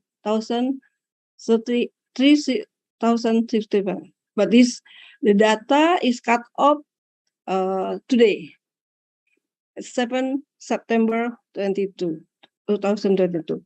This is the data we have for the inclusive school and school student, and all is spread in Indonesia. Next, yeah, this is the data that we have that I already thought before, but this data cut off July 22, but that I mentioned before is cut off earlier today, September 7. And then education initiative to respond to the pandemic. Monitoring day by day to the pandemic status led by the COVID-19 National Task Force. And then we have online learning and learning from home implementation in year academic 2020-2021 to 2021-2022. And then starting face-to-face learning in this year academic 2022-2021 and start on July.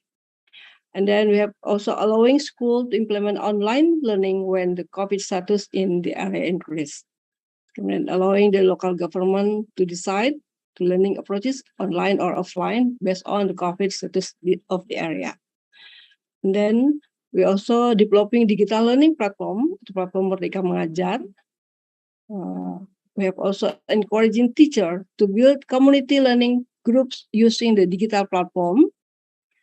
And then all teachers are provide learning account at belajar.id to access the digital platform.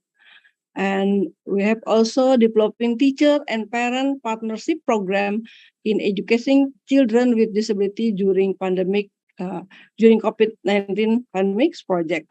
It's designed to meet the needs of school and families in building quality collaboration in an effort to meet the learning needs of children, especially those with special disabilities during the COVID-19 pandemic. The goal to this project is that family of children will with disabilities to increase their participation in learning and get proper support from the teacher. This project will focus on developing human resource, educator and parents, on providing an educational services to the children, both in school and home environment. The activities include assessment, stakeholder focus groups, group discussion, training, workshop, and seminar, and is already held by school and parent Patika TKPLB. Thank you. Yeah. Ibu Rika. Thank you Sorry, so much. thank you. Yeah, thank you so much for sharing all the important details there. Exactly what we need to hear from Indonesia, Mrs. Rika Rismayati. Thank you so much. Now back to Dr. Kani. Doctor, being the academic officer, Bureau of Special Education from the Ministry of Education, Thailand, can you share with us the initiatives and recovery strategies implemented in Thailand, please, Doctor? For 8 minutes. The floor is yours.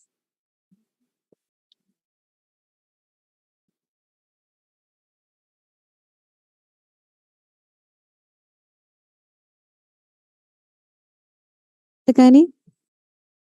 Doctor, you're still muted. Okay, can you say something?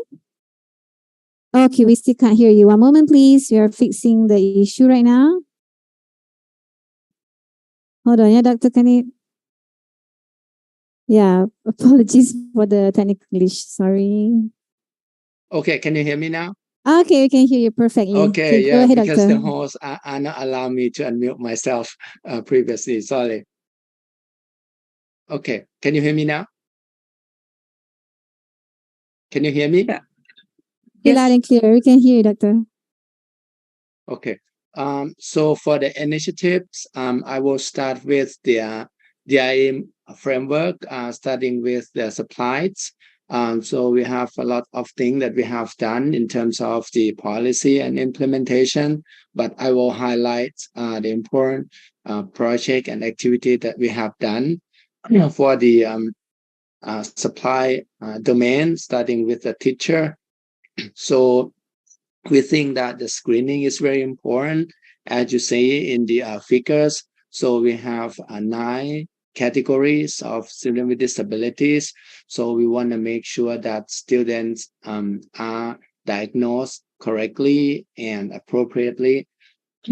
So that, for students with vision impairment, hearing impairment, and physical disability, it's not difficult to identify or to screen. But for those who have intellectual have learning disability, emotional and behavioral disorder, it's kind of complicated in terms of using screening tools.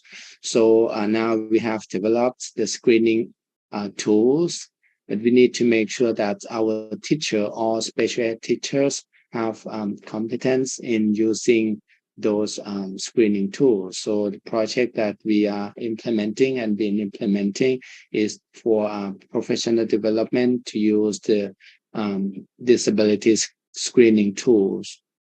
For the infrastructures, so we adopted the UD principles for the school buildings and renovations.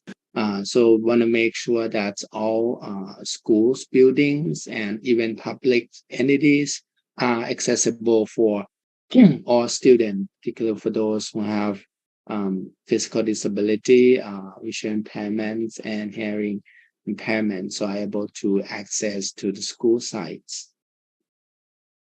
Learning materials, these projects was run in COVID-19 pandemic. This is a skill, reading skill development by using a QR code embedded by the screen, no sign language. So these applications, this tool is very useful, particularly for those who have hearing impairment, because when they scan the QR code, they will lead into the features that embed the sign language. For the domain of quality, the curriculum, now Thailand start using the competency-based curriculum, or we know that it's called functional curriculum in the fields of special education. But now, in the past, functional curriculum we've been using in the special education schools or special education center. But for the inclusive school, it's not widely used. But now, Thailand started implementing using the CBL, CBC curriculum-based competencies. So we think that we try to encourage the inclusive school to use this curriculum, and our special education teachers so are able to infuse the knowledge and skill into this curriculum. Learning support, we in particular in COVID-19 pandemic, we offer different types of learning modes. Basically, we have 5 different learning modes, learning and teaching modes. We have on-site for the location that's COVID-19, it's not heavily spread. And we have on-air by using the televisions, and we have online using the internet networks.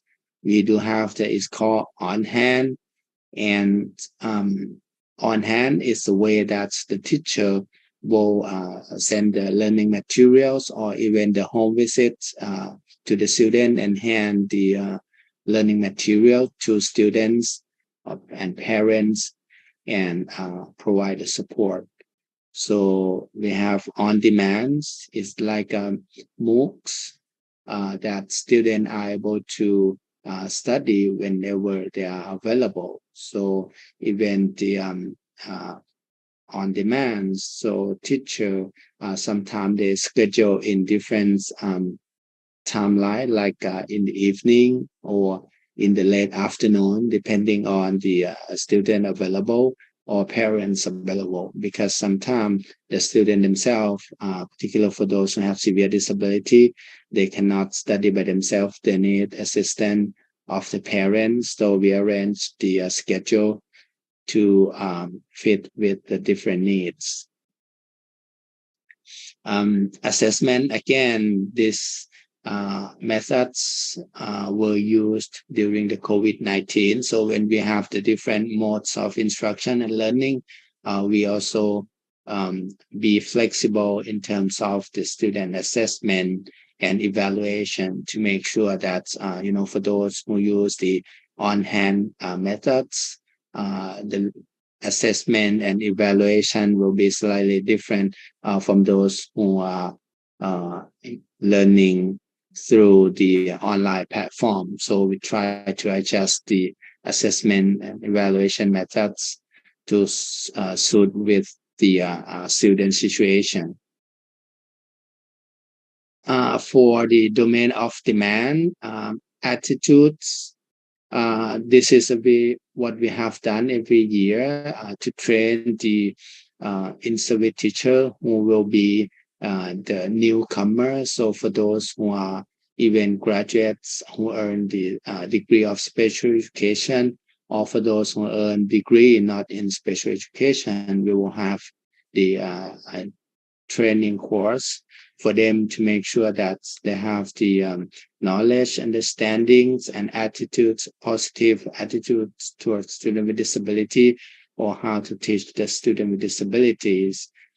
This course, we also available for teachers and parents, so but in the different modes of training. We do have the home visits for the parents, in particular, like I said, during the COVID-19, because the parents play a very important role to support the teacher, in particular to support the student who have multiple and severe disabilities.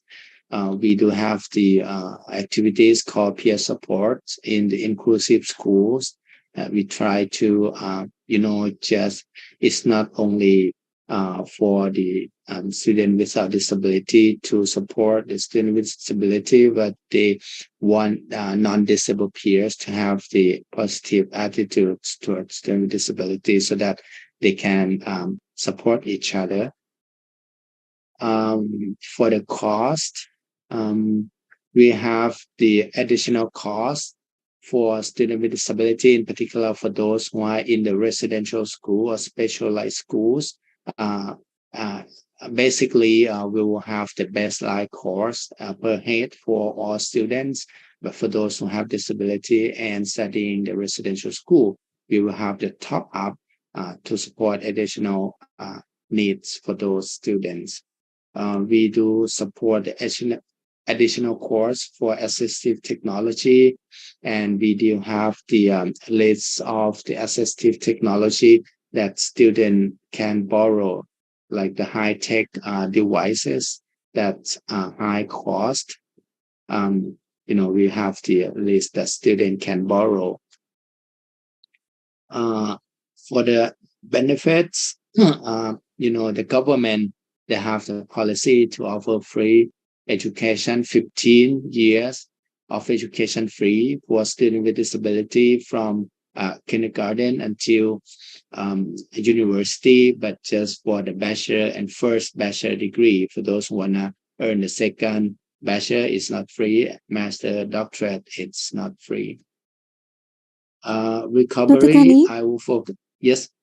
Okay, my apologies for interrupting. Your time is up, but we would like to hear if you can sum up on the recovery on the enabling environment of the DIA framework. Okay, so for the recovery, we'll focus on enabling environment. There are 4 law and policy. We have the project called Learning Loss Project, a Learning Loss Center, to make sure that we try to find out, during the COVID-19, we offer 5 different instruction methods, and want to see that's how much students can learn and, to gain the potential, because they were learning loss during that period. And we do offer the project called the Bring Student Back to the School, that because COVID-19, for those, a lot of students who don't have the high-tech device, they, drop off, and we try to bring them back. For the data and evidence, so the most important thing is to compiling the single database. Like I said, now this we have different educational providers and even the number of students, the statistic, it's hosted by different agencies. So we try to compile all together to make sure that we have valid data. And we also host the national conference every year for the teachers to exchange knowledge and skills and best practices. Also, for the leadership, we try to collaborate with different educational providers agency. Like I said, there are many different agencies providing education. So we collaborate to make sure that the support services are available and meet the standards. Finance, basically we have two big funds to support students with disability or special education. So we encourage and try to encourage all stakeholders, both public and private, to use those two funds for supporting students with disability. Thank you. Thank you so much, Dr. Kanit Pamani. Exactly what we want to hear from Thailand there. Now I would like to move on to Indonesia. Mrs. Rika. You're still muted, Mrs. Rika? Okay, we still can't hear you. All right, there you go. Thank you. The floor is yours. Thank you. Please go back to the previous, next slide. The two slide before. Yes. Okay. Okay, wait. In order to follow up the launch of Merdeka Belajar, episode 15, Indonesia, independent curriculum and launch of platform Merdeka Belajar, PPM, by Minister of Education, Culture, Research and Technology on February 11th, 2020, and the decree of Minister of Education, Culture, Research and Technology number 65 about guideline for the implementation of the curriculum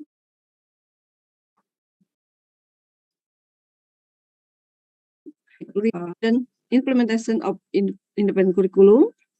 It is on opinion for the educational unit. For the reason, educational units need to be supported to implement their chosen curriculum in the 2022 and 2023 school year. This one is about the response to the pandemic. And then the Ministry of Education, Culture, Research and Technology implementing the independent curriculum use 6 strategies centered on strengthening the learning community for educators and educational unit.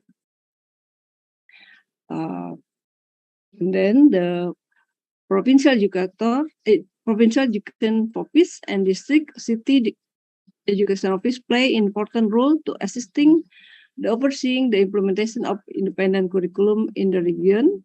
The rules are stated in the attachment to the circular letter. This one is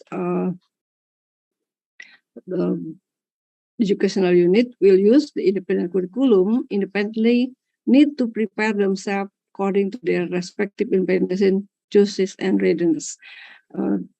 And about the next, I think, yeah, because we already, yeah, okay, yes. The implementation of independent curriculum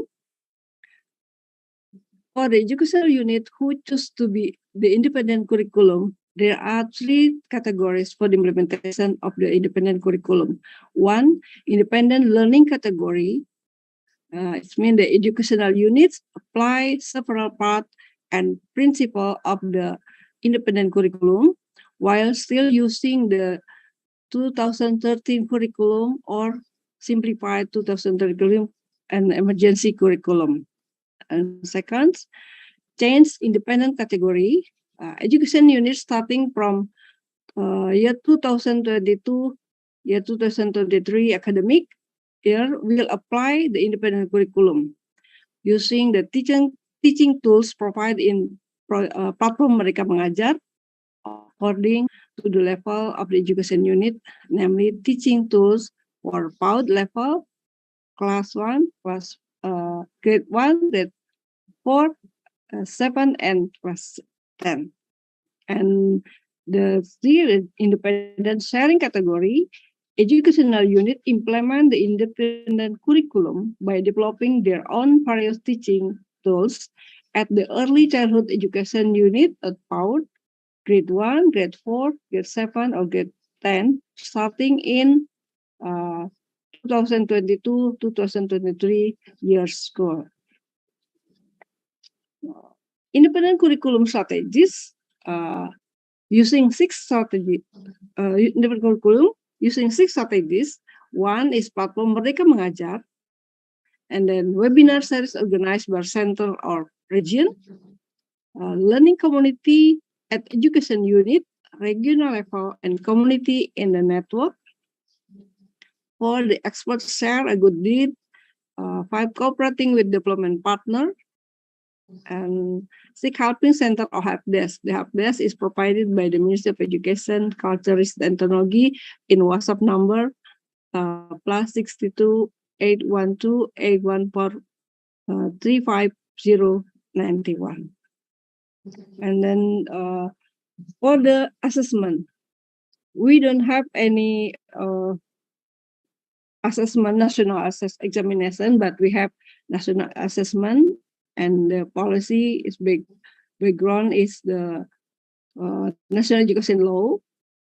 Evaluation is carried out in the context of controlling the quality of education nationally as a form of accountability for the implementation of education interested parties.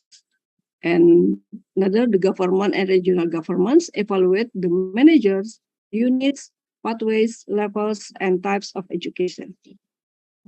For the national standard, national education standard, we have also this one in Article 46. We say that the evaluation as refers to the paragraph shall be carried out in the form of national assessment, data analysis of education units, educators, education personnel, and local governments.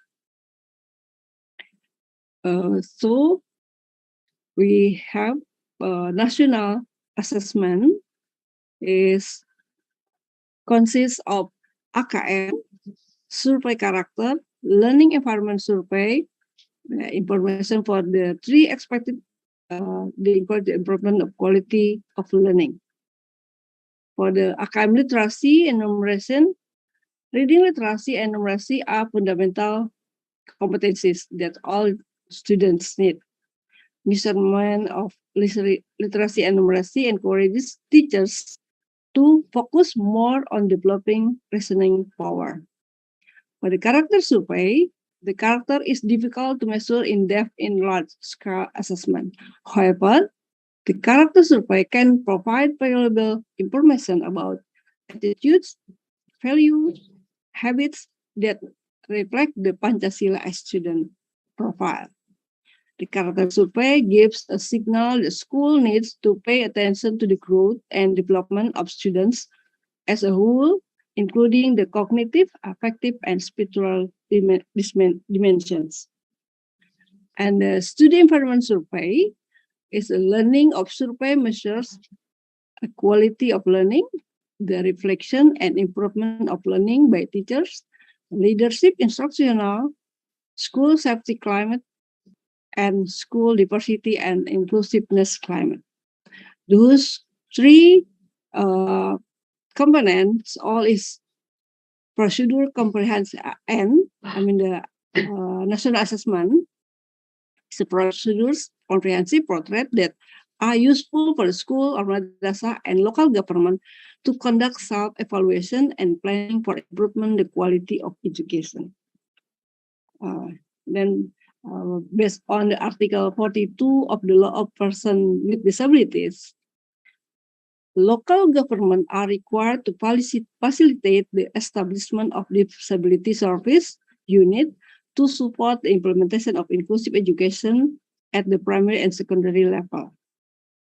The disability service unit, as referred to paragraph 1, include the following in function: The following function: one is improving the competency of education and education staff in regular schools in dealing with students with disabilities, provide assistance to students with disabilities to support the smooth learning process, improving the compensatory program, providing learning media and the tools indeed for disability students, do the early detection or intervention for learner and new candidates to disability students, provide data and information on disability, provide consulting services, and develop cooperation with other parties or institutions in an effort to improve the quality of education in students with disabilities.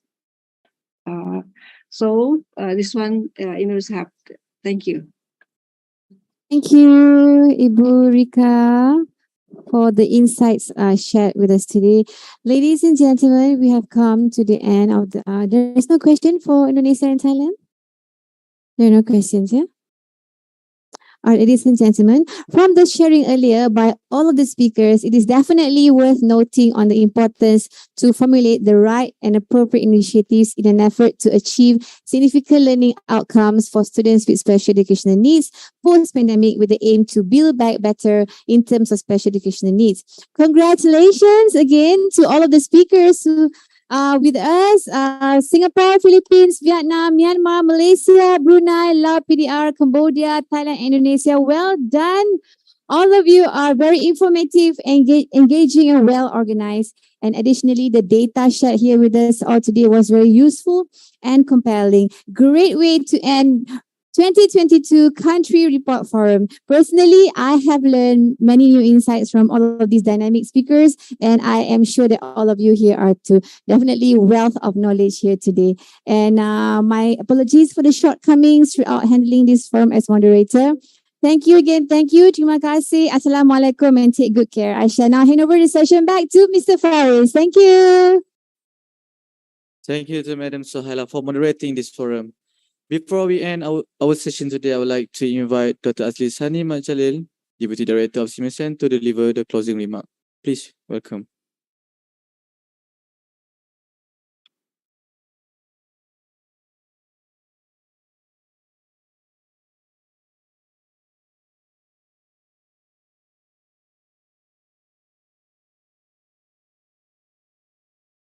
Assalamualaikum and a very good afternoon. Okay, I think now it's almost 2. But I try to make it short. Madam Hajah Salma binti Jopri, the chairperson of the SEAMEO SEN Governing Board, Dr. Lila Pinera Ariola, the vice chairperson of the SEAMEO SEN Governing Board, Dr. Nitya Nandini, the official representative of the SEAMEO Secretariat Director, SEAMEO SEN Governing Board members and country representative, Dr. Hajah Hanani binti Harun Rashid, SEAMEO SEN Director, SEAMEO SEN personnel, distinguished guests, ladies and gentlemen. I am very grateful that the Country Report Forum has come to the end, and we appreciate your rigorous dedication into this event, starting from early in the morning until the afternoon. We are delighted to see educators as well as the SEAMEO member countries representative actively participate in today's Country Report Forum. So I hope that this forum will benefit all of you and us and give knowledge and relevant viewpoints on how to empower learners with disabilities in the post-pandemic era to build back better. It is also hoped that inputs from this forum can be used to guide and plan special educational needs and disability inclusive education future directions. Last but not least, mutual respect and understanding may attain regarding the SEN policies of other countries, which may ultimately result in future partnership in improving the special educational needs and disability inclusive education framework. Ladies and gentlemen, I would like to take this opportunity to express our utmost gratitude to all the governing board members and country representatives from SEAMEO member countries, namely Malaysia, Brunei, Cambodia, Indonesia, Laos, PDR, Myanmar, Singapore, Philippines, Timor-Leste, Thailand, and Vietnam, for sharing pertaining to special education needs in their countries. I would also like to thank educators from Malacca for their time to attend today's forum. Terima kasih, Cikgu. And other participants who live stream this forum via YouTube and Facebook. All of your diligent efforts in making towards forum successful are much appreciated. On my final note, I strongly hope that all the objectives of this forum are achieved in hopes to help in strategizing, bring back higher quality education for those with disability in this region and beyond. With that, thank you very much and Assalamu alaikum. Thank you, Dr. Azlis.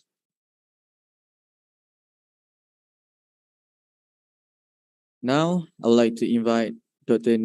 Nitya Nantini Kumarawal, official representative of SEAMEO Secretariat, accompanied by Dr. Hanani Haruna Sid, SEAMEO Sen Director, to the stage for the certificate presentation. Please welcome.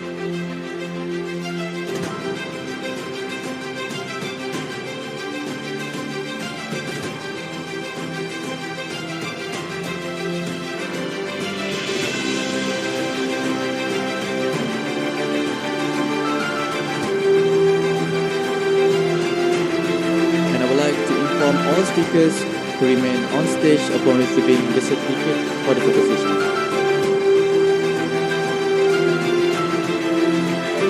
For the first speaker, please welcome speaker from Malaysia, Madam Jamilah Kadir, to the stage to receive the certificate.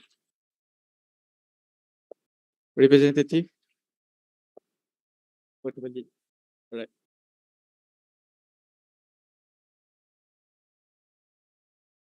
On behalf.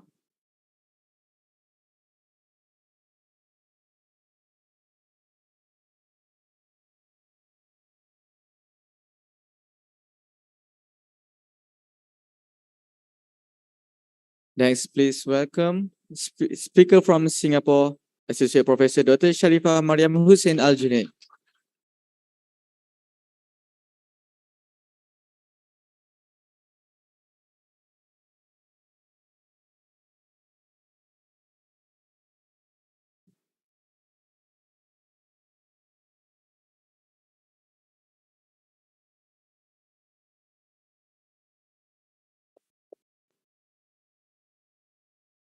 Next, please welcome speaker from Brunei, Mr. Edi Fazlin Haji Amdan.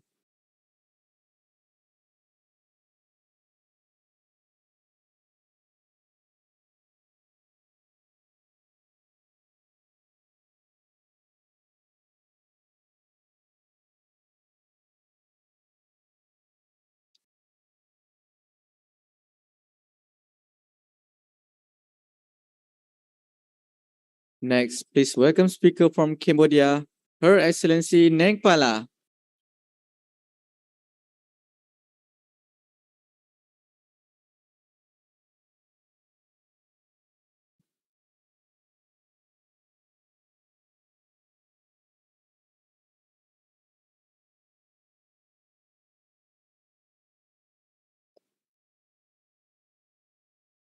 Next, please welcome speaker from Laos PDR, Dr. Suning Wong Kam Chang.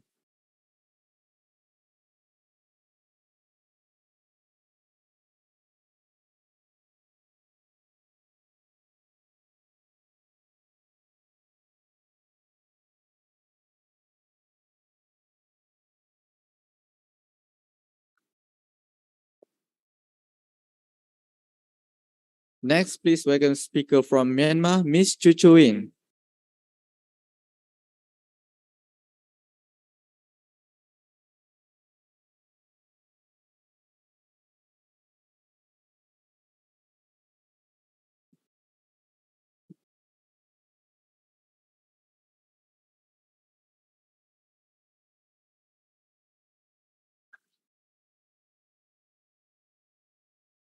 And next, please welcome speaker from Philippines, Dr. Leila Pinera Ariola.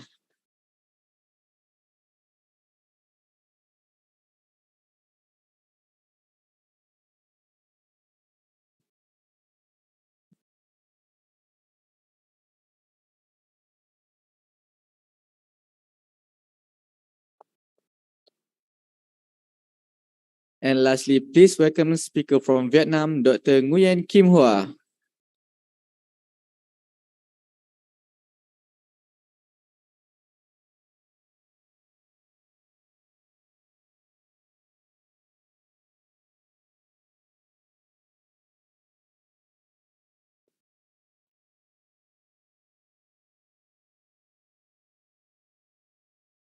Thank you, Dr. Nantini, for presenting the certificates. Now let's have a photo session.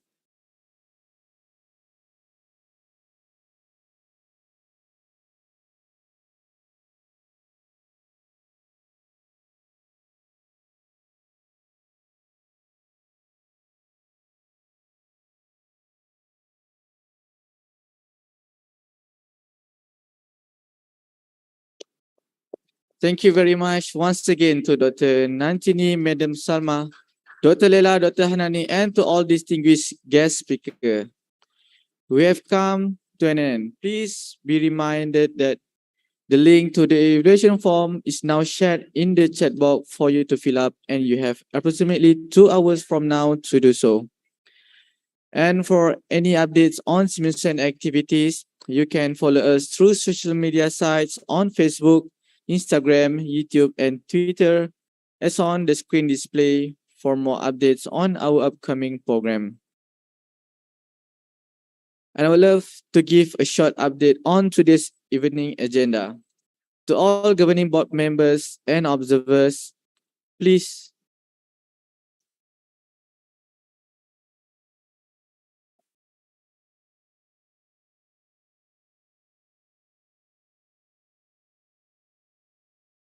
now I would like to invite all guests in this room to have a photo session with all the speakers. Please rise.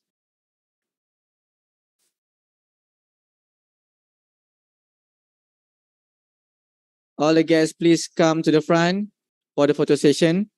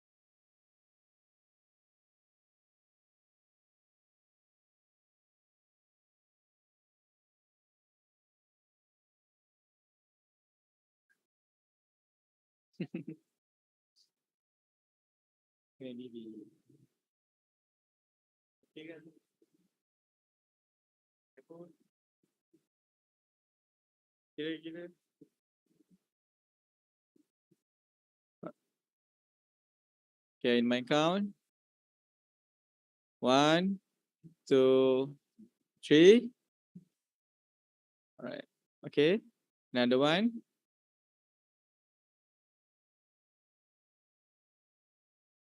All right.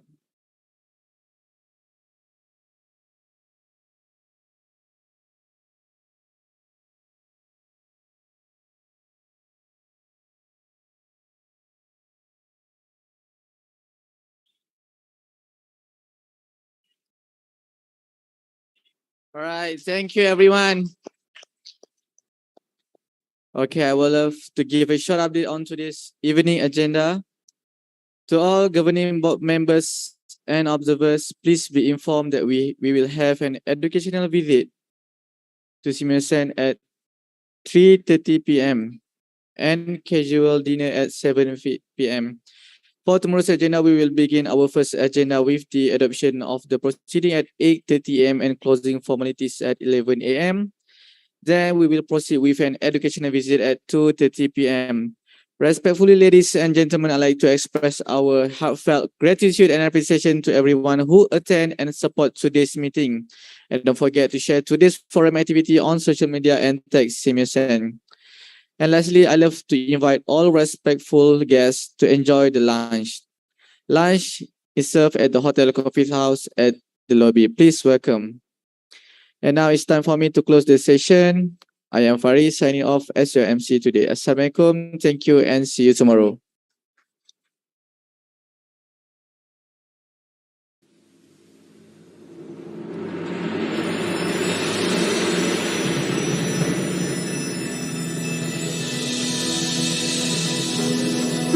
It's time to open our eyes to a bright and promising future. We'll rise to the call of the times and create a stronger tomorrow. Let's start to make a difference, teaching everyone to learn through science, health, and technology. We will share our expertise by promoting knowledge and policies. We can build a better world. Let us take a step for our visions alone. Kami jemput guru-guru Melaka untuk menjamu selera di lobi. Harap guru-guru dapat ke sana dalam keadaan segeralah sebab mereka akan tutup pukul 3. Terima kasih. Building the future is our legacy.